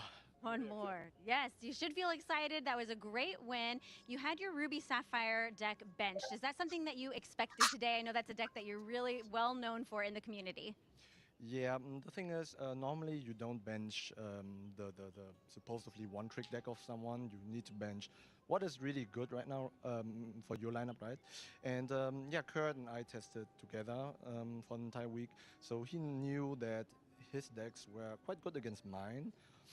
And he tried to avoid playing the Ruby Sapphire Mirror, where I'm a bit more knowledgeable.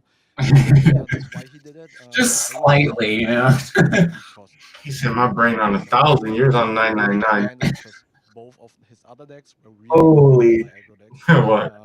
Yeah. How was your teammate and you just said that? It did work out for I you. feel hurt. Now that game 3 that we watched on the feature. Yeah, I mean, if it's true, it's true. You know? I mean, all you're saying is it's he's more something knowledgeable on red and blue, which Jack said, can't deny Jack that. said, like, I'm more knowledgeable on Turtle Dogs than Raymond. Like, The turn when didn't deny that until I beat him in the mirror, and I just self-claimed the best dogs player.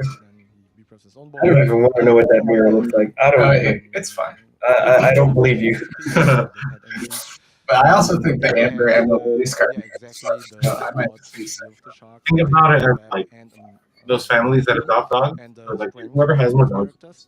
The merman. Like imagine if you let a backyard like puppies loose, and it takes more dogs. Huh? Do you think Mountain Dew has contains 100%? It contains 100%. Mulligan was actually, since you didn't see it, only one card. And I've never seen caffeine listed as an ingredient. Because in my hand, I already had a 1-cost broom, 2 You've never read Celsius? You know Mountain Dew in the UK is considered an energy drink because of how much caffeine's in it? Mm-hmm. This shit's got 67? Then one drop and then another. I took a guess. I took a guess. 92 milligrams of caffeine. Literally a fucking. Oh, I was thinking grams. Sorry, I said 62, but is it 72? Even worse. Oh no, sugars. No, I'm talking about caffeine. I meant it's 92. It's literally an energy drink. Half of an energy drink. It's half a cup. Or like caffeine shots are usually 80 milligrams. And it worked out well for you in this round. Congrats again on your 4-1 record. Good luck to you the rest of today. And we will have more exciting. I mean, it's flipping. It's flipping. I come over here. Watch my saber mouth.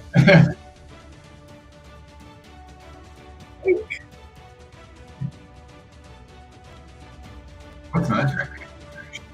I think he's X2. No, he was X2 going into Triple Dark. Was he? I thought he only. But he bumped up here, so he must have won. No. Oh, he's on a tear right now. Yeah. 4 in a row. 3 in a row. Oh, 3 in a row. I think. Oh, I was thinking of. Yeah, he was literally at the bottom. Like, round 5 up? Or round 5 done? Literally at the bottom of this. Freaking. Yeah, it is done. You got it. No. Yes. We like our Italian players. Let's go. We have Luke. America. I like America. America.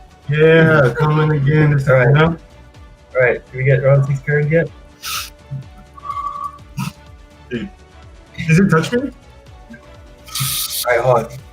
Alright. I'm gonna do dual trick order on the side. What up, Aiden? that girl's face. Oh, my boy Aiden in the chat. Let's go. I love Aiden. I love Aiden. You've never heard that joke? Was that Gadger? Did he fart? A good boy. Good boy.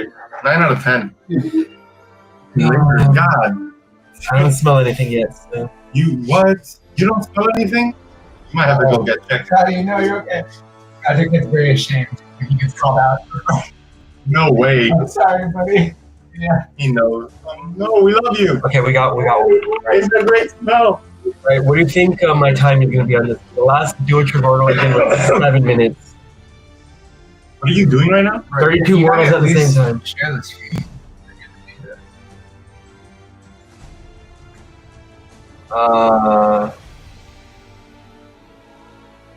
Can I add one? Yeah.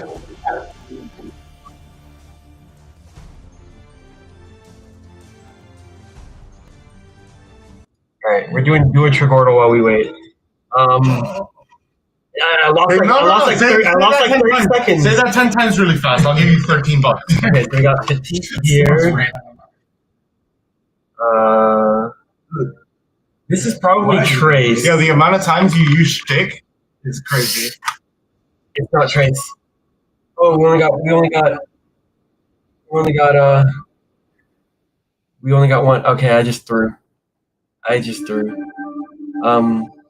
this is Scam. Okay. This is T-O. Go up. Pink? No. Okay, hold on. Probably Fly. Right.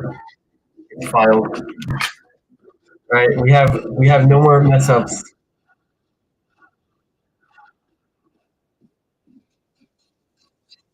This is tough. Great. It's great. With a G. Yeah, it's great. It's great. All right, cool. G-I. This is. I don't want anyone to think I play this. We just guessing out here. It's guide. SL. Okay, this one's cursed. Wait, let me see. Show up. I want to see that. That's I. This is swing. Can I see the cursed one? This is small. It's no longer cursed. SL.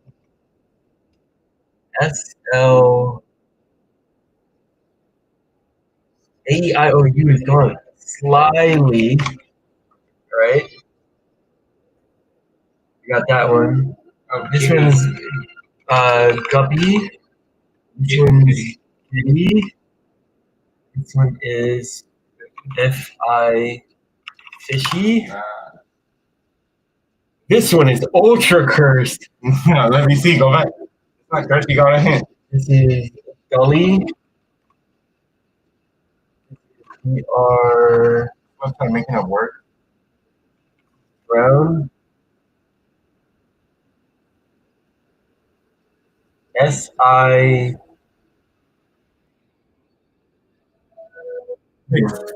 6. That is actually crazy. It is 6. I was like, I'm like trembling my tongue right. No. Is there a C? Yeah. No, it's.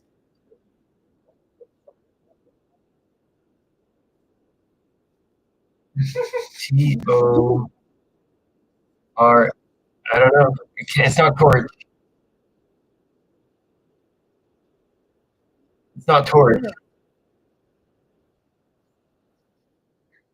All right, let's find something else. White.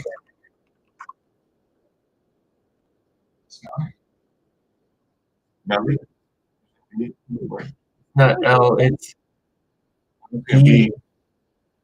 L is not here. Oh. There's an A. Delay. No, D is not. Relay. It is relay. right?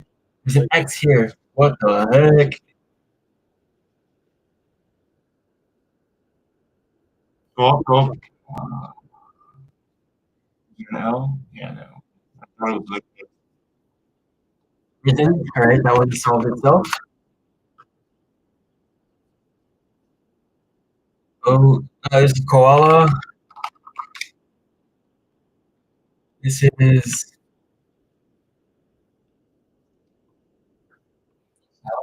No, I thought that. stated. C-pad? It's not even a word. Said. You don't want Arcana, see that fast? O-O-X-E. O-O blank E. It's not hoof.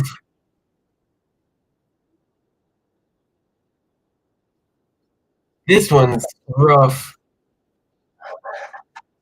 Yeah, that was dude, weird. Go behind. Oh, it's Torah. Anyway. K I here.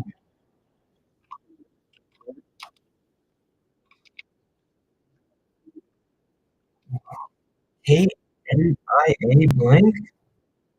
This one's hard. R-E-N-T-U.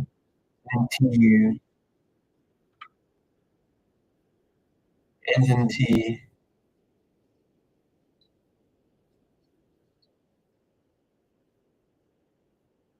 Okay, here's the end, and That one's butter. this one's hard. This is okay. We got wrong, right? Oh, you got it right. Rope. Probably rope. Nope. Roper. It has to be Roper. What'd you call me? You're a Roper, bro. This one's tough. Yeah, I think you're not good enough. Yeah, I don't think so. Macmillan. Pairings are still up. We got time. A-N-I. That is rough. Ends in G. E-I-T. E-I. Beige. All right, we unlocked new letters now. Okay. This is booze. Oh my. What's up, baby? We got a Z here as well, and a B. Yo, hey. Oh, this is zebra. Zach, the game tells us what we're doing. If Zach wins the next round, So we got zebra. we're doing booze. Red. It's Rebu? Okay. I don't think I've ever known that word. It's not. Oh no, where's the this one? I think no. We got all the letters. It's C-O.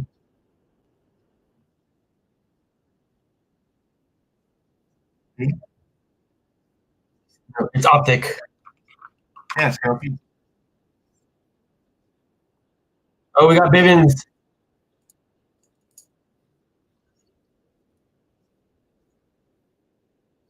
All right. We're gonna have to swap. I'll do this off stream, but I'm finishing it. Finished very well in Vegas, back to the North American Championship.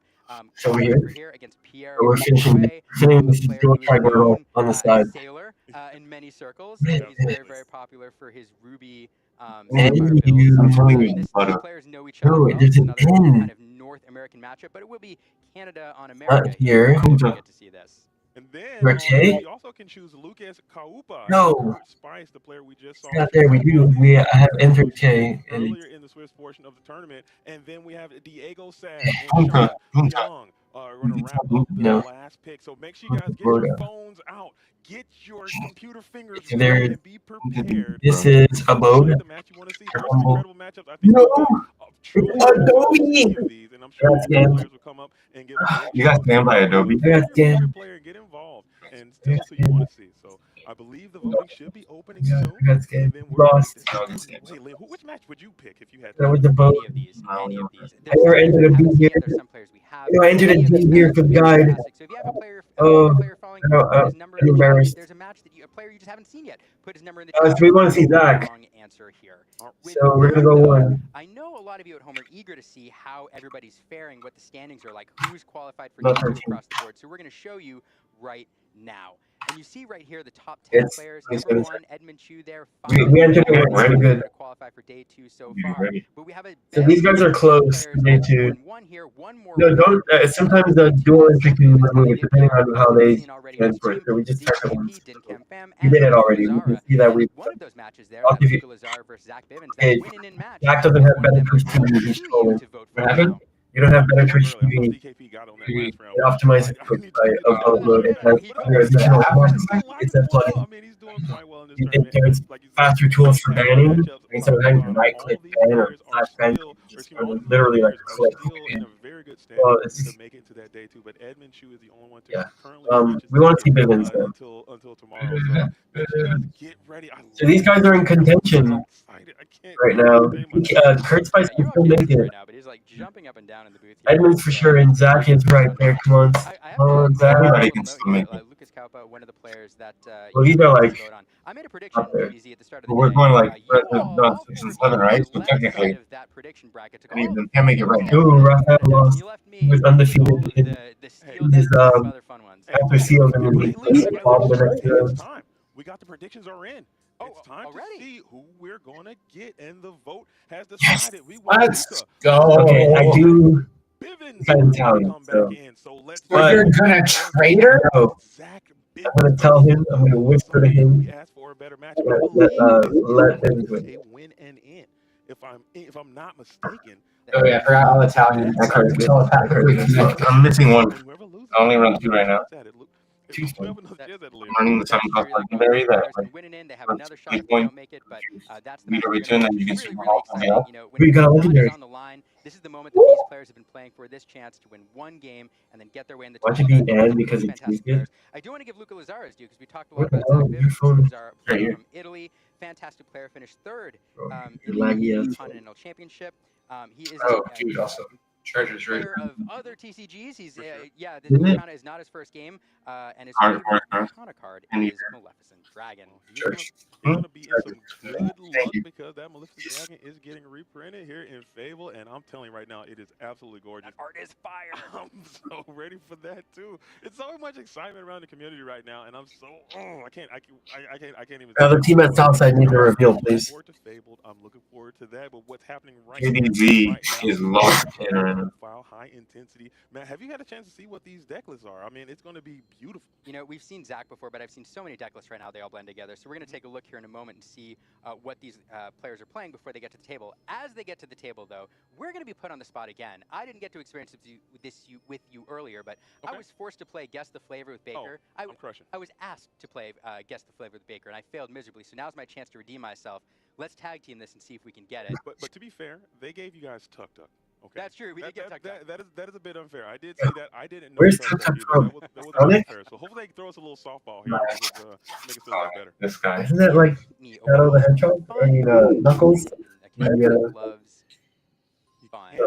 me away from the fun. We got to get deep because they went set 4 Tuk Tuk on us.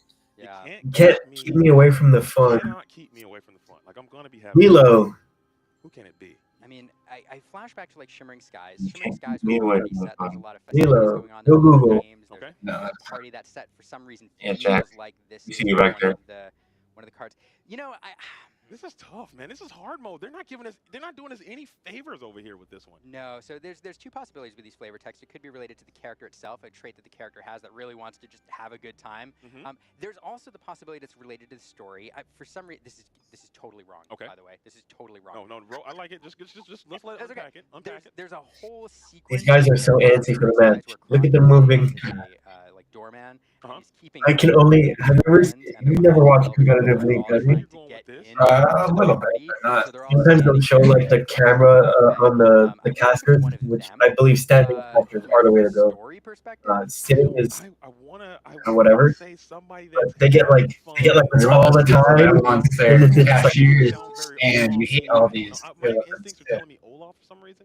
I'm not sure, but I'm going to say Olaf. That's my guess. I'm going to throw an Olaf out there. Yeah. Just to get it done. It can't be right though. I'm gonna say it's a Shimmering Skies card. That's where I will go. No, you gotta lock in. That's unfair. You can't lock just in. put a whole Probably lot. true. Oh gosh, I don't remember his flavor text or not. Let's say Yzma from Shimmering Skies. Okay, let's lock it in. Oh no! Oh, that should have been an easy one. That's a really good card this time. Oh no! Okay. I didn't know this. I just felt like it was. The promo have the flavor text too, or no? Is in the chat right now. We got redemption. That would be in everything there. A little, just a little bit. We got a chance to redeem I don't read ourselves. flavor Escape text. artist, you can't keep me away. I know. No, me either. I can't doubt you. I can't blame you. Not Shimmering Sky. No. Yeah, it's the same flavor text. A great And it's on it. flavor text because Lilo is a card that comes back from your discard pile over and over again, so you can't keep me away from them. When it comes to magic spells, proper pronunciation is key. We got to get this one. Okay, when it comes to magic Oh, spells, this is proper where pronunciation is key. Gots to be. When it comes to magic spells, proper pronunciation is key. Right? Doesn't it sound like It's some gotta be a Merlin. Merlin? Yeah, I think it's Merlin. This is not my Merlin. There's like Higgins, Figgins, something. Pronunciation Just is the key. It's gotta be a Merlin. Is it? I mean, is Hey, I'm with you, JD. Develop your brain. No, God. it's gotta be a character. They're not gonna give us an action, right? Well, No so way. okay, here's the thing. 'Cause It's either Merlin or Ursula. It's the Sapphire Merlin. Might be right, huh? meaning that seems to relate to like the card title. So maybe perhaps it's like a spell book. No way to give me a spell book. It's not an item. Come on. Do I didn't have flavor? I'm locking in Merlin. Does Visions have flavor text? No. I'm locking in or is it Arthur the Ward? Is it Trick? Are they tricking us? What is it? Is it an Arthur or Merlin? It's got to be Arthur Wizard the Apprentice? No, it's Merlin Arthur, he bounced or Ursula. No, the enchanted. Because he cast spells. He's the enchanted one. Yeah. I mean, so does magic. I'm locking in Merlin. There it is. Merlin. I don't remember. I'm logging in Sapphire Merlin. Text. It's got to be Merlin. Let's go with. I don't know if Develop Your Brain has it either. Let's go with Develop Your Brain. Develop Your Brain to Merlin. Lock it in. Lock it in. Come on. Oh no! I'm so bad. That's hilarious. Which in the context of Donald, you know what I mean? Like Donald trying to cast a spell. What a fun card with Yeah, I brilliant. knew this because pronunciation, you can't pronounce words. You did the Dingle Hopper in set one. Coming in with this card. We got one more, Liam. We got one more, and we gotta get I'm bad at this game apparently. I'm terrible. I thought I was good at this. I've been reading so many things. Here we go. One more. All right. Here we go. Even a frightened lion still has. Combo breaker. That's got to be. If that's not if this Easy. this is not Prince John. Okay, but just to spread the field a little bit, you go. Even a frightened lion still has claws. Very confident. If this is Prince John, is okay. Prince John. Yeah, this one. Brady Cat. Let's go. Is that redemption? Is that redemption? 1 out of 3 to the right? Let's go. He's getting double heads today. He's like, what's happening? I'm so glad I got one right on stream. All right, and the players are almost ready, Liam. So we did get it done, and it is time to get ready to challenge and banish. Let's get loose and let's get active. Let's lock back in. Seat backs are up. We're flying off 50,000 feet. This is all right. Is JDZ gonna do this? On a world championship. So if you're not ready, you better get ready because you're running out of time. He just did it. Get started. Let's see who's going to It's intense in the Let's see who's going to. Let's see who's going to day 2. It's intense in the booth. Wake up, huh? Wake up, huh? Oh man. Let's go, Zach. Don't touch that. What do you think gets hit? Let's move the camera. What the hell? I'm gonna take a look at the deck list here. That brings them up. Not once round 7. Oh dear. No, but I did see Zach playing a little bit. You guys are, but I'm gonna head out. There. Hopefully this deck does not get benched because it is super spice factor. Removing the camera. Here is the deck bends. Taking a look at. I like to look at the camera here, my co-caster, but we're taking a look here to take a look at the deck list to make sure we know what we're playing here. So on the one side, we do have Lucas here on the amber steel deck. This looks like a fairly low to the ground deck. We see Rhino in here. Any green oh my god. card that's made in yeah, thank you. I was like, shout out to Knives. not even Even a solo pearls? Yeah, they are. Sets. Additionally, he's playing then, it looks like it's the items list here. So we All have right, raise judging. Sapphire items, and then that leaves his last list to be Everything reminds me of Iago, Madame Fox, Magic Room. So hold on a second. Hold on a second. Hold on a second. Hold on a second. We got, this is going to be a This little is, bit no. of, this is some spice. This is spice. This is yeah. spice. Okay. This is all right. Hold on. Yeah, this is. What do you call it? We're not doing it. We're not doing that. Blue green. Blue green. Just call it. It's sapphire and emerald sapphire. Emerald sapphire. Emerald sapphire. We're not gluing over. Glue. Here's the thing. What about glue? Can we do a glue? We'll shop it. We're working around. We'll workshop it. Workshop in the chat. Hey, workshop. No, you see Lucky. So here's the thing. You see Lucky Dime, you automatically think the Ruby Sapphire items list. That's where its home has been. Sometimes you see it in Sapphire Steel back in the day. You don't see it much there anymore. If it's on the item version? In this, recently, people have been bringing Emerald Sapphire to bear with a heavy items list, and that's what we see Luca bringing in here with this blue-green. This yeah, I know. Fantastic list. It's a lot of fun to watch. It can do some work. Axe list is very. He probably has to ban that item list. He has like no real item interaction. And then with the blue list, I'm pretty confident into it though. Didn't feel good. That leaves you with Ruby Amethyst there on the other side. Luca Lazar with the actions variant of that list. So a little bit of spice here. Not as spicy as some of the others, but definitely a little bit of spice. And this would be a lot of fun to see what Zach chooses to ban here. It's a very interesting choice. All right, well, with that, let's go ahead and get to know our players. We have Luca Lazara here, EU Championship, 3rd round. Favorite deck is Ruby and Amethyst. Favorite character is Maleficent. Maybe you got some Maleficent deck. I don't like the way he's looking at me, man. I like that. That's crazy. Very dynamic. He's staring at you in red purple, bro. Like, I don't like it. I'm scared. He's staring at you like. The haircut is too perfect. Here we go. There we go. Our boy. I like that shirt a lot too. I like the watch. Favorite deck, Amethyst and Steel enjoys. You ever just see like a haircut so perfect you just think it's AI generated? Zach Bivens is. No, but I can tell you a beard that's AI generated. That's so clean. One of my favorite Everything is AI. so far is I use AI. Actual imagination. You saw the big Yeah, so good. They're out there in Disneyland, California. So wonderful player. What about a combo off on this? Battle of heavyweights here. Luca Lazaro representing the Italy and the Italian contingent here. Several players coming over from Italy. This is really hard. When we did our triple deck, community over there, a lot of really skilled players. And of course, we had several communities over there. Vast majority of us brought the actual, which was a lot easier to, one, instantly tell the colors, and then two, no cards. Like if there was something. It seemed like the image, we helped other people get a better. I saw Gabe mine. They were like he gave Hector like 3 documents, 3 Word documents. He goes, here, look, read them. Microsoft Word, Excel spreadsheet. Go. So fantastic decks, Fantastic fantastic players. I am ready. That is a really low right now, they're just taking a little bit of time to kind of go over each other's decks. But that's better. I think this is better because like now he's reading cards like Peter Pan and Basil and Zach's list, and he goes, "What are those cards do again? It might be. What are those cards do again?" Image might be necessary for people who can communicate in languages. I didn't have knowledge, but certainly these players at this point understand what all the entire available card pool are. Yeah, so here they are. That could have a card. Yeah, probably because his cards were probably in Italian. Opponent's deck list again, taking a look at the names, figuring out these decks script. Of course, these have been public knowledge. I actually don't know how you say Boston. Players have had a chance to take a look for spice and figure out I think each player's like doing. technical There's some definitions, you players always say who actually went through director. and made last night a very specific plan for each It's not called a individual ball, player. it's called Frank director. Karsten, for example, wrote out everybody's list and he I created don't even remember the word for his that. preferred band for each player. But here's a fun story. He actually created. No, Bivens is looking at it He English. created a preferred band for each player, and then he created probabilities using like hypergeometric math to figure out which deck he should play first, and rolls a dice every single match to see which deck he takes onto the play or into the draw in game 1. It's fascinating. And then other players, of course, going with like the auto ban of steel or colors they're hoping to avoid. That's a very interesting Oh, thing. Luca's wearing his actual jersey. Illumineer's brains to kind of figure out what their game plan was individually, because every Yes, person I've what's spoken to so far has had a different, unique approach of how they went through this process of what decks they were going to. I think what decks they were going to have wouldn't wear it. draw, and all of their. I mean, I'd wear it once and then never.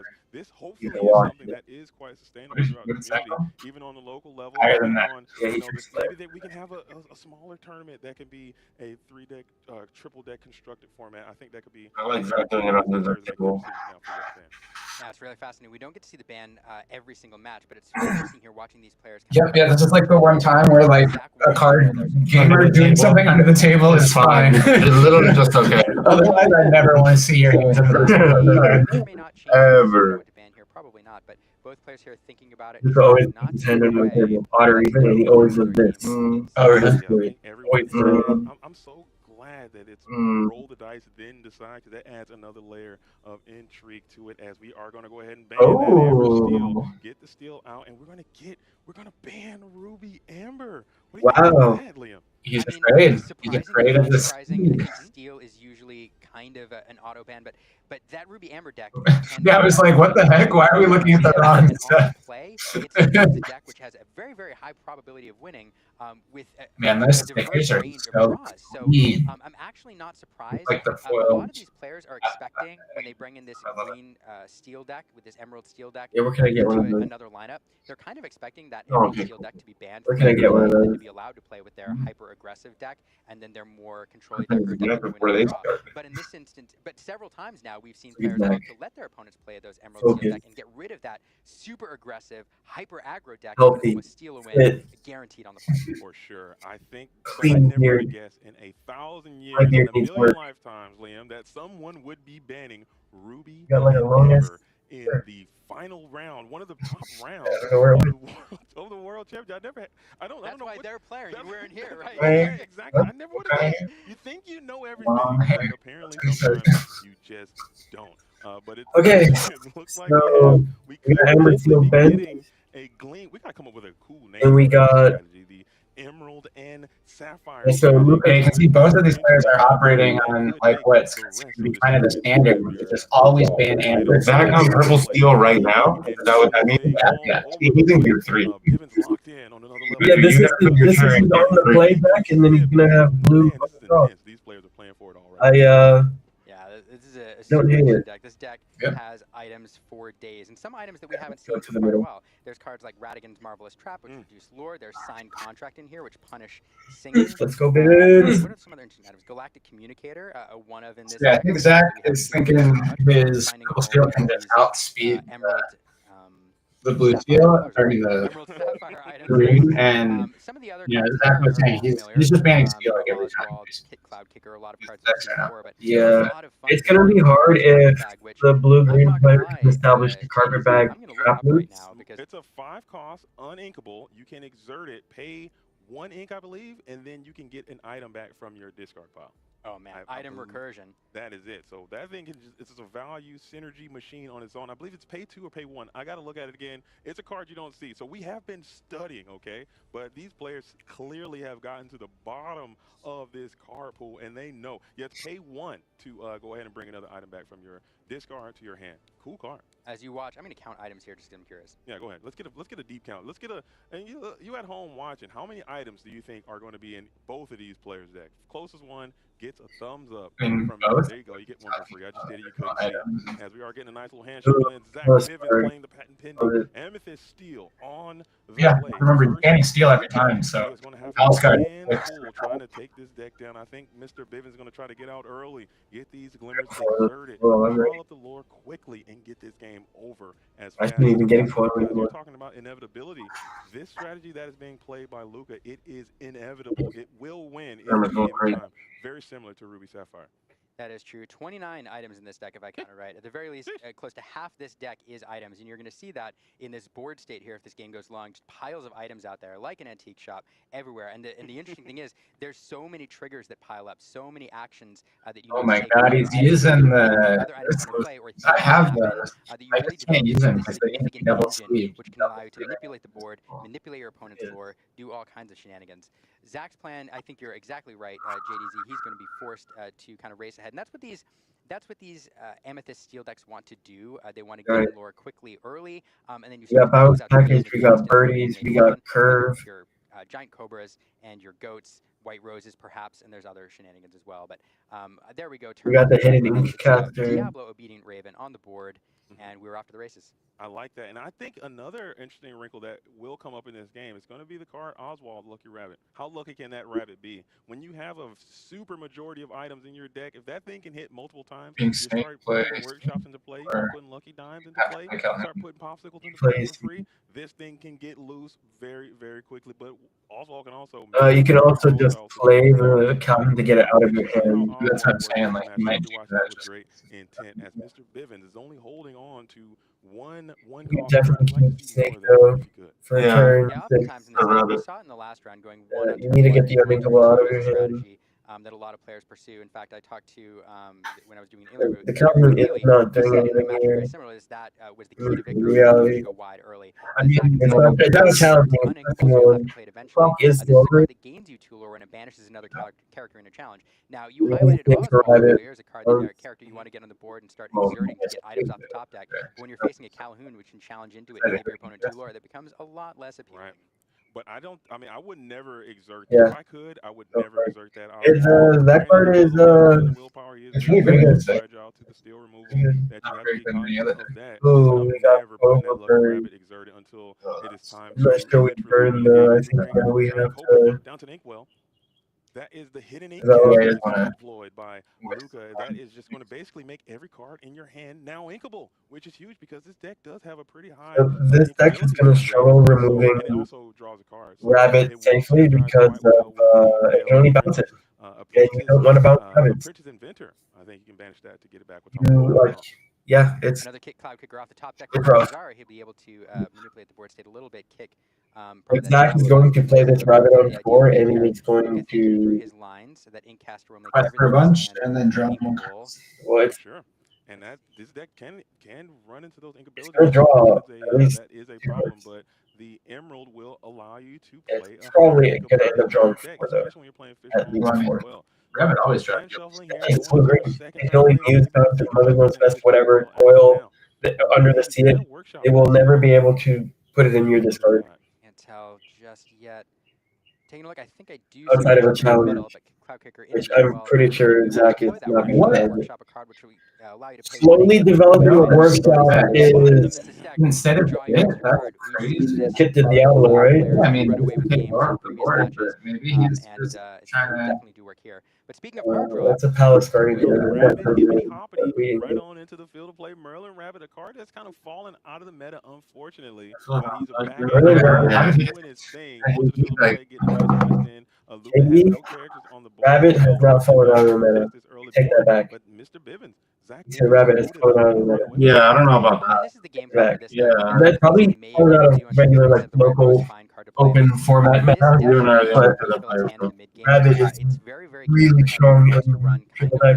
I still play Snakes. I think Williams and Rabbit really falls And if out. you're not able to string together a series of docks or put a rabbit into Joke's on you. My uncle's dad, girlfriend, Works for Ravensburger.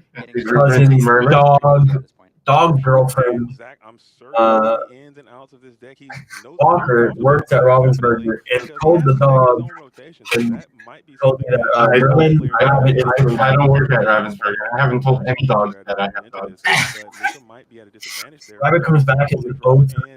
Good job, Randy. Are going to be well repped by Zach Bivens here. And a quick for 3. Actions there. Fishbone Quill being played for 3 ink. We'll pay an extra ink for that workshop. Allow you to draw an extra card. And then with 4 items to play, we can exert My uncle works at Ravensburger. Yeah, and my uncle's cousin's girlfriend's dog critter's dog boyfriend's mother's dog. Talk to the other dog that your dog talked to. Any of your ink, get a huge quest in, and then you can. Yeah, this is massive. 10 lore. 10 lore, and Zach could have played this way more aggressively. Yeah, that Calhoun could have been a sneak, and we could have been at what, 13? This is over. Could have also just never do the Scourge and just quested also, right? This is his game. So what song are you possibly worried about? Point competitively speaking, you don't show Zach. I mean, that has opened doors. Luke is getting that item engine going there, but it's just a little too slow at the moment. Right, and if he had been on the play, maybe things would have been a little bit different. As crews were just dispatched quite easily, and this board is massive. As we do find the sign the contract, typically that's going to be good. Just to kind of help you He's draw only on cards 4 ink? at Maurice's workshop. No, it does gain some lore if a song is How is this something else possible? has already done what it's going to do. So you're not going to get too much of that. He's But going you to can get the kind of 16 now. but you need some Miss ramp, I guess? you Does need to Blue find play some ramp? Remember, to he get did some bodies on the board. Incasters on 2 and Workshop on 3. At least He's playing normal green-blue right I now. don't think they. I'm not sure if they play ramp. I imagine they do. Zach has just Yeah, had some you have to. the answer for the one character that Luca Oh, was able to Bertha. stick initially, and just not. I played a little too late. Luca. Just like my favorite Yeah, JoJo song. it does go that way sometimes. You do have the clown kicker that you can develop this They say turn. but clown kicker? bouncing only to I like Diablo, that. how good Say is that? clown I kicker. believe you can I can't also even get tell you the what we Sentry call him as up here. well, putting it back into the hand. So that will protect you Not from. Oh, yeah, we can't say Not it. even that good, Liam. He kicks clouds up here Not for a lot sure, of good but options right now. he kicks something else And sometimes. this is the to tough be matchup honest, for Luca, to begin with. be a This cloud deck licker too, wants to take time to build up its resources. It wants to ramp, if it can. It wants to, draw a bunch of cards and then build its way into this big end game state. And unfortunately, Amethyst in this meta, especially paired with cards like Smee, allow you to go really, really fast. And so Zach doing exactly what he wants to do in the play. But Luca here playing this out. You need to be prepared. There's a deceiver going in as well. You need to be prepared. He's under the sea doesn't quite do it. The end of the sea, as you pointed out. I mean, he does have. He has 4 There's four characters that won't get hit by end of the sea. One of them comes for Not 2. going to be able to get it done, unfortunately, as Zach Biv is in complete control of this game state. But you never say never. We've already seen some dramatic finishes happening here, so anything can happen. Zach, if you can hear me 4 hours away, just slam your forearm on the table and turn it sideways. You know what I'm talking about? Purple skill is probably the only way you can actually maintain the seal. I want Zach to turn this board vertically to a state that where like I I mean, a lot of people don't play red steel at our triple deck event. Right. It's like, do you ever ban purple steel? We're going to get another rabbit going, I bouncing back into the board, gaining another card, and we're just going to get all of those glimmers. 17. Questing, get them sideways, pile on the lore, put the pressure on, and just under the sea or bust. Can you even? It's not even. It's not even with the sea or bust. It's just bust. Yeah, it's under the sea and then bust. Yeah, the Sapphire Core would be extremely helpful. Luca's probably just Did he just dragging draw it it? out. No.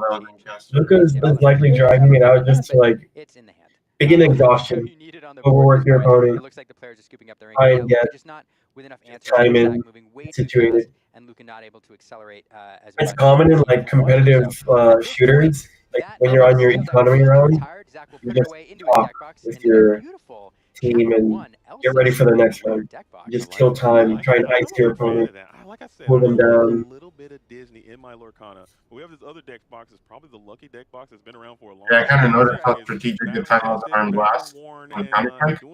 Yeah, those are timeouts, but like No, but you can, if you straight up lost a round, you can use that round as a timeout. Just like you can't buy any guns and blades or whatever. So most of the timeouts I saw were after like either round where like the team did really well and they're like we need to pause. We need to stop that momentum, you know what I mean? And like by any means. in fighting, I'm ashamed to admit. It's been a long You watch what you throw at me. but it looks like he changed decks. I didn't know I came in here to fighting is because we got a bad dog here. Yeah, keep in mind, If you did lose in fighting games, what they do is like slow down the opponent and just go back to the character select screen instead of hitting rematch, which is totally legal. Hit a breather. Depending on the situation. So I believe That match did not really look winnable in the slightest. So, when you when your deck is also built on ramp, like I told you, when you go turn to Incaster into Workshop, that tech isn't. Man, that is that was your whole interaction with Zach. a really good point. If you have a deck that's meant to be played on the dot and it's red, You just ran holy two crap. He thought developing the Workshop was worth it over whatever. I don't know if he had Quill at the time, but I think it's Quill. I have no idea. Other fun tech cards, Sir Hiss, At that point, I think it's a Quill because at that turn you can develop a turn 5 or turn 4 muses, and then you know what I mean. Like then you can start doing like half full on spell, Okay. stuff like that. Wait, he switched? Or give an opponent's character reckless, forcing it to challenge into you. I mean, I guess if some similarities. this is favorite for Zach, though. Marvelous Trap making an appearance, much to Baker's delight, I'm sure. And Yeah, that tracks for Luca, right? Yeah, because he's gonna end up like doing a whole bunch of items and drawing a boatload, and then he's gonna get bent. those item cards there, but not But quite this as is many. still like Zach is pretty confident in this match. So it'll be fun to see how this plays here.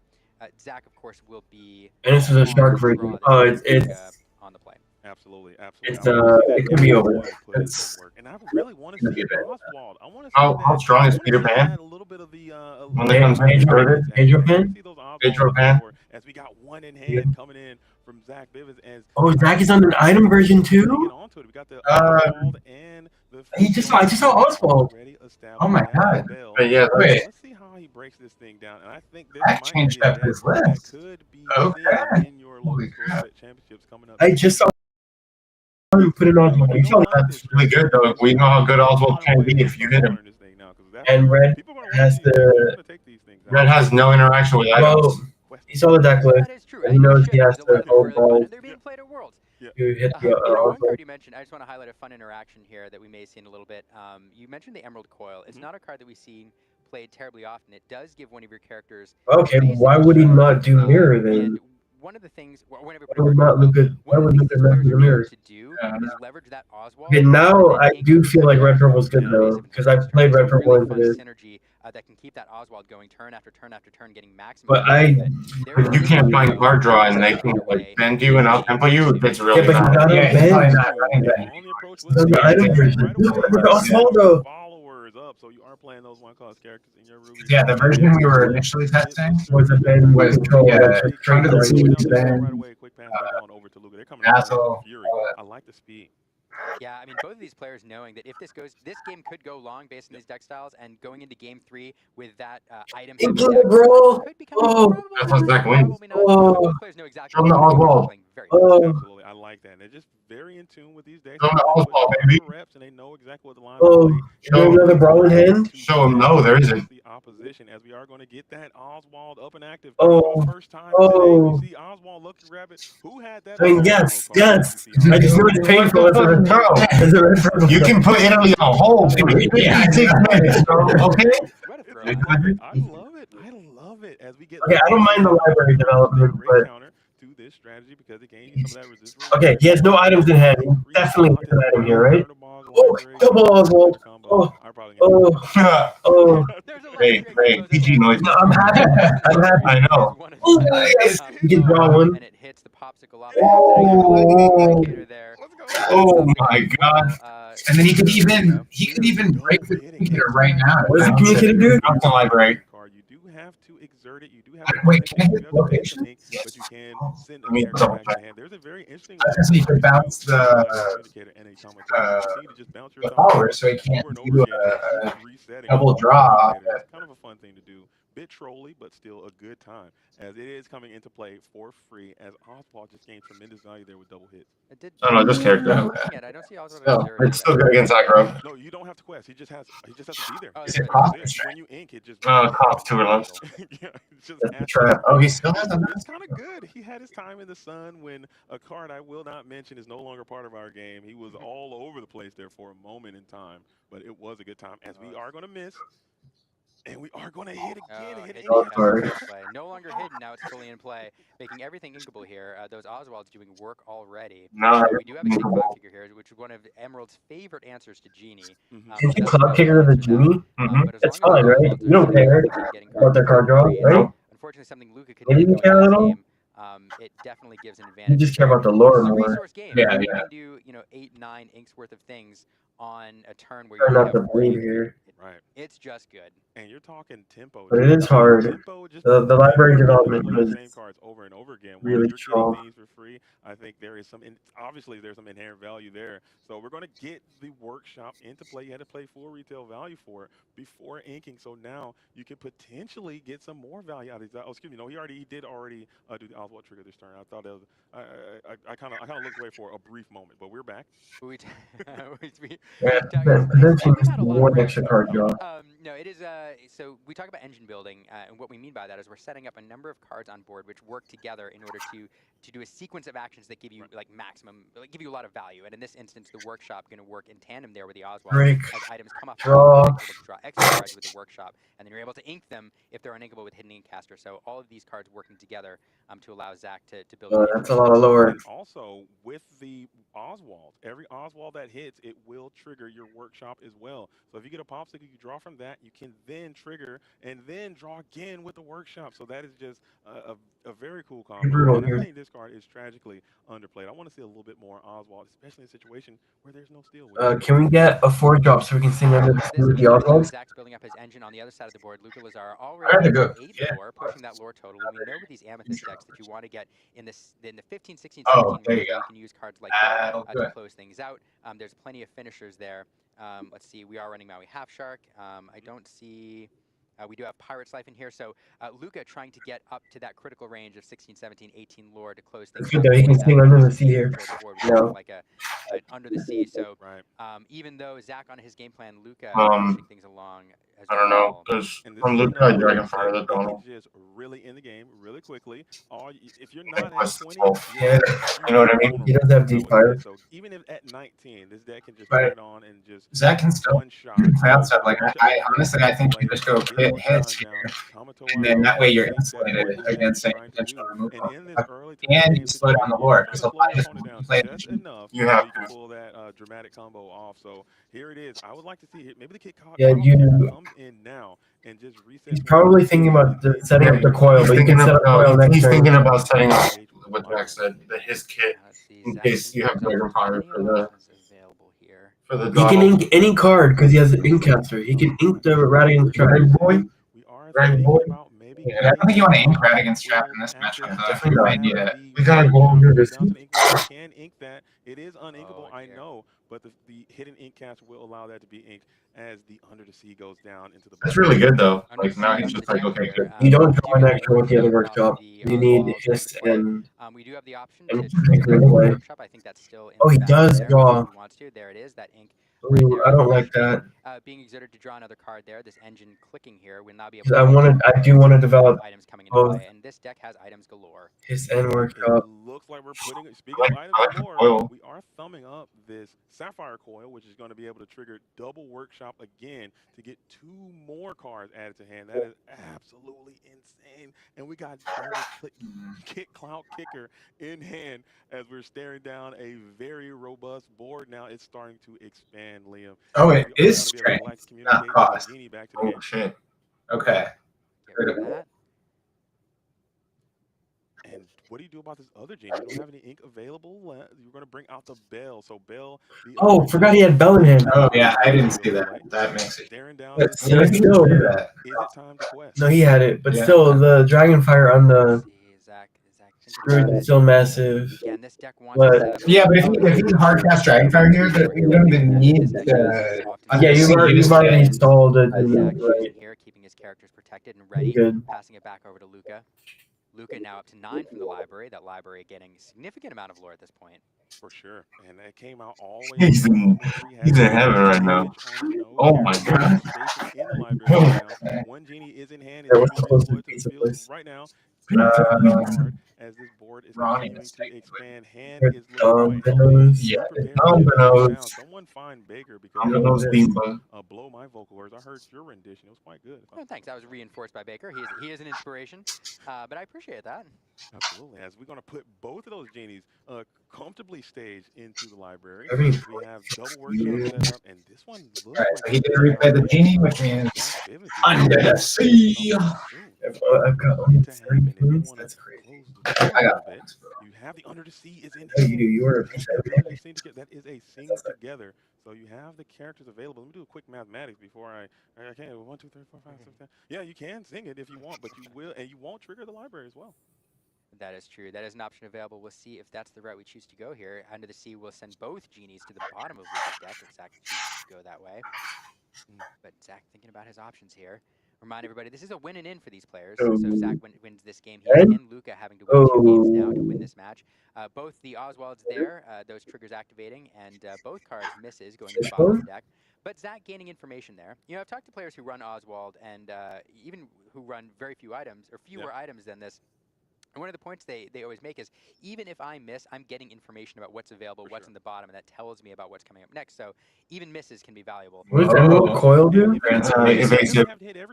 You can't hit the Oswald. Like if you under the sea the genie, needs like shark and pen.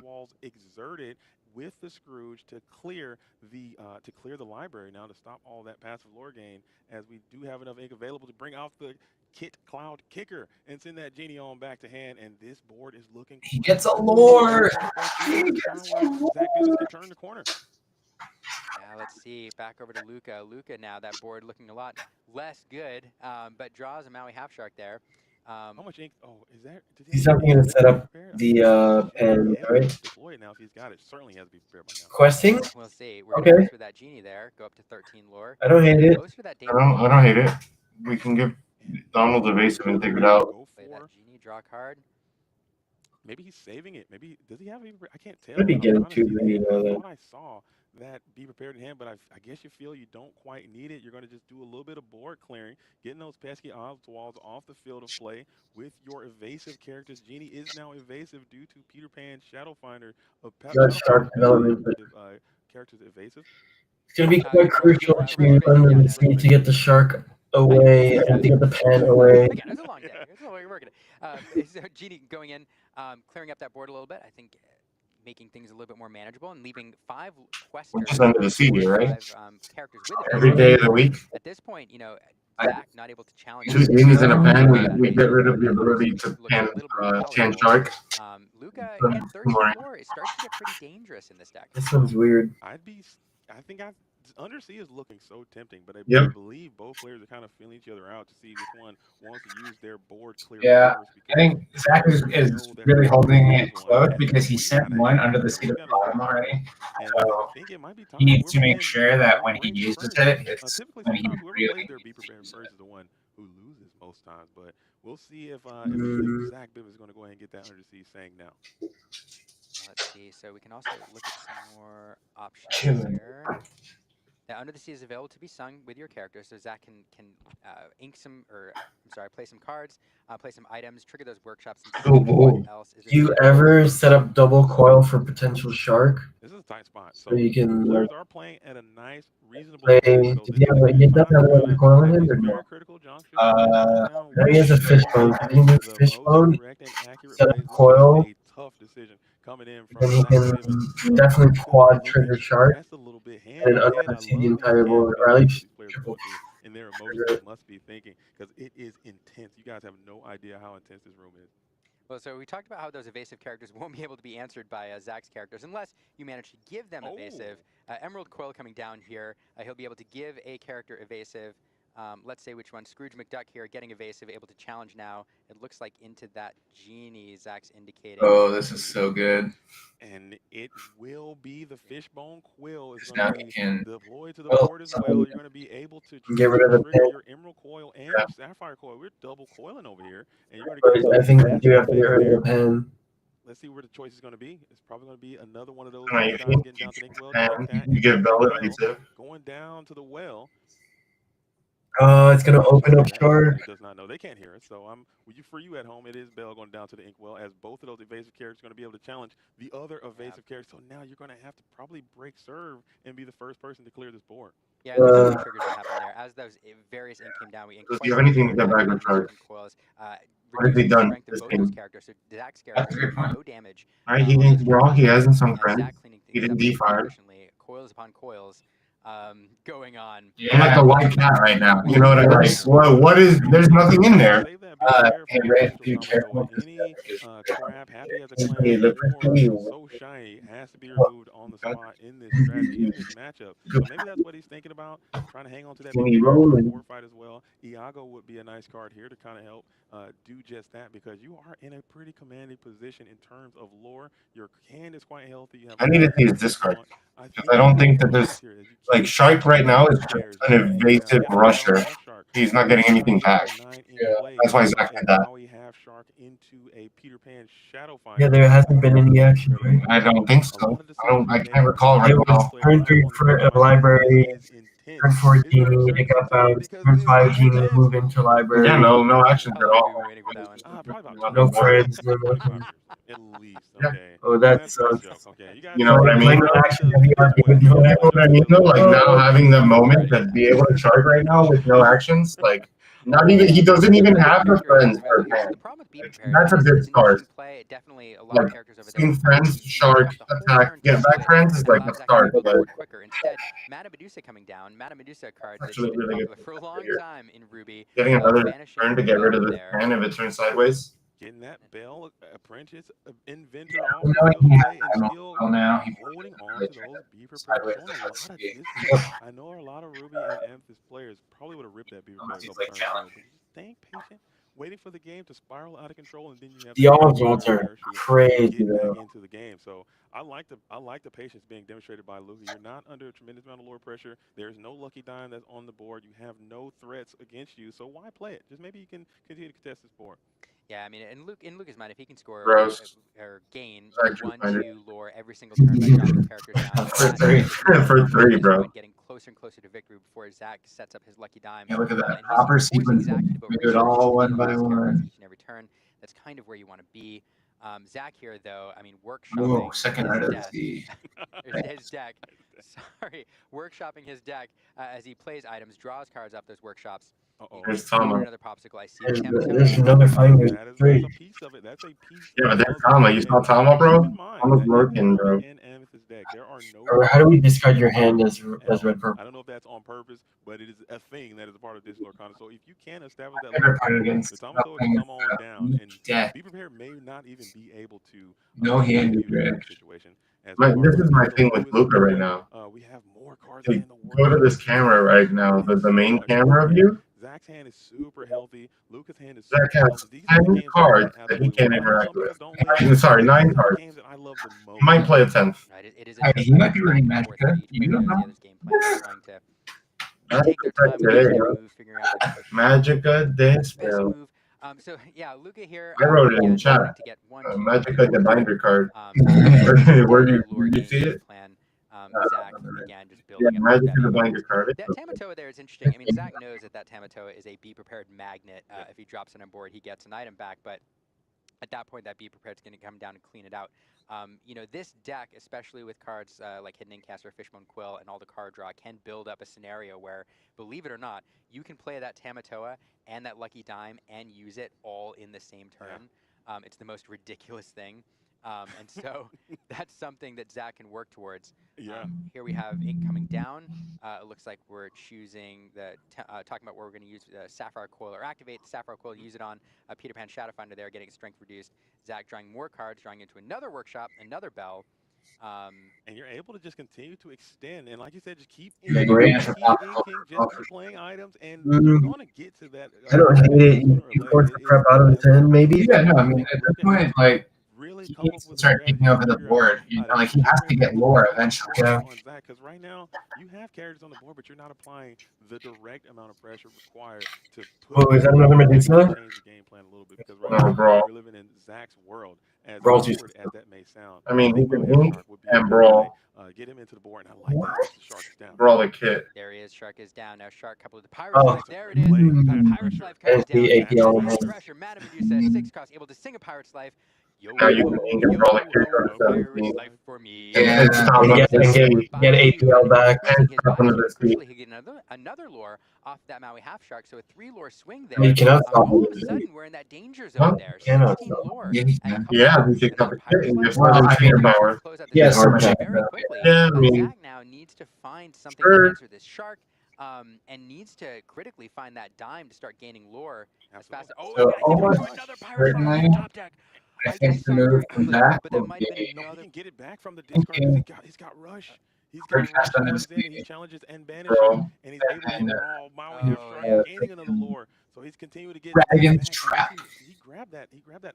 Yes, bro. That power slide back from the discard pile with the quickness, I believe, as the Maui He half did very strike quick. going. That's a good call. Yeah, Oh, but he can as just he got trade it into done. the shark And off the we were first just day. talking about pressure. This Oh, is yeah. the pressure that you need. Oh, yeah. What a Oh, fantastic yeah. play. You gotta Yeah, do but Butterfly wins the game. coils do you You need to have? way to drain him. Enough to Yeah, reduce yeah. So he'll the have Maui the Radigan's down trap for to sure. enough Yes. to get him under Drain gang. Pirate's Life. Drain gang. Pirate's Life. Said drain gang. Pirate's Life is the game winner. So What Zach is has it? to win Your the hard game on this cast turn. under Now, the sea? he doesn't have to win the game on this turn. I don't know if he even needs to. I believe he's running Radigan's Marvelous Trap. So there is. Oh no, he does Because we need an ink, quest and shrink play, it. you know? You shrink Medusa, right? You into the speed.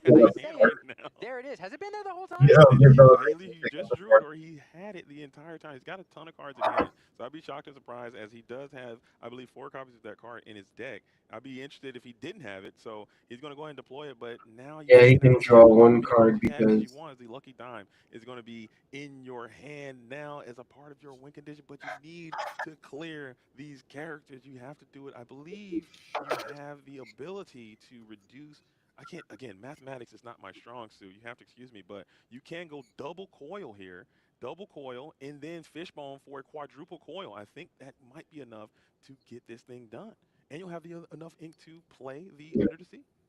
Yeah. Yeah, Let's there's no need to go do this here. So we are going to fishbone coil. We've already reduced strength here. We got double coil, so 2 ink per turn. That's 8 strength reduction. So 4 off the Maui. You need 5. You need 3 coils onto the Maui, 1 onto the Medusa. There it is. And then you can hard cast or hard play the under. There it is, Under the Sea being played. That's going to send everything. You know, the seaweed He is said, "I'll do it for you." on the bottom of Luca's deck. All the characters going down there to hang out. Under the Sea. He said, "I'll do it for you." Luca with a clear board state at this point. Now he has to pump the trap. Still with that Pirate's Life there, but that Radigan's Marvelous Trap going to be used to reduce his lore count by 2. Please use it. Please use a dump pad. Please use a dump pad. Game winner. What a turn! Like He passed. No, he cracked it already. everything he needed is just available there. Then what's the one in play? He's got to rebuild quickly here. Zach. They're not ready to trap. You played one. That's coil. He has another one, bro. Does he even hit? Yes. Or not, like, he has another one on board. No, that's the coil. Yeah, we we're both thinking the same thing. Yeah, never mind. You definitely break both at the same time. It's free. Yeah, but now he's gonna get it back with the Lewis comes down. That's another card that'll give a character Reckless, force it to challenge He's into got the it. Tamatoa, so he can get Tamatoa and get Radigan's Marvelous Trap back again. Yeah, but Luca's at a perpetual. Yeah, but defense here. You get Radigan's trap. Never not getting trapped back. You get trap back right now. Keep Luca off 18 We lore. start doing that game plan. Winning the game. Even with like big coming? With Vader coming, you know what I mean? Like he just can 6 or 8. There's a trap in hand and a dragon fire. There's a Dragon Fire in hand as well that can answer the big Tamatoa, and then we know Pirate's Life was pulled back with the Maui. So not a lot Grab there. back Rat and Pop. If you can get that library to stick around even Zach's an extra cooking. turn, that's also great as well. God, I'm on the edge of my seat here. Oh, dude, this is a really, really intense matchup. And I know a lot of people, when they first announced triple deck constructed or triple deck format, it was just, hey, it's going to be aggro soup, aggro every. This is a very intense control matchup, and both of these players have to be fatigued. This is 6 rounds of high impact, super adrenaline dumping Disney Lorcana all day long. You are here playing to get into day 2 right now as Tamatoa. Yeah, you bounce back the pin. We're going to get back that communicator. We're going to get back that Radigan's Marvelous Trap, and you can deploy both of these cards here, and that could protect you. Well, how much ink is that? I gotta, again, mathematics is escaping me. Yeah, 3 and 5. You know, you have enough to bounce now. You have to use the Galactic Communicator, but I think you have enough to do it. Yeah, Zach happy as a clam to get that Radigan's Marvelous Trap back to keep Luca's lore being knocked back from that 18 lore total. Yeah, bro. So now Zach I got doesn't necessarily trap have to loop, answer what's on board. and it was Again, though, he can use that if he wants to answer that Peter Pan. But plenty of options here Yeah, available. pretty miserable. Luca's trying to gain lore, and Zach's trying to knock him back down. This is a. This might be a non-stop Radigan's Marvelous Trap party, and for those of you who've never seen Radigan's Marvelous Trap being played, guess what? You're in luck because it's happening right here at the top table. Draw at least one. Lorcana tournament. in the history of the game. So it's happening here as we got another Galactic Communicator. It's in hand. Oh, trap is Continue 3, to not bounce 2. those Peter Right? Pans if it happens to keep coming back down to the field of play. So I thought it 2 was ink left. I think he overpaid What are more. you gonna do? I think you have to He did exert workshop. and you Yeah, have to but I think exert he and may have pay overpaid. a So toll. So I don't think you can. I don't think you can maybe. reinstate a I Black can't see how much Communicator the right now. trap costs. No, not with the Looks like incredible it's a play. 3 though. Trumps will still up, but again, not quite enough. Let's see, that Marvelous Trap is probably not long for this world, probably off to the discard pile here shortly. Zach thinking through the various lines. Galactic Communicator going into the Inkwell now. Again, Hidden Inkcaster allowing it to be inked. For sure. And as we're giving Bell the evasive, we're reducing the strength of the Peter Pan. What are we going to do next? As do we going? Oh my goodness! What do you got? 2? I can't 3? see. Okay. You only have 2 ink available He officially. did What not do overpay. here? 3. Is there going to be a kit? Do you have another kit in hand? I can't quite see it, but you got that Lewis that we talked about. You want another T? Yeah, he has another one. I don't hate it. Right now. You also have the Galactic Communicator, so it looks like Under the Sea will go to the discard pile here. We're going to trigger Peter Pan, or that Sapphire Quill again, targeting the Peter Pan, or choosing the Peter Pan. And then Radigan's Marvelous Trap being played here, bouncing Luca's lure down. I love that Radigan's Marvelous Trap is being played after all this time and all this speculation. So you still need And he to can bounce the pen, right? I'm certain, but this library is representing a lot of passive lore. Most of the lore that Luca has was on the back of that library. And he quests and he played Dime for free, and then he. No, he has to press. No, next turn.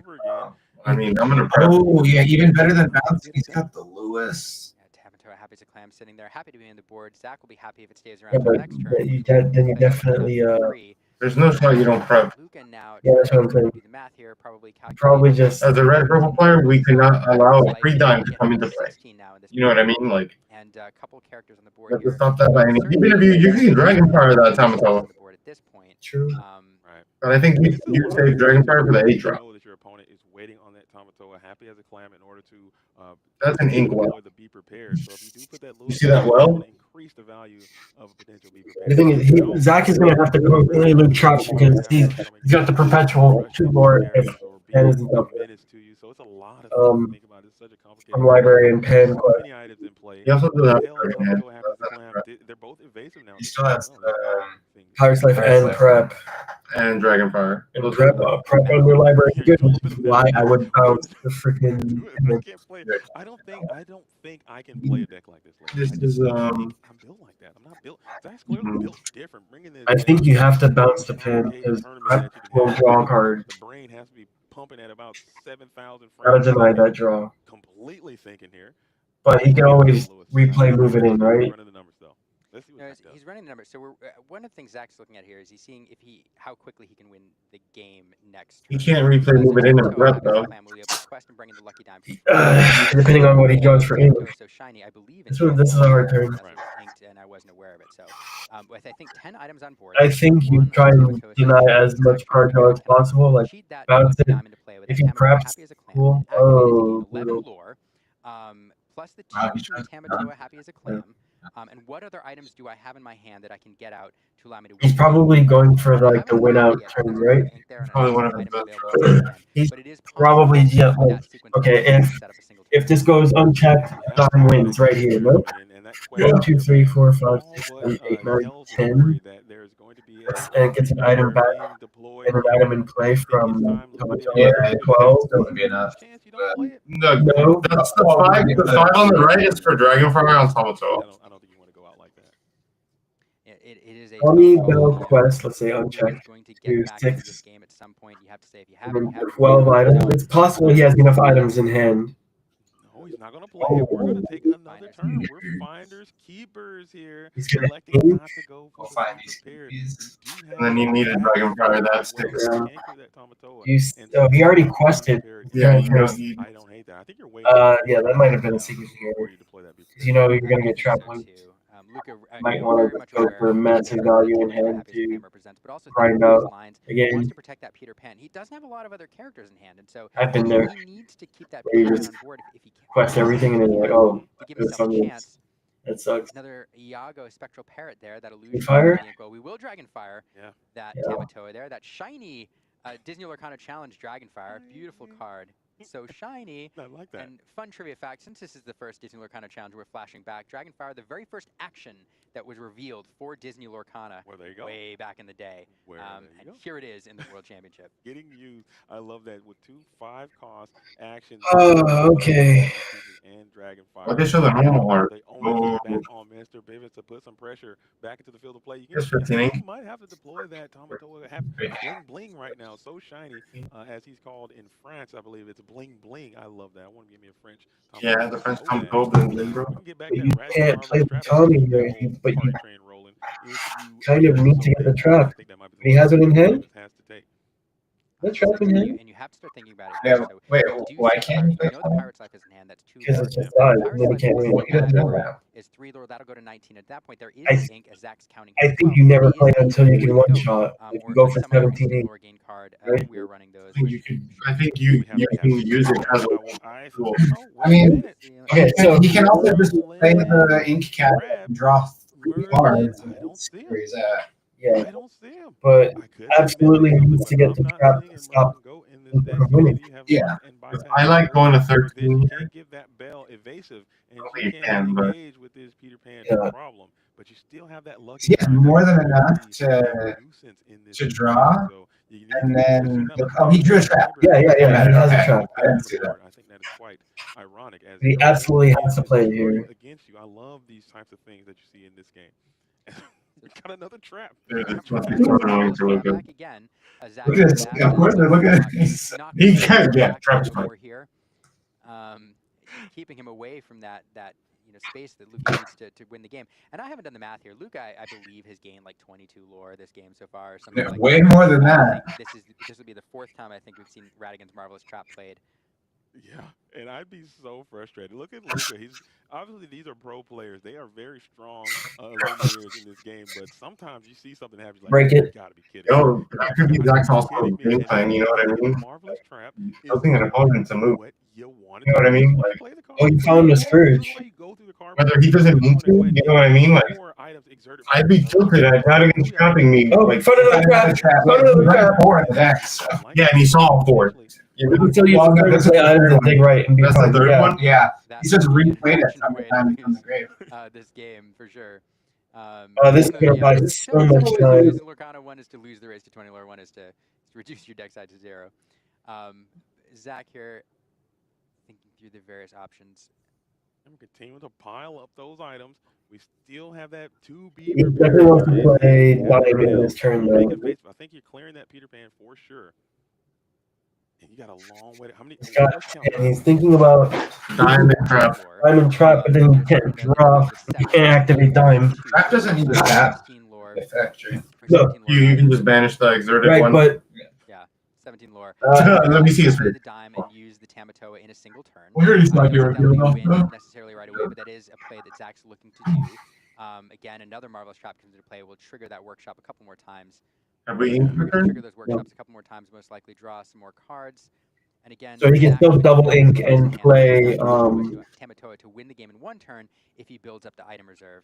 Absolutely. We can have double lucky dime as well, Liam. So if you can manage to do this Evasive advantage. Yeah, that's sick. Not only that, you're losing 4 more this turn and you're going to 12, bud. As the door is Go back up to 13 and then, like, starting to close for oof. Luca there, as I believe that's got to be more than 10 items on They're 12. Actually, so 12. Tamatoa would represent 13th with his own organic lore. So that's. He can still play Dime here with being able to Coil. do it. Zach has Quill. like 1 or 2 more ink. I think if it was 14 at the start of the turn, he's getting pretty close. Yeah. Thank you. Continue to fill up the ink well, continue to trigger these foils, and we're going to give Scrooge evasive here. And I believe there's 2 there. As we And I don't hate Bell into 10 and then Doug into. You might want to quest. 12 Yeah. for Luca. That is devastating turn. I don't hate the quest here. I mean, really hard to gain even a couple lore each turn here with the pressure that Zach's putting on. It's going to be really hard to gain all the way up to 20. We do have the Pirate's Life. You may consider that knowing the number of items. 1, 2, 3, 4. Play, but again, if you do the math, we did lose Well, that was man. We're very Does he have items in hand? Can he one shot? You'll get an item back with Tommy and having nothing to 12. Because this could be the end of the game. If let me do 8 plus 7 plus 2. That's 17 plus another 2. If there's 19 Where's his hand? ink down there, Oh, the game is over. it's off the mat. Okay, He good. has the second dime? He has second dime in hand. Oh, okay. He has second dime in hand. Second dime in Can hand? potentially get the fishbone quill as well. If you can get 1, 2, 3, 4, 5, 6, 7, 8, 9, 10, 11, 12, 13, 14, 15, 16. I can't do double dime. Crap. So it's not quite there Yeah, you yet. can.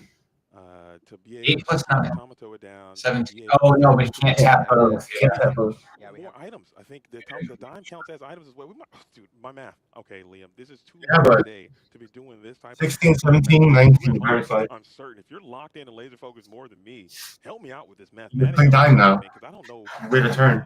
Is this game? I mean, You can't double pirates though. I mean, but you could go. there's a way. There's a possibility. They're endless. Every structure normally plays. Cards in hand for this guy? to be able to both It play the must be dime, right there next to activate him the at like 11 2. plus the Tamatoa. If whatever he drew, it's Pirates left.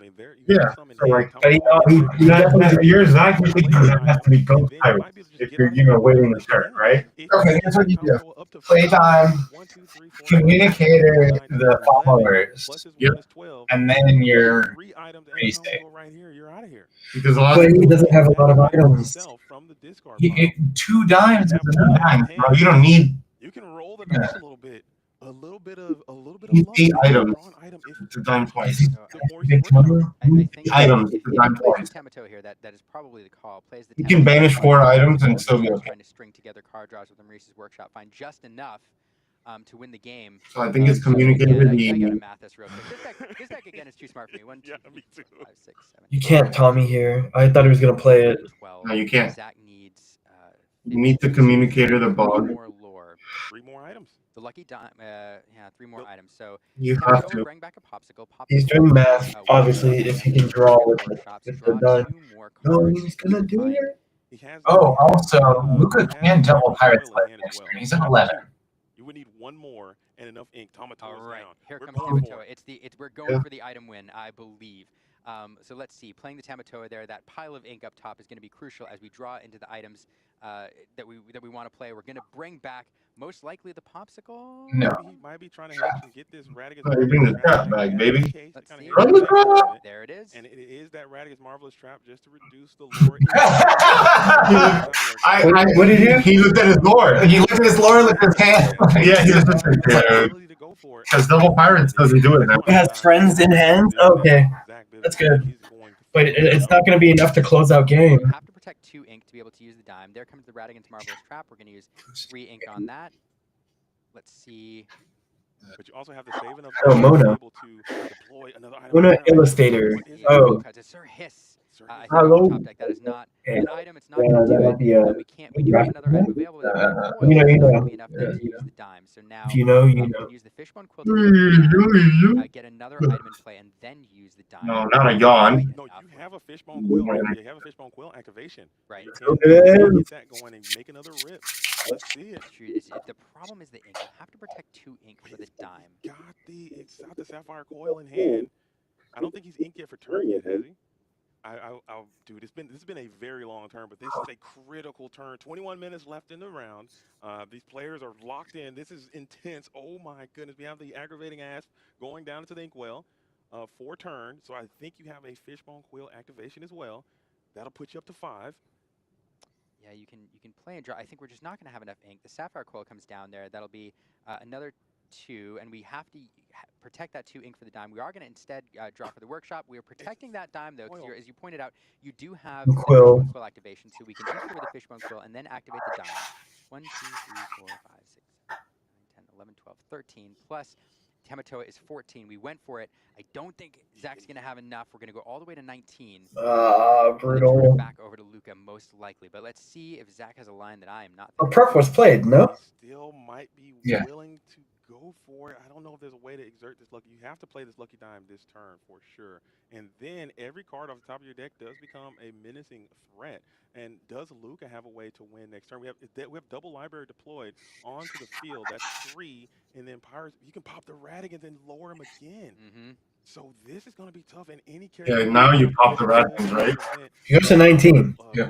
The end of the game. But you do have that Pirate's Life, you might have to play that defensively next turn. And there's that lucky time activation that we've been waiting for so many turns. That's 14 lore in a single turn. We just watched that icon climb all the way up from 5 all the way to 19. Lucky dime, lucky indeed here. We shouldn't say lucky. That was a lot of work That's to perfect, build yeah. that up. 14, there it is, 13, all the way to 19. But as you pointed out, double pirates. now back over to Luca. And then he has held three more on his side of the board. he had double pirates? No, if he had double pirates. Yeah. Luca can knock him back a bit. Now he needs to spend his turn reacting to the Tama.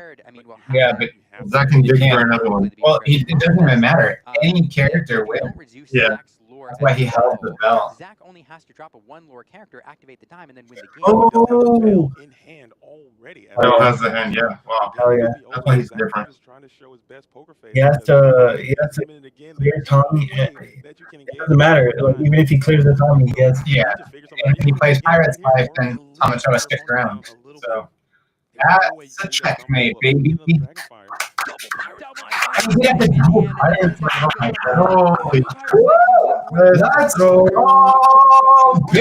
Not enough because Zach, even if he That's cleared crazy. off that time of Toa, the bell wasn't bored. And oh my goodness, after the longest game 2 I may have ever seen, JDZ, man, that Oh, yeah. That was intense. Listen.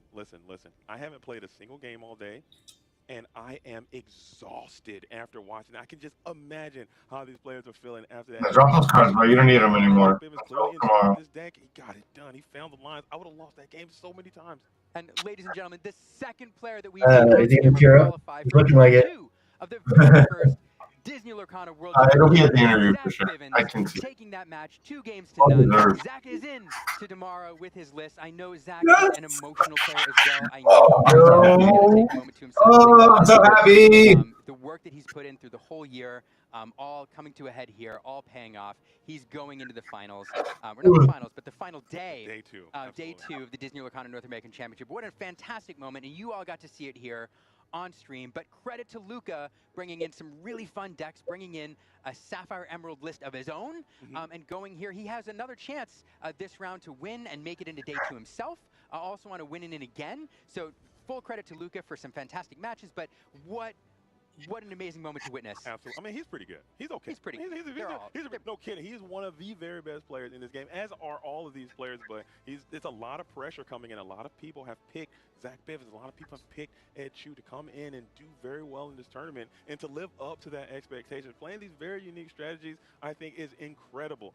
And I was out there early, and I was able to see him and his wife and his daughter out in the lobby. They're all doing this together. They're cheering him on, and I just love that. Why are you crying? Zach won. Lorcana, and seeing him come in, I do remember what you said when he finally got that invite and how emotional he was with the tears, and it was just a beautiful moment. So I'm certain all the work, this player works hard. Everybody works hard, but this player, Zach Bivens, works incredibly hard. No one's going to outwork him, and the strategies came through, the deck list came through. He was in tune on another level. I misplayed so many times, and he found the lines to get there and got it done. And now we're going into day 2.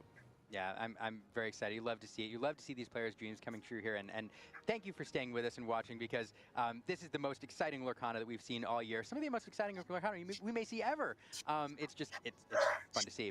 I believe we are getting an interview ready with Zach Bivens. We're going to get to hear from him. So let's throw it over to Rebecca. Rebecca. Kylie was saying he shouldn't have broken one of the trials, but you have to, because if he breaks them all, grab it and top that double Pirates Life, you can win. Yeah. That game took.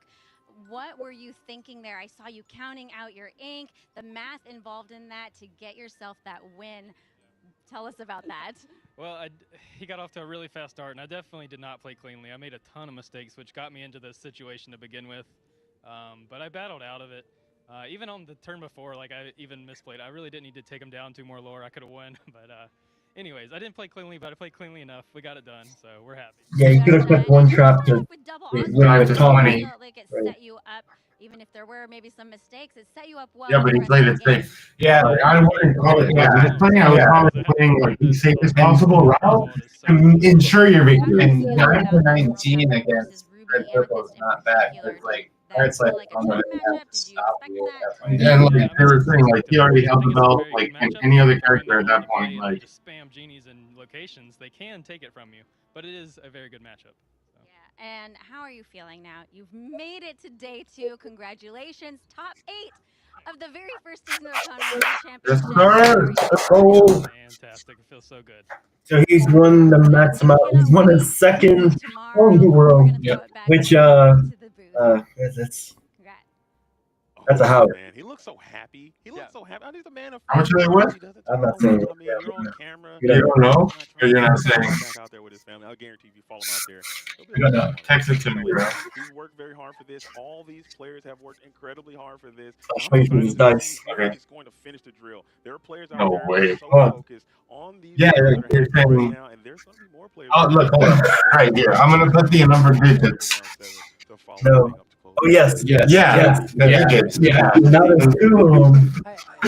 It's emotional. That's stupid. You know, every time that video plays, That's the intro video where you get to see us and you did the voiceover and you get to see all the players, I honestly tear up a little bit, and I'm glad the camera isn't on me when that happens because you would see some waterworks. But it's because like this moment represents for these players like in many ways a dream come true, and this event represents a dream come true for not only us here in the booth, but the players. How does Liam just keep getting more things added to his show? He's gonna have one on his head in around 7. On the band of the fans who found this game, it found a place in your heart. That would be the missing link. Or I wouldn't mind inside the. You're getting to see a world championship where players are going to win some incredible prizes after years and years of work. But more importantly, Like a test. players who are qualifying for day 2. I mean, even just to be here is a dream. These players who qualify for day 2, we say stack line. He doesn't need to talking see about one. how nights and Stack nights one. of grinding and He can testing just and place working control, and playing radioactive and tone, and then studying left. each individual challenge they played at, and then the continental tournaments that they played at, and then for this days, months worth.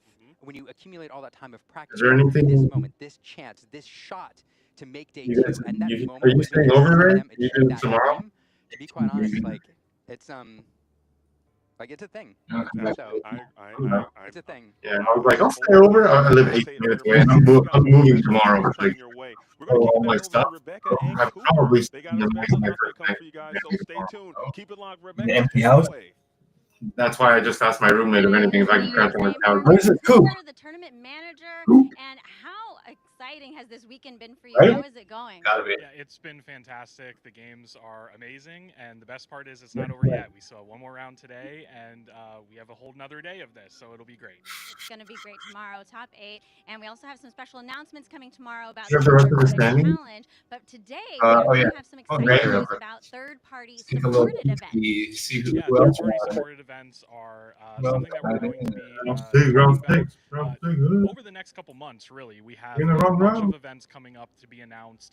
You'll see 3 on the screen right now, talking about 2 UK events coming up, as well as Gen Con. DKP's also in. Will be at Gen Con. It's going to be an amazing anniversary event, and we're so excited to support it. Did Kurt win? We're really looking for more events. No! Jesus Christ, Kurt, just one more, all around the bro. globe, and we would love it if you share Wait, with is he us 3? at Disney Lorcana. Yeah, he's extra. You can still maybe squeeze in. Technically, And be sure to promote your events so we can make support the you and give love back for all of the amazing fans Well, and this last players round is that gonna are matter. wonderful experiences for all of us. This really is so exciting for the Disney Lorcana community around the world. Oh, And speaking look of at that. around the world, Look tomorrow out. we have some really exciting news Nope. for you all No. about the new format, new No. prizes, dates, and how and when. No, he's you out. can get Yeah, it. I'm just saying these are the 5, and then he lost this Exciting one. gameplay, and we'll see you Lumineers very soon. You can only go 3, 4, right? On the rat only. How's Sailor go? Mo beat him. He's X4. He's X4. Oh. No, he doesn't stay round 6. Yeah. What is Luke not stay round 6? I don't know. Is that round 6 for Mo? Mo won 4 out. We can win his last round and be 100% in. We're gonna see Mo on stream next. So Ed's in, Bivens in. Cool. I like those. guys. Jack 2-0 DKP twice. We're rooting for Mo. Rooting for Mo. Oh boy.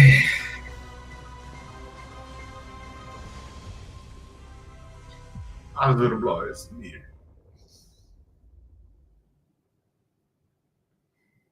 Trying to get some first. Right, Godric? Oh, he jumped on the bed? Yeah. I didn't even hear him jump. He was quiet. The ninja. Thank you. One sneaky boy. Well, this, if Dog was hearing you correctly on stream, this is a raffle for a chance to buy the product. Yeah, just like a sneaker raffle. It's just like a sneaker raffle. No, bro. No, come on now. I thought this was like chance to buy them right there. No, you bought it. You would 100% get bought it. 100% get bought it. Oh, this is the one. I'm pretty sure this is Floodborne. There's one I haven't seen. He opens this book and then just like he like gets a giant wave. It's a wave of like the purple Ursula.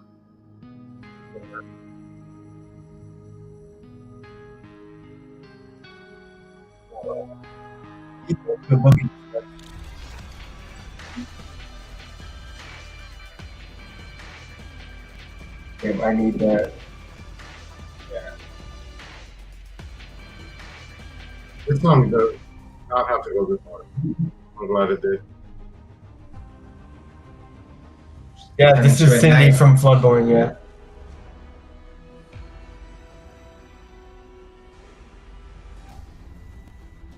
Alright, I've never seen this. Okay.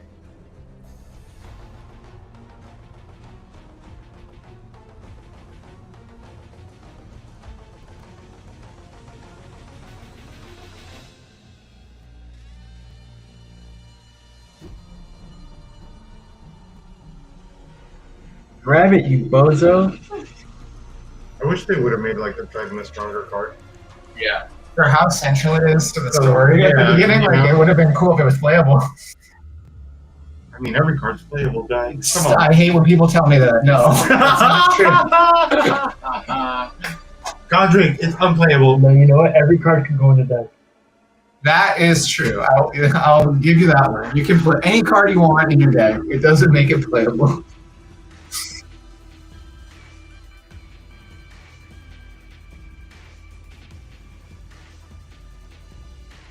Rise of the Floodborne. I'm surprised they didn't make this into a format.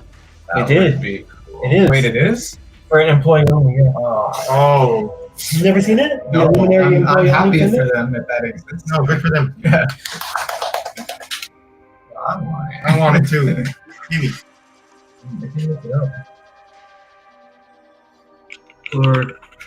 Lorcana and Go. What?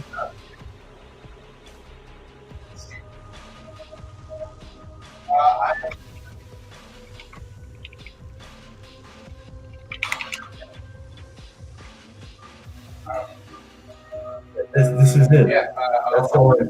But this is clearly a fake one. But there's a video of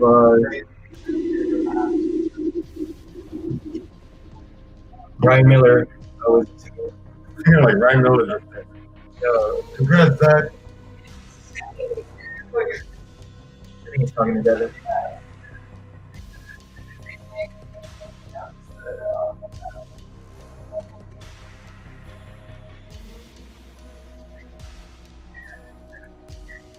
Ryan. It's a trap.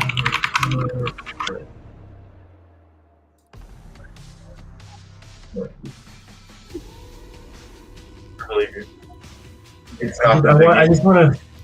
Oh, you're not stopping now until you find it. Yeah. We'll do the actual regular Wordle today. Oh, we wait? You haven't done the regular Wordle today? What? You did the X40 Wordle before you did the regular Wordle. Oh, was that Devin? Yeah. Oh, yeah. Is he watching? Yeah. See, this combo is undefeated. Undefeated. Create an account for Jack. No, it costs money to pay for this. Only medium difference. Just fund him. Alright. Let's do my track.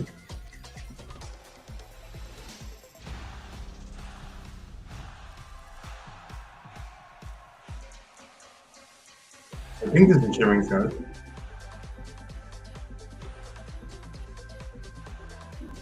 shimmering, I'll head out. Yeah, this is shimmering.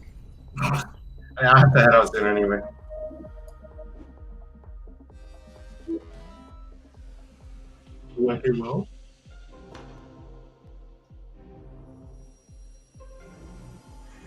This one's hard.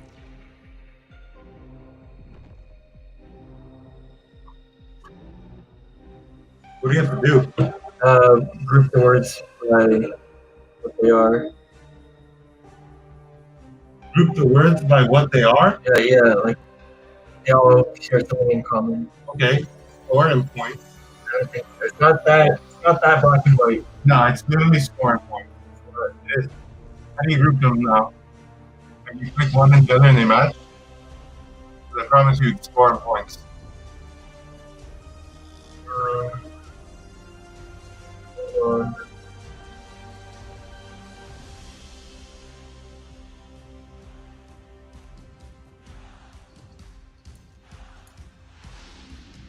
No. Yes. No. Yes. No. How much you want to bet? I will bet you $5. Fuck. I was gonna go for words that end in double. Nope. Letters. You're wrong.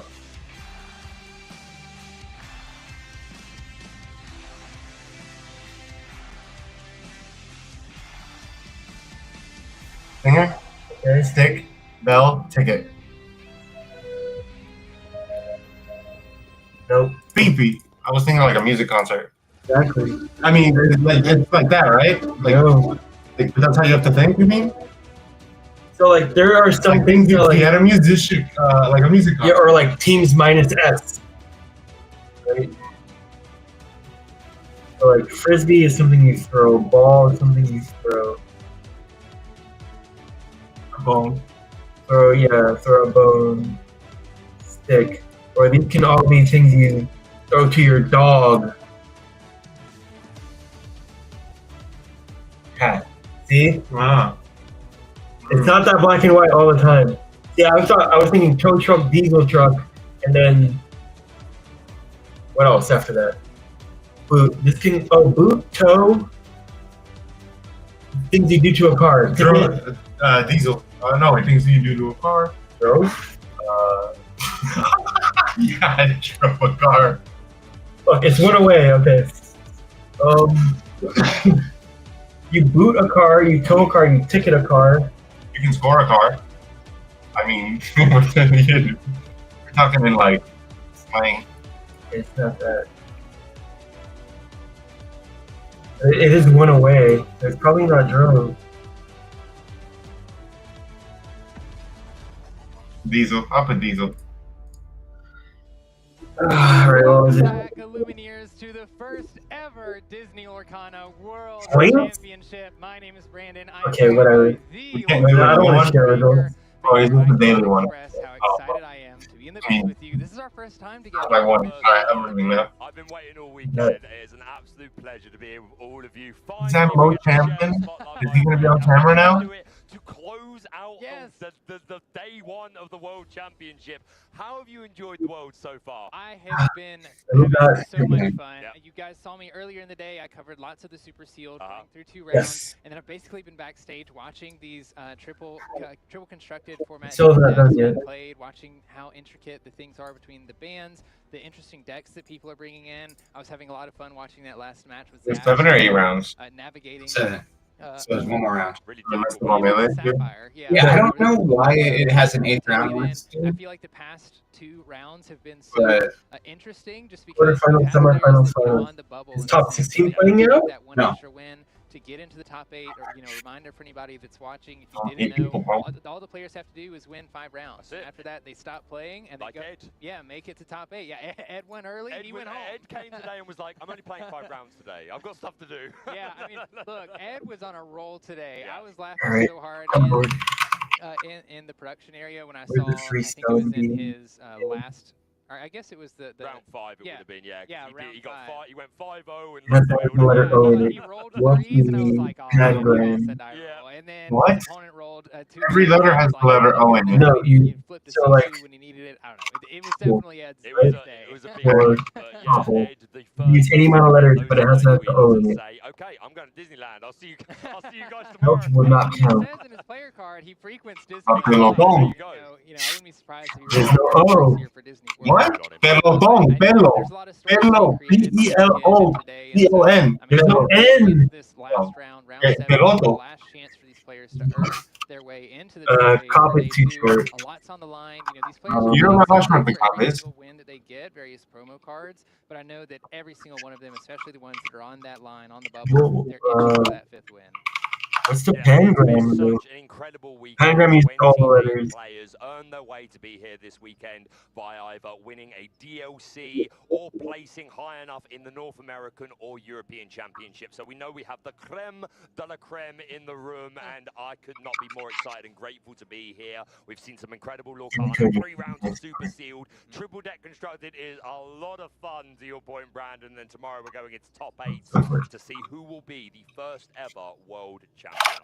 Yeah, I can't wait either. It's going to be a very exciting time. We will get to round 7 a little bit The shortly. word is Getting couple. players ready as we're wrapping That's up the round 6. pangram. Okay, at least I got the word with elbow. You're welcome. How I was You got it with our cool. Yeah, I would. a little while. What have you been There's a seeing? couple. Yeah. How things been? It's been amazing. Yeah, Yeah, I couple. did 3 rounds in a row. I'd go all day if they let me. You know me. But it's important to take a moment. Of course, we all need our chance to jump into the booth. But no, it's been a fantastic day. I've seen more meta decks than maybe I expected, which maybe is a little bit of a weird comment. What the hell is going on? Yo, you having a stroke? Oh, P-U-L-L. Championship, right? Oh, you can't use the P-O-L-E. Bench phase and the way you can go about deck building. Then I did think maybe we'd see some other wacky things like racers. That's the one I keep bringing up. I really want to see racers. What? Maybe Oh my god. Yo, I'm cracked right now. Hold on, my brain just opened. Hey. But it seems that most players Ooh, yes, that's a good one. That's a good one. by a wild Steve Warner. How are you doing? I'm doing great. This has been amazing. Ah. I am very happy. However, Yep. we have some unfinished that business. Uh-oh. Okay. You and I have some pack rush Oh, to God. take care of. Yes. No, it has to have the letter O in it. Oh, that's why I went crazy with collect right now. That collective might be crazy. You're gonna tag out. Well, you can use any of the letters. Which is, yeah. All right, let's do this. Collective's a good one. That's why I got topple. No idea this was happening. What? You did This what? is so I did. fun. It's there with it. Baker's heading out, and we're gonna have a An challenge actual with word? Baker and Steve for pack rush while we get ready for round 7. I thought that was like the verb of like what an ink water does. That's not What a what delight to play Pack Rush No. on stream. I think it's still as one commentators, we never get to play on camera. It's a fun It's so fun. experience. And I Very good, understand, Dad. so those of you who watch the European Challenge Oh. regularly, you probably have know more of this history. Yeah, than it's a we do. kind of horse. But I don't- My brain is very hoarse to me. I don't know. I believe Full so. clap? I These don't things remember stand for like, exactly oh, which event yeah. it was at, but I That's definitely know that with a K. Baker have played pack rush with each other. Zach did win. He's card one. I want to say Baker won because I want to say he like walked off and was really proud about that, saying that he beat Steve Warner, one of the co-designers. Too long. And just like ran with You got it. one? You got one? I would. This do one's it. this one's like usually the hardest Yeah, one of for me. course. Like, you would do. Oh, Baloo! Yeah, Baloo. So Bro, your man crap. Okay, Yeah, if I'm not talking to anybody, oh my god, wait. Baker can redeem himself. And I Yeah, we think need they're Baker to choosing win. which packs. Baker, you got this, my guy. Yeah, so we've got Reign of Jafar and Arcadia Got Island. this. We're gonna play normal pack rush. Never Earlier getting in the day, pissed, you bro. saw we were playing pack What do you rush. mean? Dude, I was cooking. You didn't leave me for 30 minutes on this thing, bro? Come on, shit. How pack rush is normally played. Both players open Tell? both booster packs to use the little No. extra Oh, yeah. No, token. Oh, it does? With 2 ink, Okay. and then you just shuffle both decks together. They don't look at the cards. This is one of my favorite things about Pack Rush. We saw Liam riffle shuffle cards earlier, not knowing if there's any enchanteds in these packs. I know that some people love it, some people hate it. I personally love it. I love not knowing what you're going to pull off the top there. So both of these players are shuffling their decks and getting ready. I think they haven't decided who's gone first yet. Looks like we're going to roll real quick and see what happens. I'm not sure what Steve rolled here, but looks like it was pretty good. The rules of Pack Rush, for those not familiar, I think most of it use 2 packs. I think any of us are going bald whenever we need to draw pay. 5 cards, and you're playing to 15 lore. I believe You Baker put won the help? die roll there. So I you did. do get to alter your hand when you open Oh, yeah. your first 5 cards. So we're going to watch that. I see some pretty good cards here on Steve's side. Why Of is the it board. We've got the poop? Taka there at the very Poop. front. I put it. Light Oh, yeah. the 8 cost. It's the sun. It's the Yeah, I Zeus just thought of it. Stop something in its tracks, I think. It needs to bring back to I always 2, think 3 co-op or when I see 3 that, strength. though. I will Maybe never even see 2 strength Coop in my characters from life. this card. But both of these players are altering. We have the Baymax shift as well on Steve.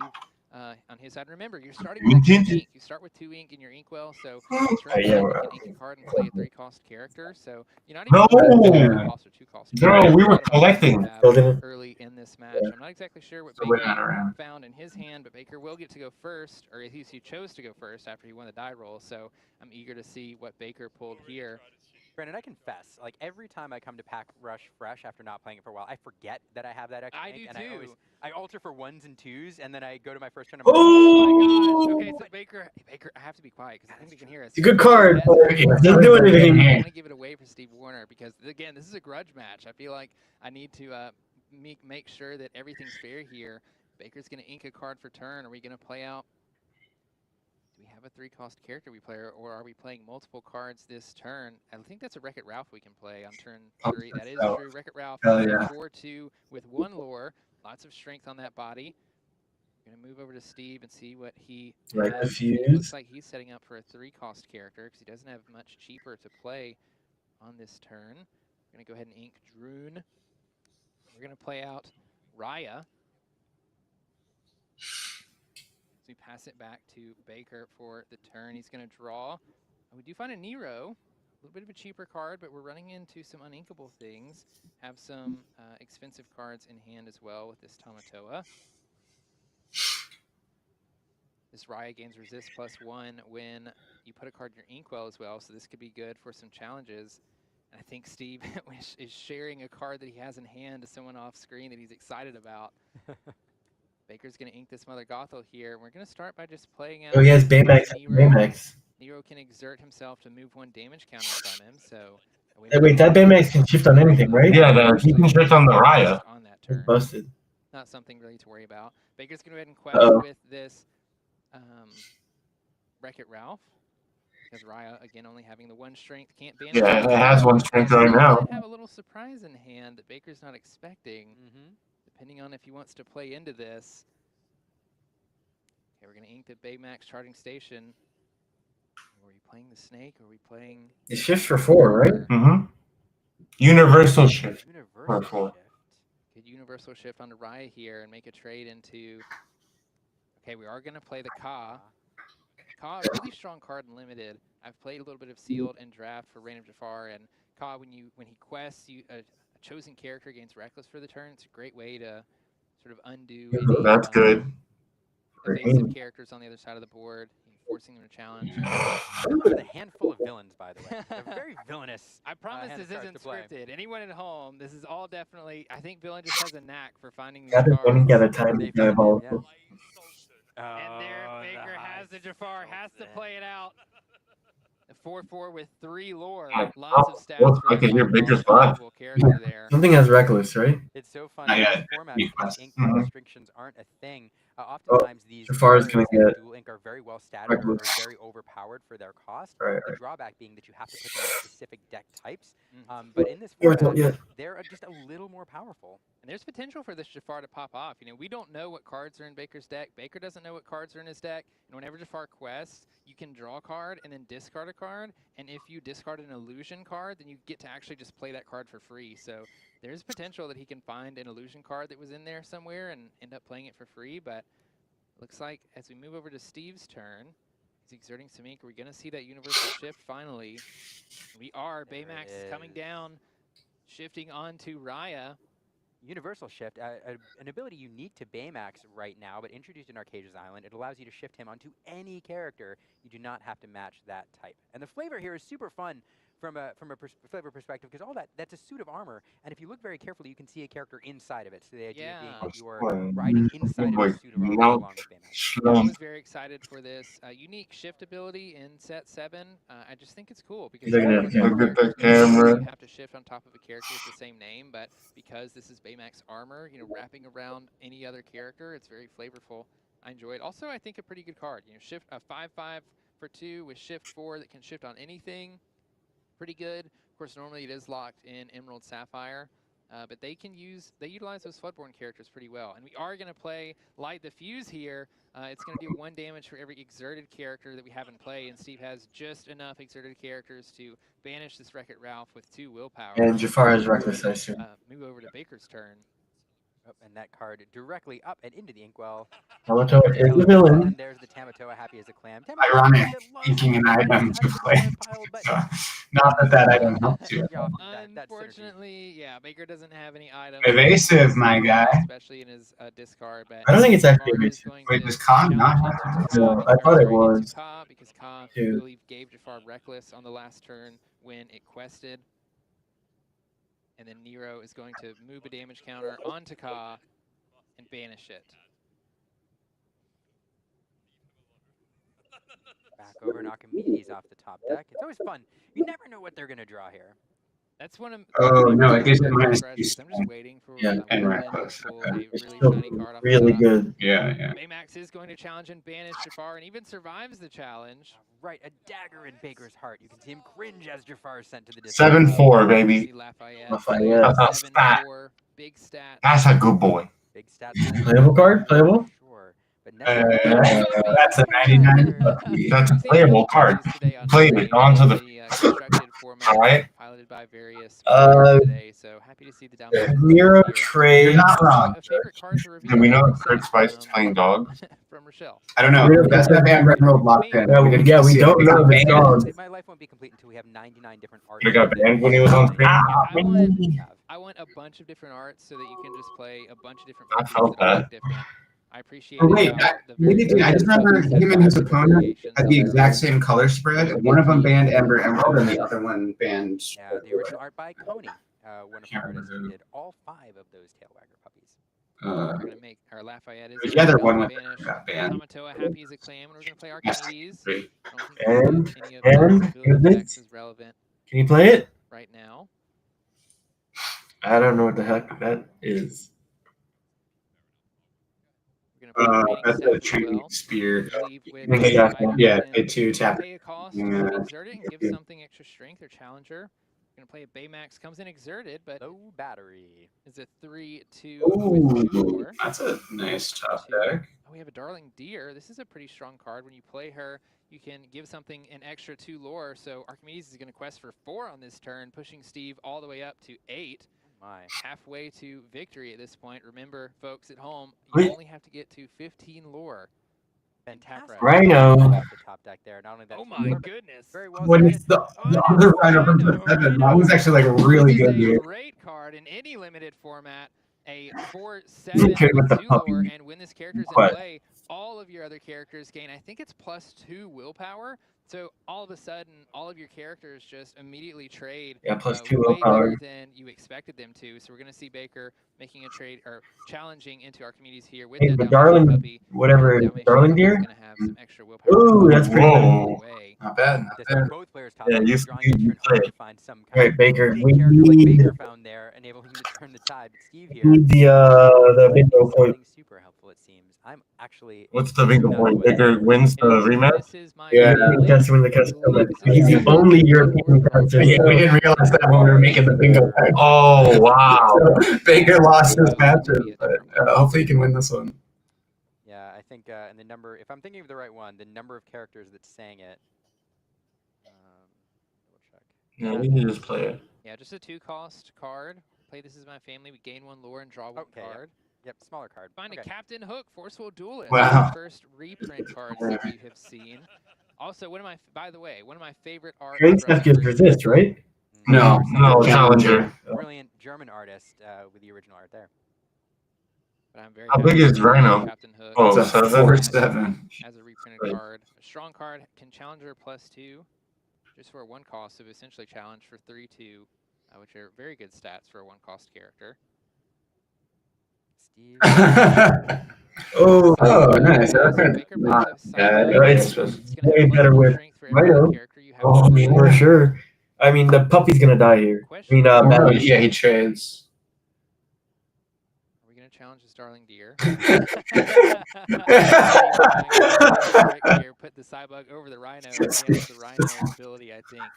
You know, that's something funny that I've heard from I wonder if Ryan both of the co-creators of this game, Ryan and Steve. You They like have to to play have little tricks darling against deer. people at DLCs when they play. I've heard of Ryan pulling out a Sharpie and changing stats on cards during play. What happens if you deck it And I up? guess they can. You know, they're the That's designers just of the a game. 2/2, right? Or like Anyway. That's true. I should hand Steve a You shot have, of Rhino Zero lore real quick. his wife in play, you draw a card or something. Zybug flying around there. I think we have Mariano. Mariano gets bonus Play. I score. You have think a he cares about Dolores Madrigal. Gaining extra lore if Dolores is in play. Hey, table. Mariano Guzman. Or you have a character named Dolores Madrigal in play. This character gets +1 lore. Oh, right now. And you know, Correct. it's not uncommon in Pack Rush to find the Wow. card you need for these weird synergies. So perhaps, probably not, but perhaps. Oh my goodness. Destroys an item and you draw a card. Oh, it's the pirate card. Yeah, the with the much on that, right? Oh, that's good. This is also a really good card. Card's Limited. real good. Coachman? Yeah, get your bingo cards ready. Cybug is a 3/4. Yeah, right now. That is That's pretty good. insane. There's Alert. one that I definitely found people And we playing. can run the hook. It's and usually then what, a Mariano 3/1? in. No, it's normally a 1/2, and you get +1 strength for every other character you have out. So, but now it's getting +1 strength for every And character and willpower. +2 willpower. So it's just like It's a +2 massive +2. body. Yes, Yeah. it's for. Yes, part of the So plan. low. Cares about Hades being in play. When Hades is in play, she gains challenger. Oh yeah, but these are both. Boom, Yeah. 2 for 1. Yeah. Banish this Rhino with Mariano. Oh, and the Captain Hook. Oh no, is it enough? Yeah. Only deal 6. 3 + 3. Oh, it's only yeah. 6. Finish the Rhino just yet. He's good. Well, he would have lost. Edit? Yeah, edit. Baker now. I don't know the whole record here, but at the very least, Baker has Mark won that, more and than then he's wait, lost, no. and he's really excited about that. Look at that on his face. We're gonna get the reveal here, see if there's any enchanted cards hiding in this deck. Baker finding another. All right, no more Fred. Every single European caster won a master match, right? Is that what you're telling me? Yeah. Every single European caster won a match. And Scrape it across the table. Nope. Okay, no enchanted for Pack Green Rush. cash. No. There was a fidget in Steve's deck as well. It's a wrong red, but it'll do. For him to find. Cards there as well. Some really fun cards and a really fun back and We got like there. red and cherry. Fairly All right, so Pete locking out a game is going to be very hard because Everybody can steal. yeah. So, Home. All it takes is 2 packs. It's But one of the things if that I Pete really locks out a game and we get a fabled reveal, we got our bingo. set is releasing because I'm usually buying product anyway, and or if Pete blocks out a game, I'm feeling like Powerline reveal. I feel it right now. Way to do that because the rules are a bit He's simpler. You don't have to worry about building a deck or Brian. anything. You just open your pack instead of looking through all the cards immediately. Grind match He right needs, now. he needs to win this one. Box, you can get some more play out of them. Yeah, and one of the things I like doing as well with Pack Rush, if you want to spice it up a little bit, is having multiple packs from different sets. And then you can have maybe one of each. And what we like to do is you roll a die. The player who wins gets to Did you draft post it on one IG? first. And so you can mix and match which No. sets you want based on which cards No, you he like, copied or it. which synergies you're Yeah. pursuing. It's kind of a lot of fun to mix Fun. different. Oh, Good. look at that big Yeah. one there. See that. Baker, Cheeky, comfy, yep. comfy in Oh the my victory goodness, seat. high He load of found fun. the Get the Jabbar. pose. There it is. Show us Ready the to laugh, Baker. What's You that? gotta lap laugh. this. Put it on the There card. you go, the victory lap. Thank you. There it is, waiting for down. Don't worry, it's All not right, I normal. think they're going to play one more round as well. They're just Run it waiting on back. some packs to run it back. I think Steve is Oh, yeah. happy with that Godric, result. you look at Godric right now, right? He's really waiting for an No, open. it's one or the other. I mean, we're going to leave here with a draw most likely, or Baker being the undisputed Oh my god, that's for the a moment, roar. Pack Rush champion, having won 2 games. Although I have to say, I think I was Baker pretty good. I think I had him on the ropes during our bro. game there You before guys we had to did. call it for time. I'm just saying. The pack rush games that you played with Rebecca and you played with Baker earlier in the day, they were very entertaining. And I think overall your packs were like pretty good. You had some good pulls, giving them a run for their money for sure. I mean, you won playing against Rebecca, but I think you gave Baker a run for his money for sure. Yeah, but you're not too close. You're actually Does that good. make me Lorcana hero? I don't know. There was a hero. Somebody said, you can judge. But definitely was going to take Baker down. Are you a hero because you say you're a hero, or do people make you a hero? Okay, How does that go? Probably the latter. I don't know. Anyway. I think Villain just made himself a villain, but I think villains can do that. Nice. Spelling bee. You know, You can elect to be a Do we villain. know? I'm a villain. Oh, we got another one. And then do villainous. Spelling bee, bro. Lock it in. So here we go. They're running it back. We're going to have another pack of Arcasias and Rain of Jafar for each, I think. No, we're doing another duo trick order. Feeling it out. No, you can't even say that, dude. Villainous.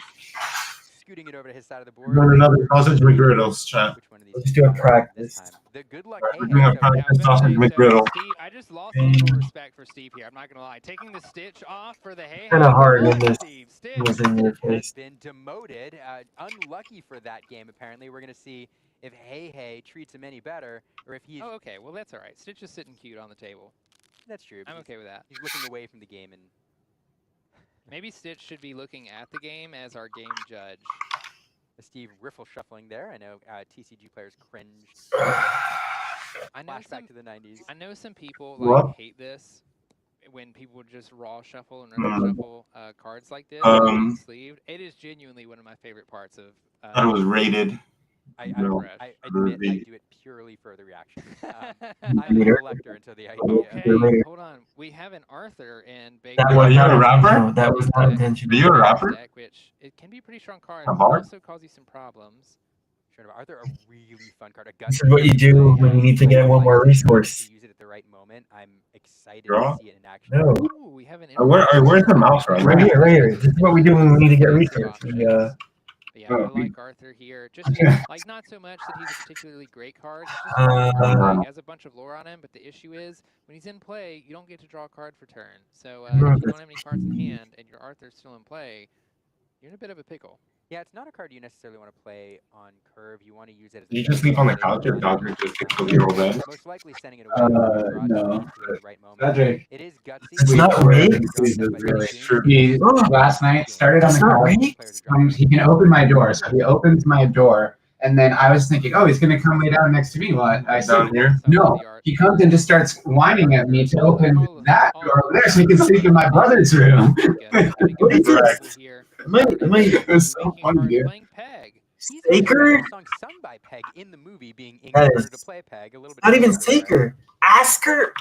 Oh my. Peg. I hardly know her. Oh, I asked her. Oh, I screwed up big time. You could set up here for later in the game. In Pack Rush, there's not a lot of card draw. Peter? Yeah. Cards Wow, that that's cruel. Cards that replace themselves. Steve's gonna bounce whatever dewdrop he plays. So Peg could pay off here. Baker Oh, later, as well. Looking at the Denahi, yeah, we're gonna play out the Denahi. Doesn't have any lore, but they do have Reckless and Resist, I believe. Makes for a character that can do for some pretty gnarly challenging. I can still finish. Steve has a I will Cricky in finish hand. Speaking of like having This multiple is- characters, I'm gonna ruin it right here. play, the Oh. Cricky that Steve is holding on to cares Here's about another I one. think two, maybe three other characters in play, and then he gets You're extra right. lore. So Steve might just be looking to build a wide board here. So Denahi, a defensive play there, not allowing Steve to quest with that Peg. That would be the answer for it. So Peg forced to stay upright there. Back over to Bottom Baker. left one piece. Now Cricky with one more character in play, both Peg and Cricky will have their abilities turned on. And Steve definitely has characters to play for the next turn. It's not craft. Baker looking at this Yeah, Arthur? Is it's- he looking at his other? Grab. Baker always goes for the villain. Dr. Caligo, kind of a fake villain here, plays one on Here's- the TV show. Huh? Coming into play, well, this character has no damage. He gains resist +2.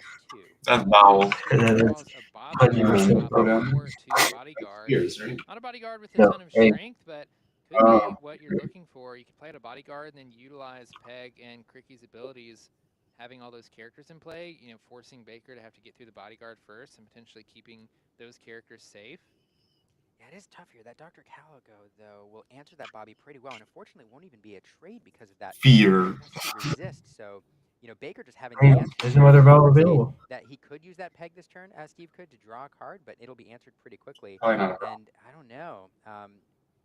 maybe you see, even if I don't know, brother. to get that value out of the lore, now that his abilities turn on has 3 lore, Dr. Calico I answers agree. it perfectly. So this tit for tat going back and forth here, just Baker constantly having Harry? the answer Yeah. for Yep. what Steve's Nice. trying to do. It didn't take away a point because, yeah. Harry? No, stop. I'm just rhyming now. Pasty? This time, What'd you call me? I'm calling you Zesty? That's crazy. That's crazy. No, that's what you get for calling me Zesty. That's what you did? Yeah, that's what you get for calling me Zesty. Evasive when we ink, You know so what? we're gonna ink this Gene, giving Dr. Calico Stop it, Nikolai. until the start of Baker's next turn. So Have mom spaghetti over here. Not stopping. Calico here. I really like Emerald Coil as a card. The issue is when you're playing in these limited formats like this and you don't have a lot of card draw, like you mentioned, you can't really risk inking a card every turn to utilize its ability. So Is that how many people are watching Disney?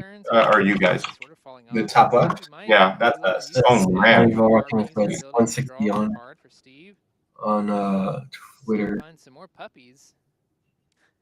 Are we on Graft again? Okay, cool. This Madame Medusa here. Yeah, bro. Deal 2 damage to a character to, I believe, bounce a character with 2 strength or maybe 2 cost or less. Back to, or maybe item. The night lighting. I remember.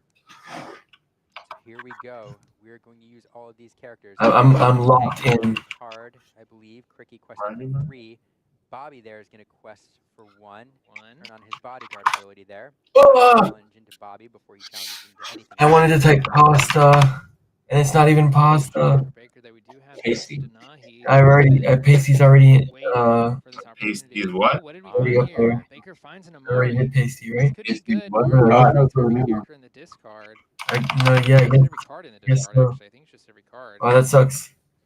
Ended up looking really well. Baker also holding on to this Arthur. You know, he's getting lower and lower on cards in hand. About the time that you're going to run out, I think, is when he might want to play this Arthur.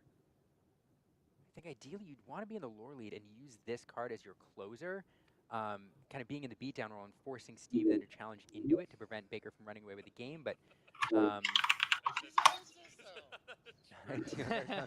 Namari. So yeah, when Namari's played and when she's quest, you're able to draw a card and then discard a card. Baker finding the glass slipper off the top and choosing to discard it. Yeah, that one's Yeah, tough. smash it, I believe. It's a very villainous thing to do. Smashing that glass slipper as a villain would. Certainly not what a prince would do, which would bring it back to Absolutely, absolutely. to the princess. Villain playing the heel to a T here. Baker just doing some math for a second, figuring out how he wants these challenges. Oh my god, Baker's got a foil on the mind. I mean, he's amazing. The most. Namari didn't get an enchanted, right? It's Nope. just the. Yep. Clean answers here. We'll see if he values removing the peg over removing the cricky. I think the card draw is likely the one most scared of. So there we go. We're going to get rid of the cricky with the Dr. Calico, use the Denahi to banish the Bobby. Of course, I'm going to challenge the Bobby first because Bobby has bodyguard. We're going to ink his zipper using Emerald Coil. Alright guys, as much as I love Steve Warner and Baker inking zippers, I'm playing oh my god, he pulled a foil on Mari? Yeah, I just said that. That's sick. I'm so sorry. I was locked in because this is the Dumb Core opening night. The band that shows I've shown you, like they're starting the new season tonight. A big card because has extra strength and support I'm locked in. damage. So am I, bro. He's not going to get messed up anymore. Chernobog and Infinable, 5 cost This guy, bro. 6 entering play. I was about to be like, where are my shoes? Because I'm so used to having like my slippers are usually like my area. I will give you big thick chair, Jack. Find out pretty quickly here, though. When you play this character, This one go down, sir? exerts one of their ready. Yeah, but no worries. I'm just gonna leave it up here because if you're I'm gonna not sure which one Baker Alright, picks yeah, all right. I'll be right back. Does anyone want one? Or is it opponent Each choose? opponent chooses. Okay. So Baker will have picked one of those. I'll He's leave not it. ready to We'll start be next okay. turn. Yeah, if you guys want Will red. play the Calico. Look, I'll leave this here for you. I think it's choosing Minamari. Might be the Mari. Depends on if you want Leave to what? Alright, bye bye, chat. I'm leaving. It makes sense. Oh shit, I'm down. Yeah, I'm leaving Munchies for Ray, not sponsored. No, so No, I guess everything up. Stitch, don't ready that character. Got 10 more to go. Yeah, There we go. There we go. Steve caught it. Yeah. Look at Yeah, there we go. Steve. Pretty cool. It's got the observer effect. They just released their show today. No, villainous thing. I'm just kidding. No, nobody's trying to cheat intentionally. No, it's fun.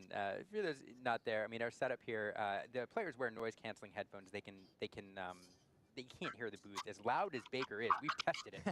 Even when a Be Prepared is sung, those noise-canceling headphones are very good. But our players out here. Uh-oh. What's going on here? Villain, I love you, but you guys are taking way too long with all this slow play. We got to get you out of here. The real match is coming. So, gentlemen, I got to break this down. You got to shove off. We're going to get this thing. Edemeko won. Shove this thing out of here. I'm sorry. Hey, you almost had it. Maybe next time. Tell him, JD. Maybe next time. I'm sorry. The villain always wins. You'll get him next time. I promise. We'll see. We'll see. All right. JDZ, perhaps a minion of the villain here, coming in and preventing Steve from I know. taking Can that you game believe just when that? the tides were about to turn. Oh my goodness! But you know what we saw, villain took it. And I was gonna say this headset is for Pack Rush winners. So I will turn it back over to Baker when he gets back up in the booth here. I haven't played Pack Rush all day, so. Also what we do. So I guess it's just not for Pack Rush losers, maybe. That's true. That's true. I see players over here, Brandon, getting ready. We're getting closer to the next round. For those not, I mean, this is round 7. These players now are win and in. Yeah. We're going to have a feature match that is of people that have 4 wins for the day, which means this is their last shot. They have to win this 5th match if they want to make it into day 2 and a top 8 and continue their journey of trying to become the first ever Disney Lorcana World Champion. So I'm excited to see it. It's going to be really intense. All the stakes are on the line at this point. Yeah, I mean, everything is there, and all the work that 6 minutes. Hell yeah. Manifesting in this one moment, in this one match. It all comes down to this. Monkey 26. Because he's been working hard for this too. It's so He good. wants to do this in 7. He's chatting. I fucking love Carson. Oh man, grinding. I like my boy. Edemeko. Radigan style. That's been one of the fun things about this tournament, to be honest with you, is being able to talk to some of the world's players a little bit and get into their minds on how they're feeling for the day, what their strategies were, things like that. Wait, so did Dan drop? Baker come in and sub out for Liam, the Pack Rush winner champion. Yeah, dropping. I don't know if that's allowed. Oh look.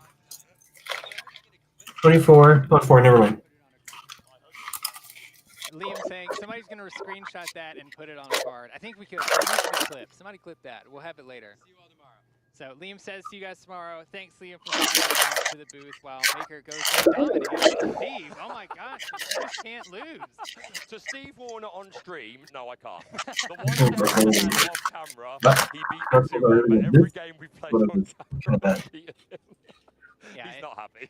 No, I'm sure. As soon as that first game was over, he was like, hold on, we're doing another. Yeah. Production team was like, hold on, they got to In run. reality. Steve's not happy. Delay worlds. I've got a big Baker on stream. I couldn't believe I had that Jafar. I know, when you pulled the car, I'm like, how does he do it? I was like, I told everybody, I'm like, we don't script this, I promise. They just somehow find Baker every time. I don't know how he does it. And then Steve got Namari, and then I got a foil one. He was like, you got to one-up me every time, haven't you? Good fun. And I was worried that we wouldn't get our chance to cast together when they took me away, so I'm glad that we do get that chance. But yeah, that was a lot of fun. No, yeah, it's going to be great. As Liam and I were saying earlier, we're moving into round 10-hour train though.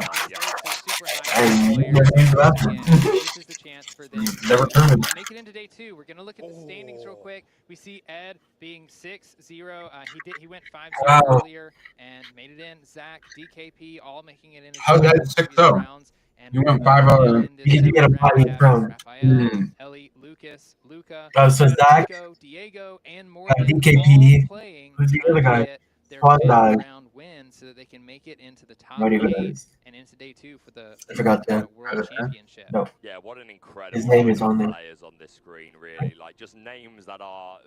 They are part of Lorcana lore at this point of time in the game's history. So but there's really another great 5 to see winners. these names, and I'm so excited to see what they're going to bring tomorrow. Yeah, and players from DKP, Zach. also between both of the regions. Yeah, You know, absolutely. I know there's a You went little 1 and bit 5. of rivalry that happens between Okay. EU and NA, sort of who has the best Disney Lorcana players around. And so I think it's going to be fun to hopefully we'll have a good spread of players across the world going into day 2 of Disney Lorcana World. And it'll be undecided until it's decided.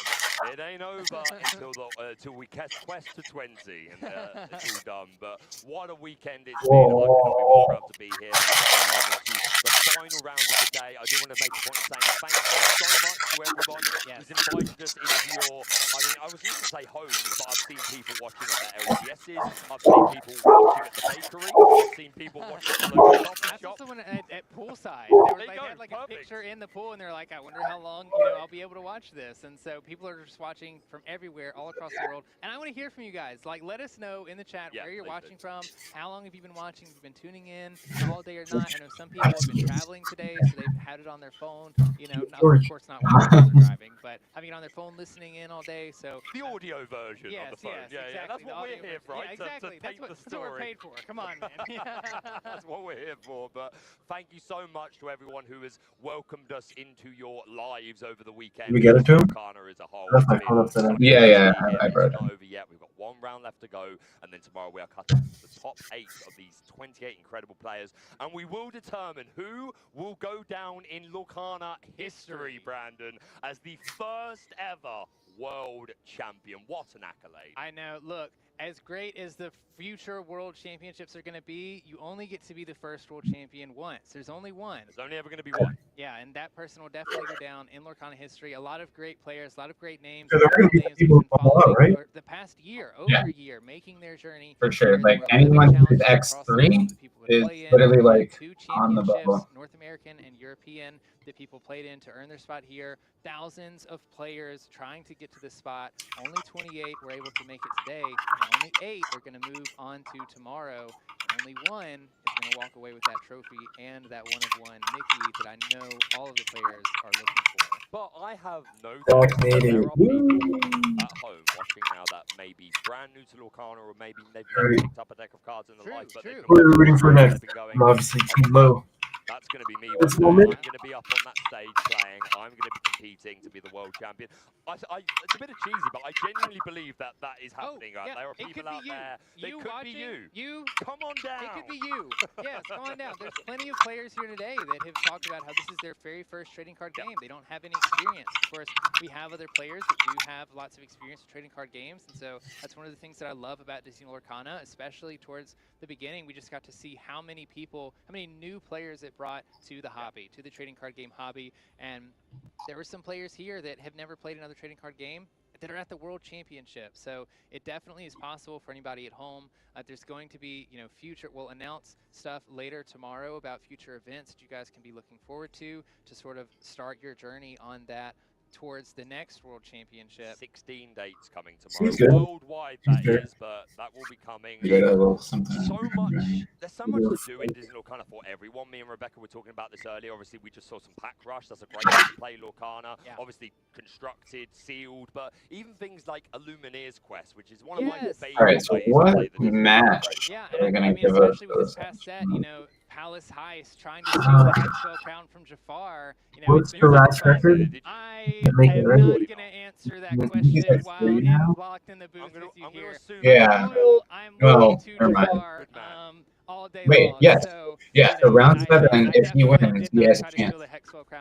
We might see Mo. I would never think of such a thing. Oh, yes, please be the Mo versus Kurt. If you would like to try and take Jafar's we might Hexwell see the crown, rat. I can't hold it against you for at least trying. Pick up the new Palace Heist, whether you want to do it on your own or with friends and try and take down Jafar. It's a lot of fun. Honestly, Illumina's Quest is one of my favorite ways to play the game. It's a lot of fun. It comes with 2 decks already in there that you can use that have some really cool cards. And I'll be honest, it's not easy. Like, even the easy mode, I use some of the pre-constructed decks. It's not easy, but it has in reality, only places 1 through 4 can make it, right? Even try to play against these decks, and you can construct Winners are 1 through 4. I don't think 5 through 6. that come with the Bubble for it just off breakers. it's still really tough. It's also multiplayer with multiple you're people. It's a probably great right. game to pull out at the kitchen table, play with you and the kids. Depends. Or, game night. Melee has proven me wrong many times before. Really nice little box. Man, I just realized someone's going to get 20th.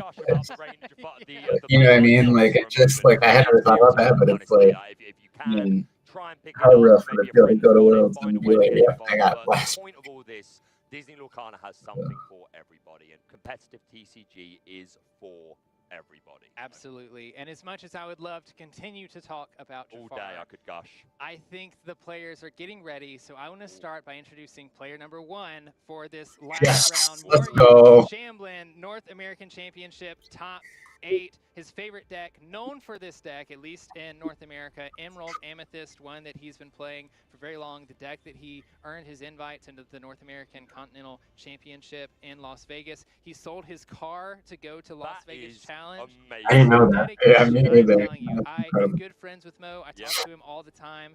He is definitely dedicated to this game, plays more than anyone else that I know. And his favorite Disney character, Jim Hawkins. A little other fact I'm going to put out there because I think it's awesome. The golden Mickey that he won, he gifted to his daughter. Oh, yes. That's beautiful. Yeah. What?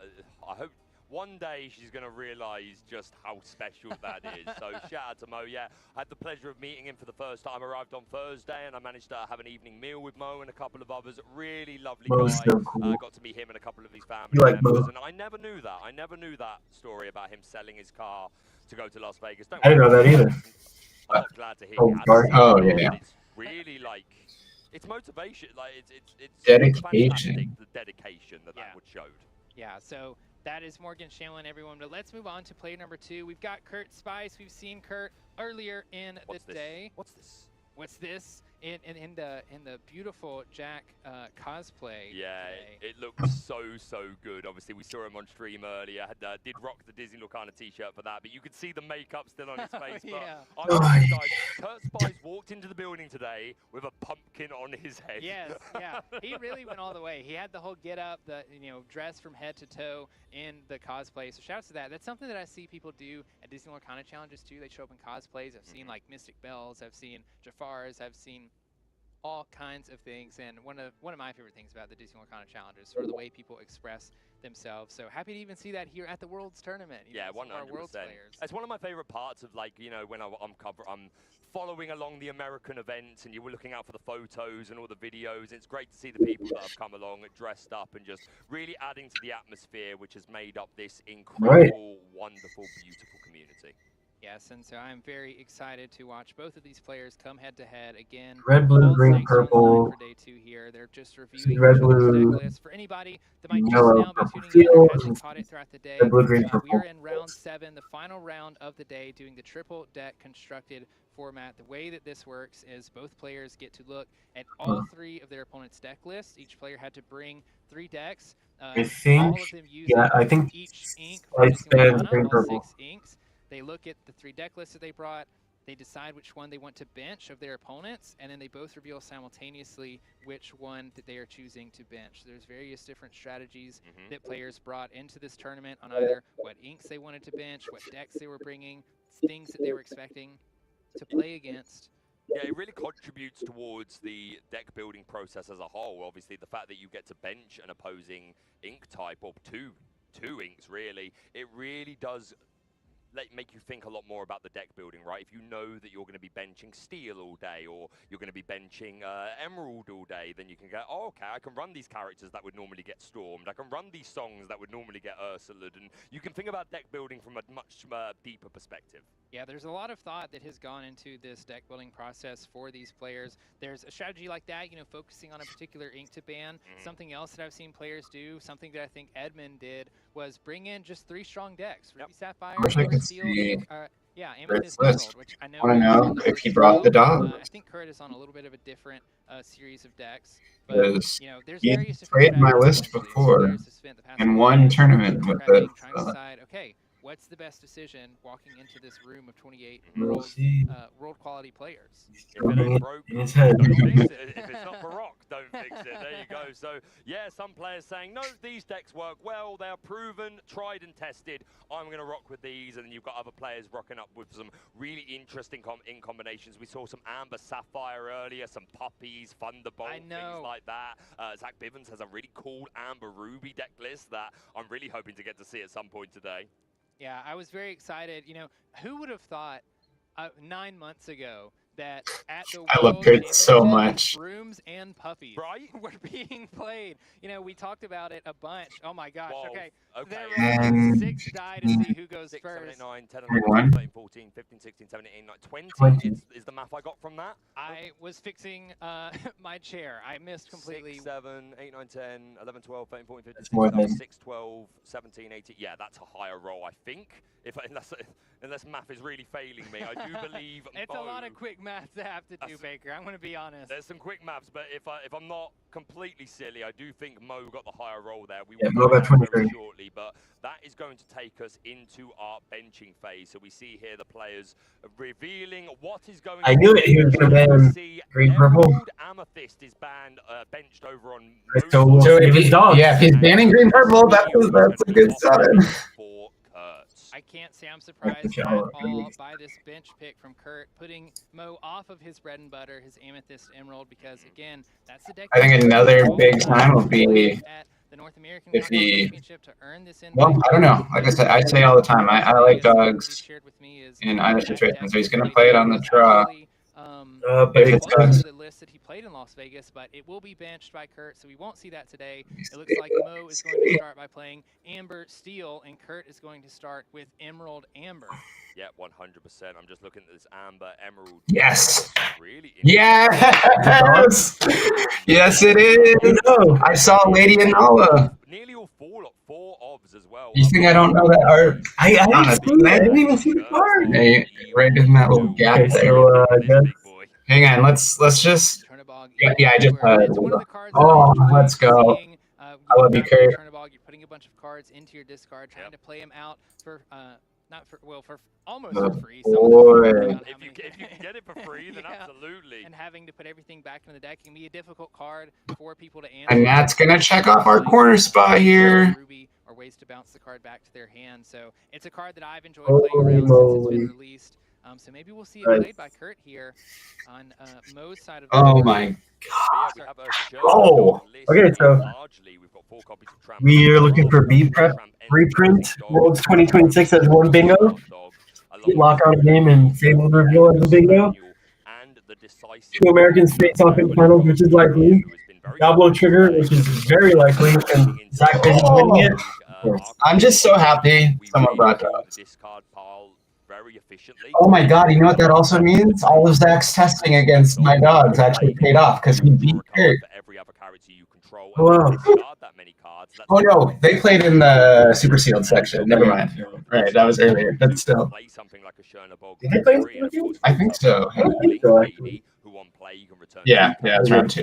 We didn't see it, right? Yeah. To your hand. Yeah, lots of dogs being played on Kurt's side of the board, wanting to put things into your discard so you can play big characters for cheap. You know, either we mentioned the Chernobog, there's the Tramp that can be shifted on as well. So it's just played early depending on how many characters you have in play. So that's kind of the name of the game for Chernodogs. And I'm looking at Mo's deck list here. We've got an Amber Steel. It looks like a pretty aggressive list, a version of Seven Dwarfs Mine. So Kurt is indeed playing dogs. Currently, but we're running cards like Doc Bold Knight. We're playing Lilo. Heartbreaking matchup for who? Do they know? Do you think they know? Do you think they know? Disguised Soldier to cycle some cards out. Peak Games Referee to sort of once you get a bunch. Oh man, yeah, this is crazy because I love both these guys so much. I don't even know like who I'm rooting for. Down, or in this case, potentially Under the Sea. I'm gonna root for Kurt while he's playing dogs. So I have to. I'm legally obligated. Dogs, the vast majority of these characters are indeed, they do be little guys, they quest for a whole lot, and hey, you can get them to high strength. Something like the Tramp Dapper Rascal, who on play, you can give a character +1 strength. Oh, and he's rocking the big loads. Okay. That can allow you to get to big high numbers, but here we go, the opening hands being drawn. Are you on Piggy? No, not with I was on him in set 7. But probably that I think he's going to want to keep on Lilo. So we're kind of looking at a very fast turn 1 Daisy, turn 2 Daisy, Lilo, getting just a bunch of low-cost characters. This is looking pretty doomed. Out there trying to finish the game quickly. We've also got a beautiful Lilo making, or sorry, not Lilo making wish, Lilo escape from those gift boxes in both players' hands. Beautiful card. He's gonna wait. For both of these, there was also a I feel like he needs to look for strength, right? To see what he alters. Or he may have already altered, actually, as Kurt is finishing his right? alter. Yeah, we'll get confirmation on that soon. Yeah, Mo won barrel. Oh, Yeah, yeah, Mo yeah, I forgot. And that's right there, both of which are one-cost characters. The I mean, as long as Kurt sees Tramp 2 and Ursula. Yeah, but if Mo kept, when you play a character, this character gets +1 this is strength this pretty turn, strong. 3 strength. But I don't see combo in Kurt's in. These ladies can become absolutely. He has at least one Tramp, though, I think. Or was that the other Tramp? It was the shift. And he doesn't have the strip target. You can absolutely play that lady on turn 1, follow up with another 1-cost character on turn 2, and then the Tramp being played for 1 on turn 2 as well, because the discount from Lady boosting her up to that strength that she needs for a 3-lore quest. So 2 pretty aggressive lists going head to head, and we see the fist bump by both players. We are going into the final round of day 1 of the Disney Lorcana World Champion. Morgan starting with a Lilo, making a wish, passing it on to Kurt. Yeah, pretty solid start. And you notice these 0-4s that Kurt's running, such as the Little John. Really useful in this match because you can play things like Tramp to boost their strength. And Oh yeah, he does. It's both the 7 Sands. He can combo the heck off here, potentially. hit all the harder. We are going to prioritize the lady that actually has 1 strength so that we can deal with this Lilo this turn. Speaking of Lady, Mo, I think found a Lady off the top there, Lady Family Friend, which when played, you can play a 2-cost character or less for free. And what's funny about this is Mo has 2 daisies in his hand, but you can't quest daisy in this matchup. You lose. Playing 2 1-cost characters, we can potentially follow it up with that Lady. Which is why he opened with Lilo, but probably gonna approach it playing out 2 Daisy. Probably approach it the same way, no? Donald's winning all those teddy bears for Daisy here. We're gonna It's quest like, for 2 with oh, Lilo. there's a bug. Morgan being the first for lore on board. Like he probably wants to keep as much things standing and maybe bait out a challenge from Daisy. No, looks like he's not going to try to combo off because he knows it's a little too risky off the challenge here, right? So then one of the daisies Which is better for Mo. You can pay 2 more ink to gain lore equal to the damage on a character. And I would ink the Rapunzel personally if I was Kurt, but I'm addicted to the combo. Game changer later on. Absolutely, and Go-Go Tamago, a card that Mo is known for, one that he'll definitely be looking out for. Oh my goodness, we see a third Triple Daisy. Sorry, Oh, a third Triple Daisy is. Oh my God. Kurt's gonna be getting a lot of cards in his hands every time Daisy quests. He reveals That's pretty good. He gets to put it in hand, but these That Daisies is have so much willpower, hey. questing for 2 every turn. Mo put his foot on the gas It and is said, quite "Let's sick. wrap up this game quickly." Yeah, Mo clearly has dinner plans that he wants to get to tonight, but Kurt not too worried. Again, like this is bad, don't get me wrong, there's a lot of gas on Morgan's side of the field, but if Kurt can build up a few characters and then play something like that Cricky, or again, we mentioned the Tramp, we do have the tools here to be able to answer these characters, but there's a lot of dark. Bingo board is looking pretty good. It's not over, as you mentioned. He has 2 little dogs already, 0-4s. There's another Nala that I saw in hand, a 0-4 as well. And honestly, all he needs is something like a Cricky to pull, and then all of a sudden, these Daisy Ducks are being banished. Okay, Not what you want to we're see. showing that there's only the dock in hand for Mo after we play this Ursula. But it's a foil Rapunzel. And action discard on Kurt's side. Brandon, did Kurt just ink a foil DLC Rapunzel? It looks that way. Look, I feel bad inking normal enchantments. In a minute. I can't imagine having to ink a DLC challenge promo Rapunzel. What a flex that is. Yeah, see, like this is so funny because like he could quest up to 12, but I will try and be professional. Kurt will draw 3 cards, which means Tramp comes down for free next year. Playable. Yeah, like most putting on the pressure, but a Cricky on the right turn, we could clear this entire board potentially. Always gonna be a character. Will Mo be too close to game by that point? There's an enchanted lady. You'll love to see it. Yeah, Mo at this point, inking the penny, playing the dock for turn, discarding 0 cards. Oh, gross. Yeah, I think Mo might just lose now. Cards that Kurt's filling off the Right? But like Daisy has a negative thing in the sense of you don't always know what your opponent has in hand, and you certainly don't want to be giving cards. It's just one of those things where like a scenario like this, where all of Kurt's how do you win if you don't quest? Knowing that he's Right? not drawing Like that Cricky, you can't also kill these daisies at the same time. Yeah, but be hoping we're digging closer and closer. Kurt's also at 0. Yeah, he doesn't have lethal, and Kurt can potentially 6, 8, 9. one shot here. I don't think pay one less to play him for each character that you have in play. So again, another you literally you play out your entire hand. You go tramp, Chernobog, quest everything that can quest.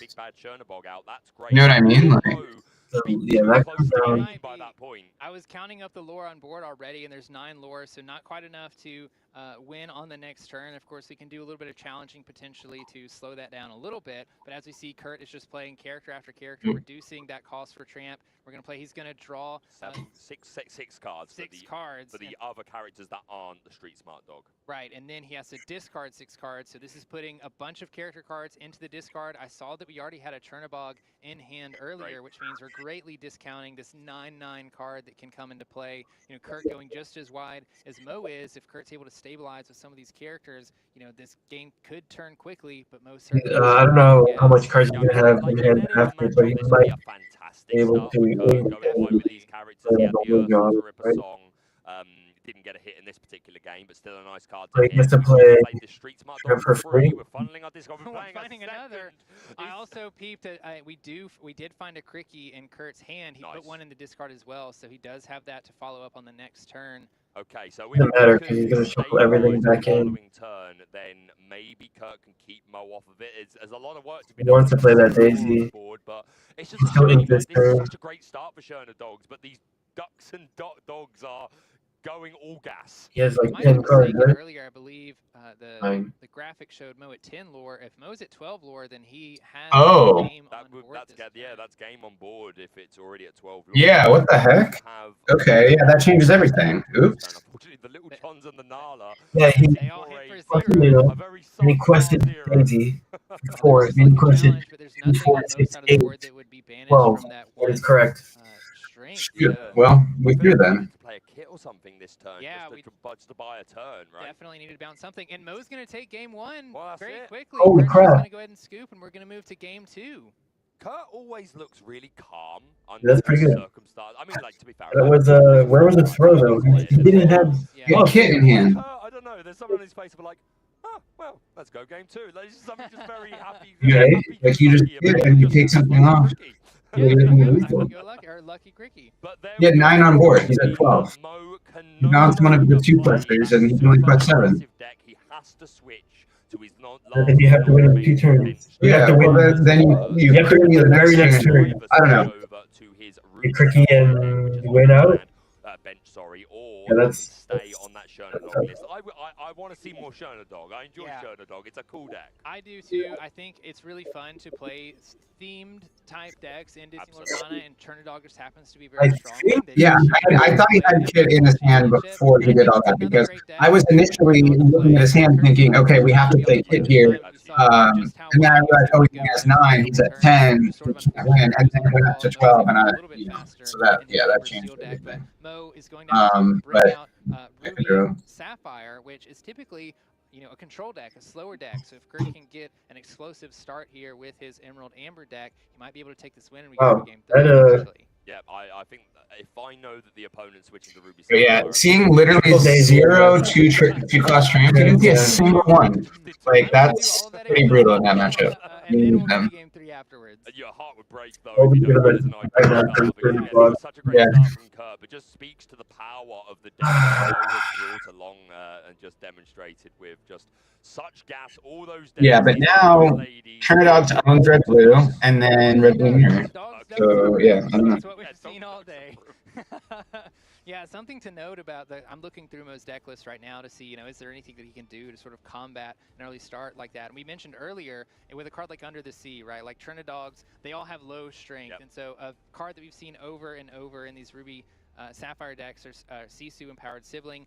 Usually in a scenario like this, I think Mo's looking to ramp for the first couple turns, which is essentially add extra ink into his Inkwell on the turn so that he can quickly shift the Sisu Empowered Sibling onto the Daring Visitor. But as we saw just from last game as well, you know, if Kurt can get that ideal opening, Mo may not have the time. He may be too late to do something like that. Yeah, I mean, with Ruby Sapphire, thankfully, we could go for a really aggressive ramp, like turn 2 Sail or Tipo into a turn at 3, like how far I'll go, just to like really just get to that turn where you can. I mean, be prepared isn't safe because Ursula, but you know, maybe Kurt misses the Ursa, and maybe that is an out. But if not, you're absolutely right. That Sisu is going to be huge. But can Kurt get close enough to game by that point that, you know, he feels confident they can get over the finish line? I hope so. I would love to see a game 3 here. I love game 3s, especially when there's so much on the line. I know the players probably. Yeah, I mean, Kurt's on the play against Red Blue. You like literally, you almost can't lose this matchup. And you got the Daisy. Now, honestly, in this matchup, Daisy's not even the best thing on play. You want to see game 3s, but we are going to look at these opening hands to see what the players are looking at. I do see. Let's see what Kurt is working with. Everything but Daisy is chipped here. Okay, I respect keeping one shift champ, but without the shift target. Oh, this one's like one guarantee. It's your card. You do what you want with it. And maybe if he can shift I mean, the ramp. No, yeah, the shift is really good in this matchup specifically. I just don't normally keep it in the opener, but I respect it. So let's see what happens. I love that camera work that we've had over the World Championship as well. I just want to say, I mean, we should comment on it. Just be like, yeah, of course we have this, but I think it's great. I think it's really cool. Shout out to production. Yeah, shout out to production. Shout out to judges. Shout out to everybody that has allowed this event to take place and run as smoothly as it has for this first day. You know, it definitely couldn't happen without everybody involved. So shout outs to everybody. Shout out to the viewers for being here all day too. We love you guys, and we're happy that you're here enjoying Lorcana along with us. Yeah, 100%. Worth mentioning again, a big match here for Mo. If he can secure this second game, or if we go to a game 3, just get the match win, he will have those 5 match points that are so coveted in today's event. And something to note, I didn't realize this, but Kurt is 3-3, which means if he wins, he still is going to be out of the top 8, but he is still playing for promos. Remember, each player, for every win that they get per round, they get another challenge promo. So Kurt would be looking to get the Baymax. I think it's the Baymax after the Kuzco, right? Yes. Cinderella, then Punzi, then Kuzco, then Baymax, then second Whole New World. Is that right? Absolutely. Perfect, Baker. You've been doing great. What are you talking about? But we have a turn 1 over. This has become pretty good. This is just the shiny standard. Yeah, like look, these players, I don't know what to say. I'm not showing up to locals with these kind of cards. You know, I'm excited to see them on stream though. If there's anywhere to play all these kind of cards, I think it's the World Championship. Right? Everybody wants to see that. Yeah, you have to beat the champ. With this We're trying more 1-drops though. With it, Mo finds a Maui But next turn we can go 1-drops and Piglet, and you know, you'll still get tramp out on turn 4. You just can't combo. C, which is usually what you're looking for as a reset. But being on the play, you can't really do the tramp turn combo anyways, and it's pretty hard against Red Blue just in general because you know if he has a brawl or it's CC on 3. There's the Sail the Azure at Sea. Shout out to Sailor. Holds his card so close to the chest though we have no clue what's in this game. Had to beat Sailor to get to this point last round. That's a flex. Yes, that's a flex right there. Sailor is no pushover. Definitely not. Fair play to Mo, a very a player with their own set of incredible credentials when it comes to Lorcana. So there's no surprise there. Just hey, that's still a great thing if you can take down a player of that caliber. But we're going to ink a Little John, and we're going to go wide. Down comes the Daisy Duck and the second Piglet. Oh no! Oh my goodness, we hit the workshop that's going to go to the bottom of the deck for Mo here off of that Daisy trigger. To be fair, I think of all decks, this has to be. Items have to be significantly worse, right? Because there's like this left. Yeah, it's juicy. I guess you're right. So one of the Daisies is definitely dead. The only reason that I react in the way that I do is because I know. But if Kurt drops a 1-drop, since losing Hiram, the workshop is needed in order to keep cards in hand. And so seeing that one of those is at the bottom of the deck, if Mo doesn't already have another one in hand, he's going to have to. Even if he doesn't, we can just ink and play. Getting the workshop into play and building cards back into our hand. But you just never love to see one go to the bottom. We do see another sale, so we will be ramping. That's okay. Even more. At least we're ramping. I think we would have loved to have seen like a Sisu on this turn potentially. We're gonna Baker. What are you talking about, bro? But this is also fine. Building up that. I think we still can Sisu. Yeah, there we go. It's been a long day. It's been a long day. Give him a break. Like you said, jet lag came from the EU. Mend some of the bleeding a little bit and getting rid of this Daisy Duck because these piglets they're about to quest for 3 lore each. We can shift next turn. Like unless Kurt can do something. Yeah, I mean it's still fine. Ink Ursula, play Tramp, quest for Yeah, 100%. What do we need Ursula for? Definitely. what is Prep gonna do? Always quest with everything here, right? We're gonna quest with Daisy first. Oh, I've been Yeah, I guess he always puts first. Yeah, but I mean, also, what is Prep gonna do? He can't Prep next turn. To be fair, And we're going to Mo 15 was right still now. one turn off of this be Pink, prepared. At that first point, loop. if these picklets stick around 100%. for more than one extra turn, What do you the extra mean? turn may not matter. He just quested to 9. Oh, it didn't and add then, it yet. Yeah. Okay, got it. And then Nice press deck. I'm sad that the be prepared's gone because we love to hear you sing, Baker. Oh, you're too kind.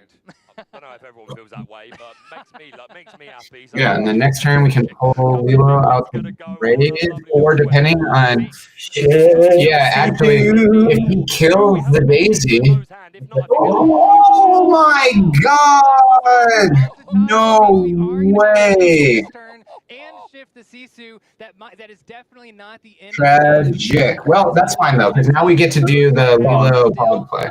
Which I was gonna say, if he kills one thing, you just play Pog next turn, but We're gonna see the Sisu shifted. Everything on Kurt's side of the board will be banished as we pass it back to Kurt. I cannot But- believe it. We didn't even know if he had it, and then we just see him pull it off of the. That is, I didn't see a lick of emotion on Mo's so, but we should have 8 in the grave, right? He's locked in, that's for sure. Mo is locked in. He wants this win. He's I know thinking about the he does. Lilo. Of course, yeah. He's Like thinking again, about the Lilo. Yeah. So it's only good if we draw an Inkable. If we don't draw an Inkable, we're a bit boned. Nice. the escape artist Oh, Leo, and let's we go. are able Let's to go. send all of the characters into our discard pile and pay.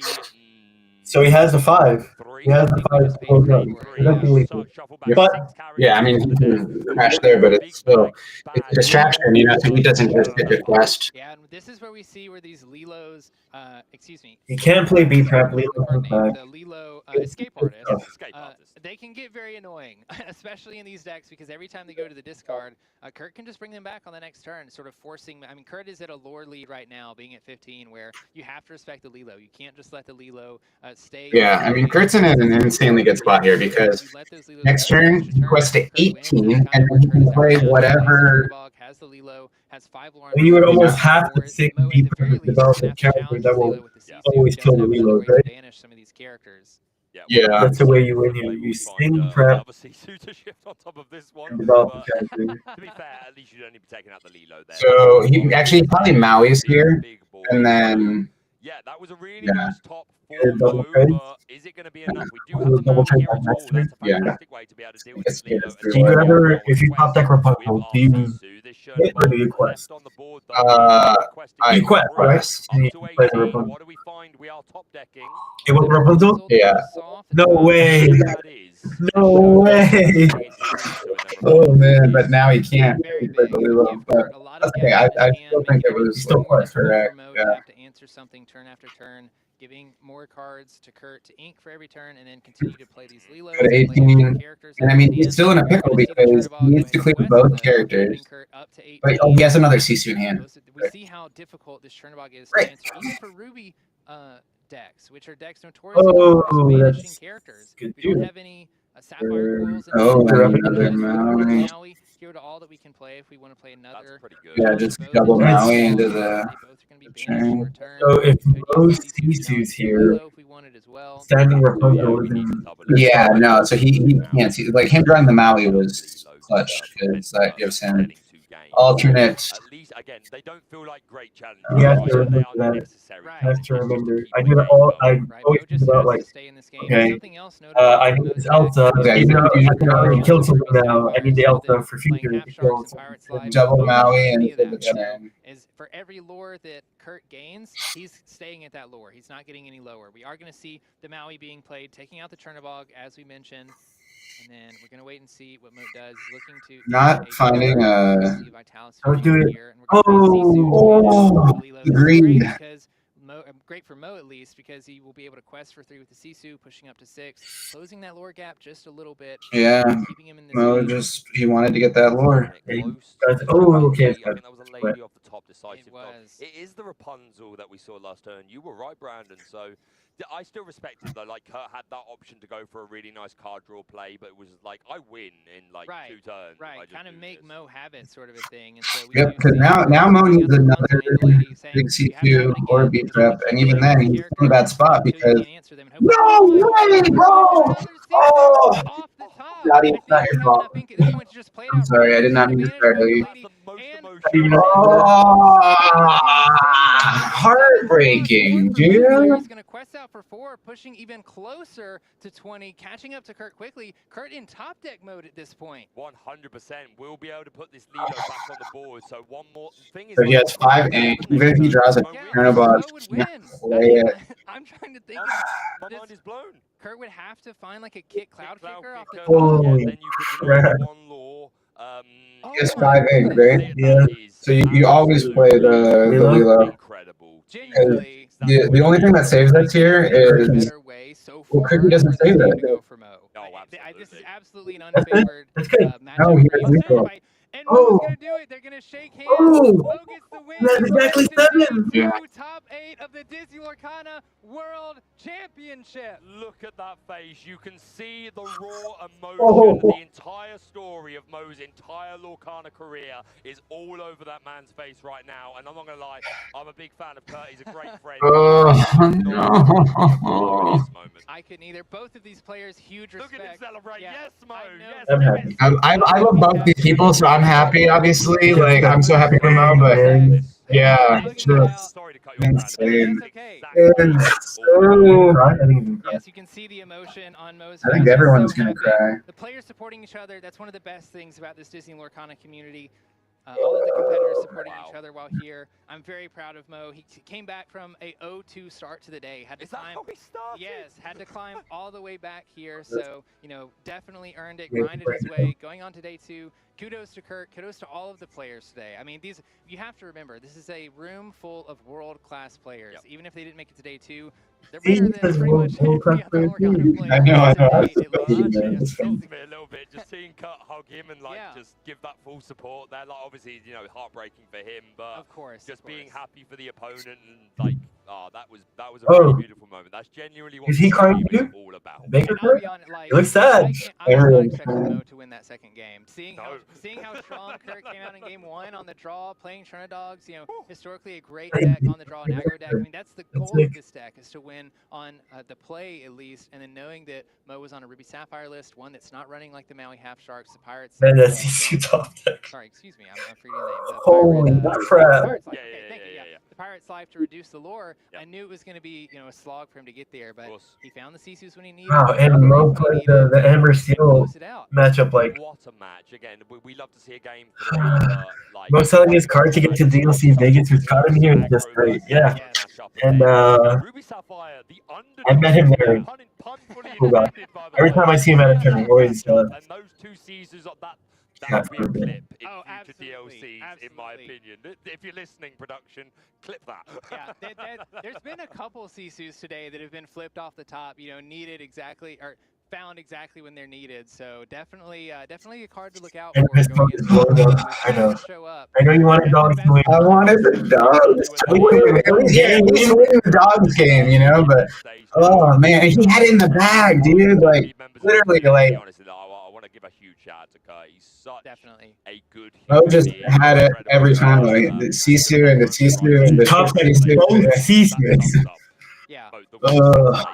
And the definitely great sports. The crazy thing is playing giving everybody a hug. Playing the small CC was, in hindsight, correct. The competitive space, like let's be honest, sometimes not correct, but it got into the winning lethal turn. You should have had top deck Sisu steal to get in. Make sure that we have good sportsmanship. We're about to get welcoming, we're supportive, and keep it up, guys, because I'm so proud of. I think we should all, from Ravensburg. I forgot we put that on here. Or he might just be like, I'm gonna win this. Tommy, I'm the best. We should be so proud, man, of the community we've created because. Couldn't be happier with it. Couldn't be happier, and we want to continue to build that. So keep it up, everybody that's listening. The I agree, George. And anyone that's ever played it is a bad person. I believe we do have Rebecca on the interview, so I'm eager to hear how you feel after making it to day 2. Tragic. But hey, I'm so happy for Mo. So we are here with Mo Shamblin. Congratulations. You are going it has to be wholesome. top 8 of the very first Disney Lorcana World Championship. How are you feeling? You were 4-1. I don't know yet. This was your last ready. chance to make it to day 2. I already and know. you I did know it. Mo. It's gonna be wholesome. It's insane. From where I started this morning to where I'm at right now, it's crazy. Yeah, you were saying that you actually started the day 0-2, so that was a big hurdle to overcome to get here. But you've said once you get over to the constructed that you were feeling a little bit better about the day. Absolutely. I started in sealed, and I was very comfortable in sealed, but it just didn't work out for me. So I started 0-2, and then my loving, I got to cast a tournament with Mo once. It was great. wife told me to stop losing, so I said, okay, deal. Deal, and here you are on your way to top 8. Now, I want to talk about these games because there were some incredible plays. First of all, game 1, double daisy, and then you're like, hey, Triple, why not have a come third on. daisy here? How did that feel? The triple daisy. My mulligan was. Oh yeah, in the same. I You got was same trying to color. be a little bit more Yeah, aggressive three. with it. Three That from was that an match. Yeah, insane pretty much. opener, and I'm like, I know I'm in the aggro mirror. I know we're just in a race, and I know he's just going to have this bomb turn, and he's an amazing player. He's not going to give me a chance to stop it, so I'm just going to see what happens. And it worked out fantastic. It was a perfect mulligan for the game. Yeah, and then game 2, I know that traditionally that Ruby Sapphire can struggle against aggro decks. How are you feeling about that match? And then how are you feeling about those Sisus coming to help you? Yeah, you know, sometimes it's just your day. I was blessed. I made the play. I knew my outs. I knew how much lore he was threatening, and it was terrifying. And I drew the cards I needed to. And you know, absolutely blessed. Double Piglet, double Daisy, Tramp on curve. That was wild opener. Yeah, that was I was able pretty to crazy. get it shut down. Well, it was a wild game, an exciting game. I know that the community probably had a fantastic time watching that game. There were lots of hoops and hollers out here when you pulled off those Sisus. Congratulations again. We're going to see you tomorrow in the top 8. Congrats, Mo. We're going to go back over to the booth. High five on the way out here. Oh, what Any a info? day. Or No, absolutely no. There's no way. They're being so stingy with it. They said there would be more Yeah, but a so bomb. we did get that beautiful interview with Mo, but we want to bring Kurt in as well to talk about his day as well. So Kurt, why don't you come on in? Come on over, my friends. We just have to say, first of all, kudos to the day. You did a fantastic performance. An amazing day. Yeah, so tell us about it. Tell us about it. Yeah, so The stitches are sealed portion. I just wanted sweating away. to make sure I'm live for the tournament going into the constructed, so I could bust out the dogs. And so then yeah, so I went 2-1 in sealed, so doubled up my expectations. There you go. That. Nice. Let's go. The sealed was souped up, and you know I had a lot of good cards too. You know, so like yeah, and then the constructed games were really fun. It was a lot of close matches. I lost 4-3 in constructed, went 1-3. Nice. But it was always mostly game 3s. One was a 2-0.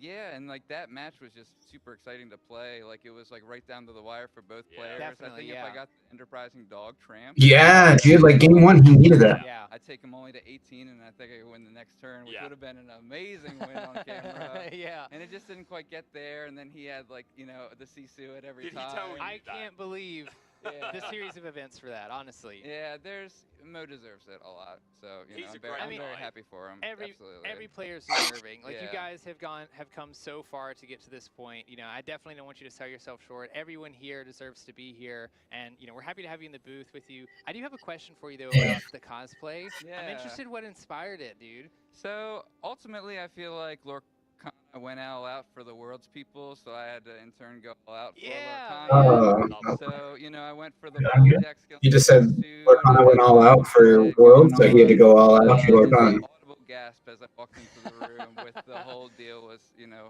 well That was worth only half me. well worth it. And then I was like 0-7, and I'm still dancing off. You That's awesome. So yeah, just you know, kicks it off, and it's just. You know, if the tournament goes bad, at least they have something else to talk about. Yeah, exactly. Well, you did phenomenal today. You know, I'm proud of you. I'm proud of all the players here. We're happy to have you here, and as a representative for Disney Lorcana, you know, I think it's awesome to see people that are willing to put so much back into the community. Like you said, you know, you thought they did so much for us with Worlds, and you wanted to do something for everyone else. And so, yeah, I just have to give kudos to that. I do, and I want to make a point of saying You are genuinely one of my favorite people in this community. You're a great player. I've always seen you giving incredible advice and support to other people. But the main thing I want to point out, that moment after the match where you've just lost 2-0, you stood up, you gave Mo the biggest hug, and I could see how genuine that was and that you were elated for him. That, to me, sums up Disney Lorcana as a whole. So I want to say thank you so much for showing that to the community and for just being an incredible human being. Thank you. That means the world to me, Villain. Just So, yeah. Get that for sure. Just the truth. Just want to call him how we see him. But we're going to be ending soon. Is there any last messages, like shout outs or thank yous, or the camera is yours for the moment? Anything you would like to say? Be careful. If you're at home and listening, I just want to know where my dogs at. Hey. Where my dogs at? Where my dogs at? Where my dogs at? Where my dogs? I'm breaking the set. I'm breaking the set. I gotta get out of here. If you're in the chat, give him a virtual round of applause. Awesome to have The dogs did make it to Worlds. Yeah. What an incredible guy. I'm happy. What more could you ask for from a World Championship player? But Brandon, I also want to give you a cuddle. Of course, anytime. What were the piglets over? Do you think they could have been? Yeah, I'd have to see his list because I saw he was running pretty much everything I have With a lot of piglets. Yeah. He's probably just like on 3s and some things I'm on 4s of or something like that. Go-Go's. I saw one during the shuffle. So Disney Lorcana on X, on Instagram, wherever Disney Lorcana is, wherever social media is, go and follow it, and you will see very shortly the final brackets, the standings for day 2 will be posted, and tomorrow we are going to be back with the top 8 of the World Championship, and we're going to see every single match. They're not going to be happening at the same time. There's going to be a schedule. No, yes, it'll be staggered. Yeah, we'll announce that, I'm sure, at the beginning of the day. We'll have a little bit of an idea of how that's going to look, and we'll make those announcements for you. Anything and today? Don't forget, there are plenty more announcements coming up to do with 16 Disney Lorcana challenges. 16, okay. Confirm 16. Worldwide, which is very exciting. I know that you guys at home, if you're enjoying the show, we know that you want to play. We get it. We totally understand. You want to get in the ring. I understand. Well, tomorrow we're going to start giving you the information that you can use to say, okay, let's go. My time has come again. Give me the info. Absolutely, Baker. I hope to see you tomorrow in the booth as well. You did a phenomenal job today. All the cast. Wow, you know how Hector said we're going to go to every single DLC? I don't think now that there's 16, do you still think that's true? That's way too much. I'm happy with this one. No, we're going to do more than that for sure, but be sure you tune in tomorrow for I don't know if we're doing 16. first ever Disney Lorcana World Championship. But to sign us off, Brandon, I would be elated if you would join me in a little bit of a sing-song. Okay. You know, if they're going to be here tomorrow, they need to... I'm down. Something very specific, right? Be prepared. Okay, Yeah, of course. See us tomorrow. 3, 2, 1. Be prepared.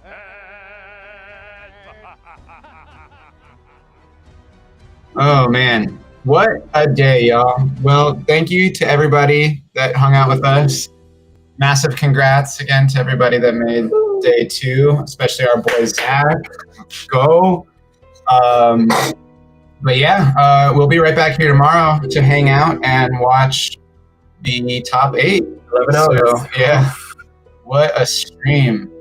I don't know if they're going to quickly show us the standings, or maybe we can just pull it up. Oh, man. Let's see. Because I would love to know who else made top 8.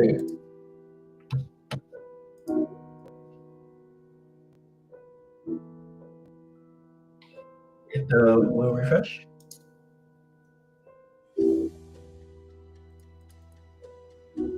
They were too emotional. They didn't report their match. But yeah, so Diego, Federico, I don't know the other guys, Eli, Rose and that's one that guy just gotta buy for. He's 1 in 5. He gotta buy because Bivens was the 3rd one to beat. So technically there was an odd player. Thanks for questing with us. But yeah, I guess that'll be all for today. Peace out, everybody. We'll see you tomorrow.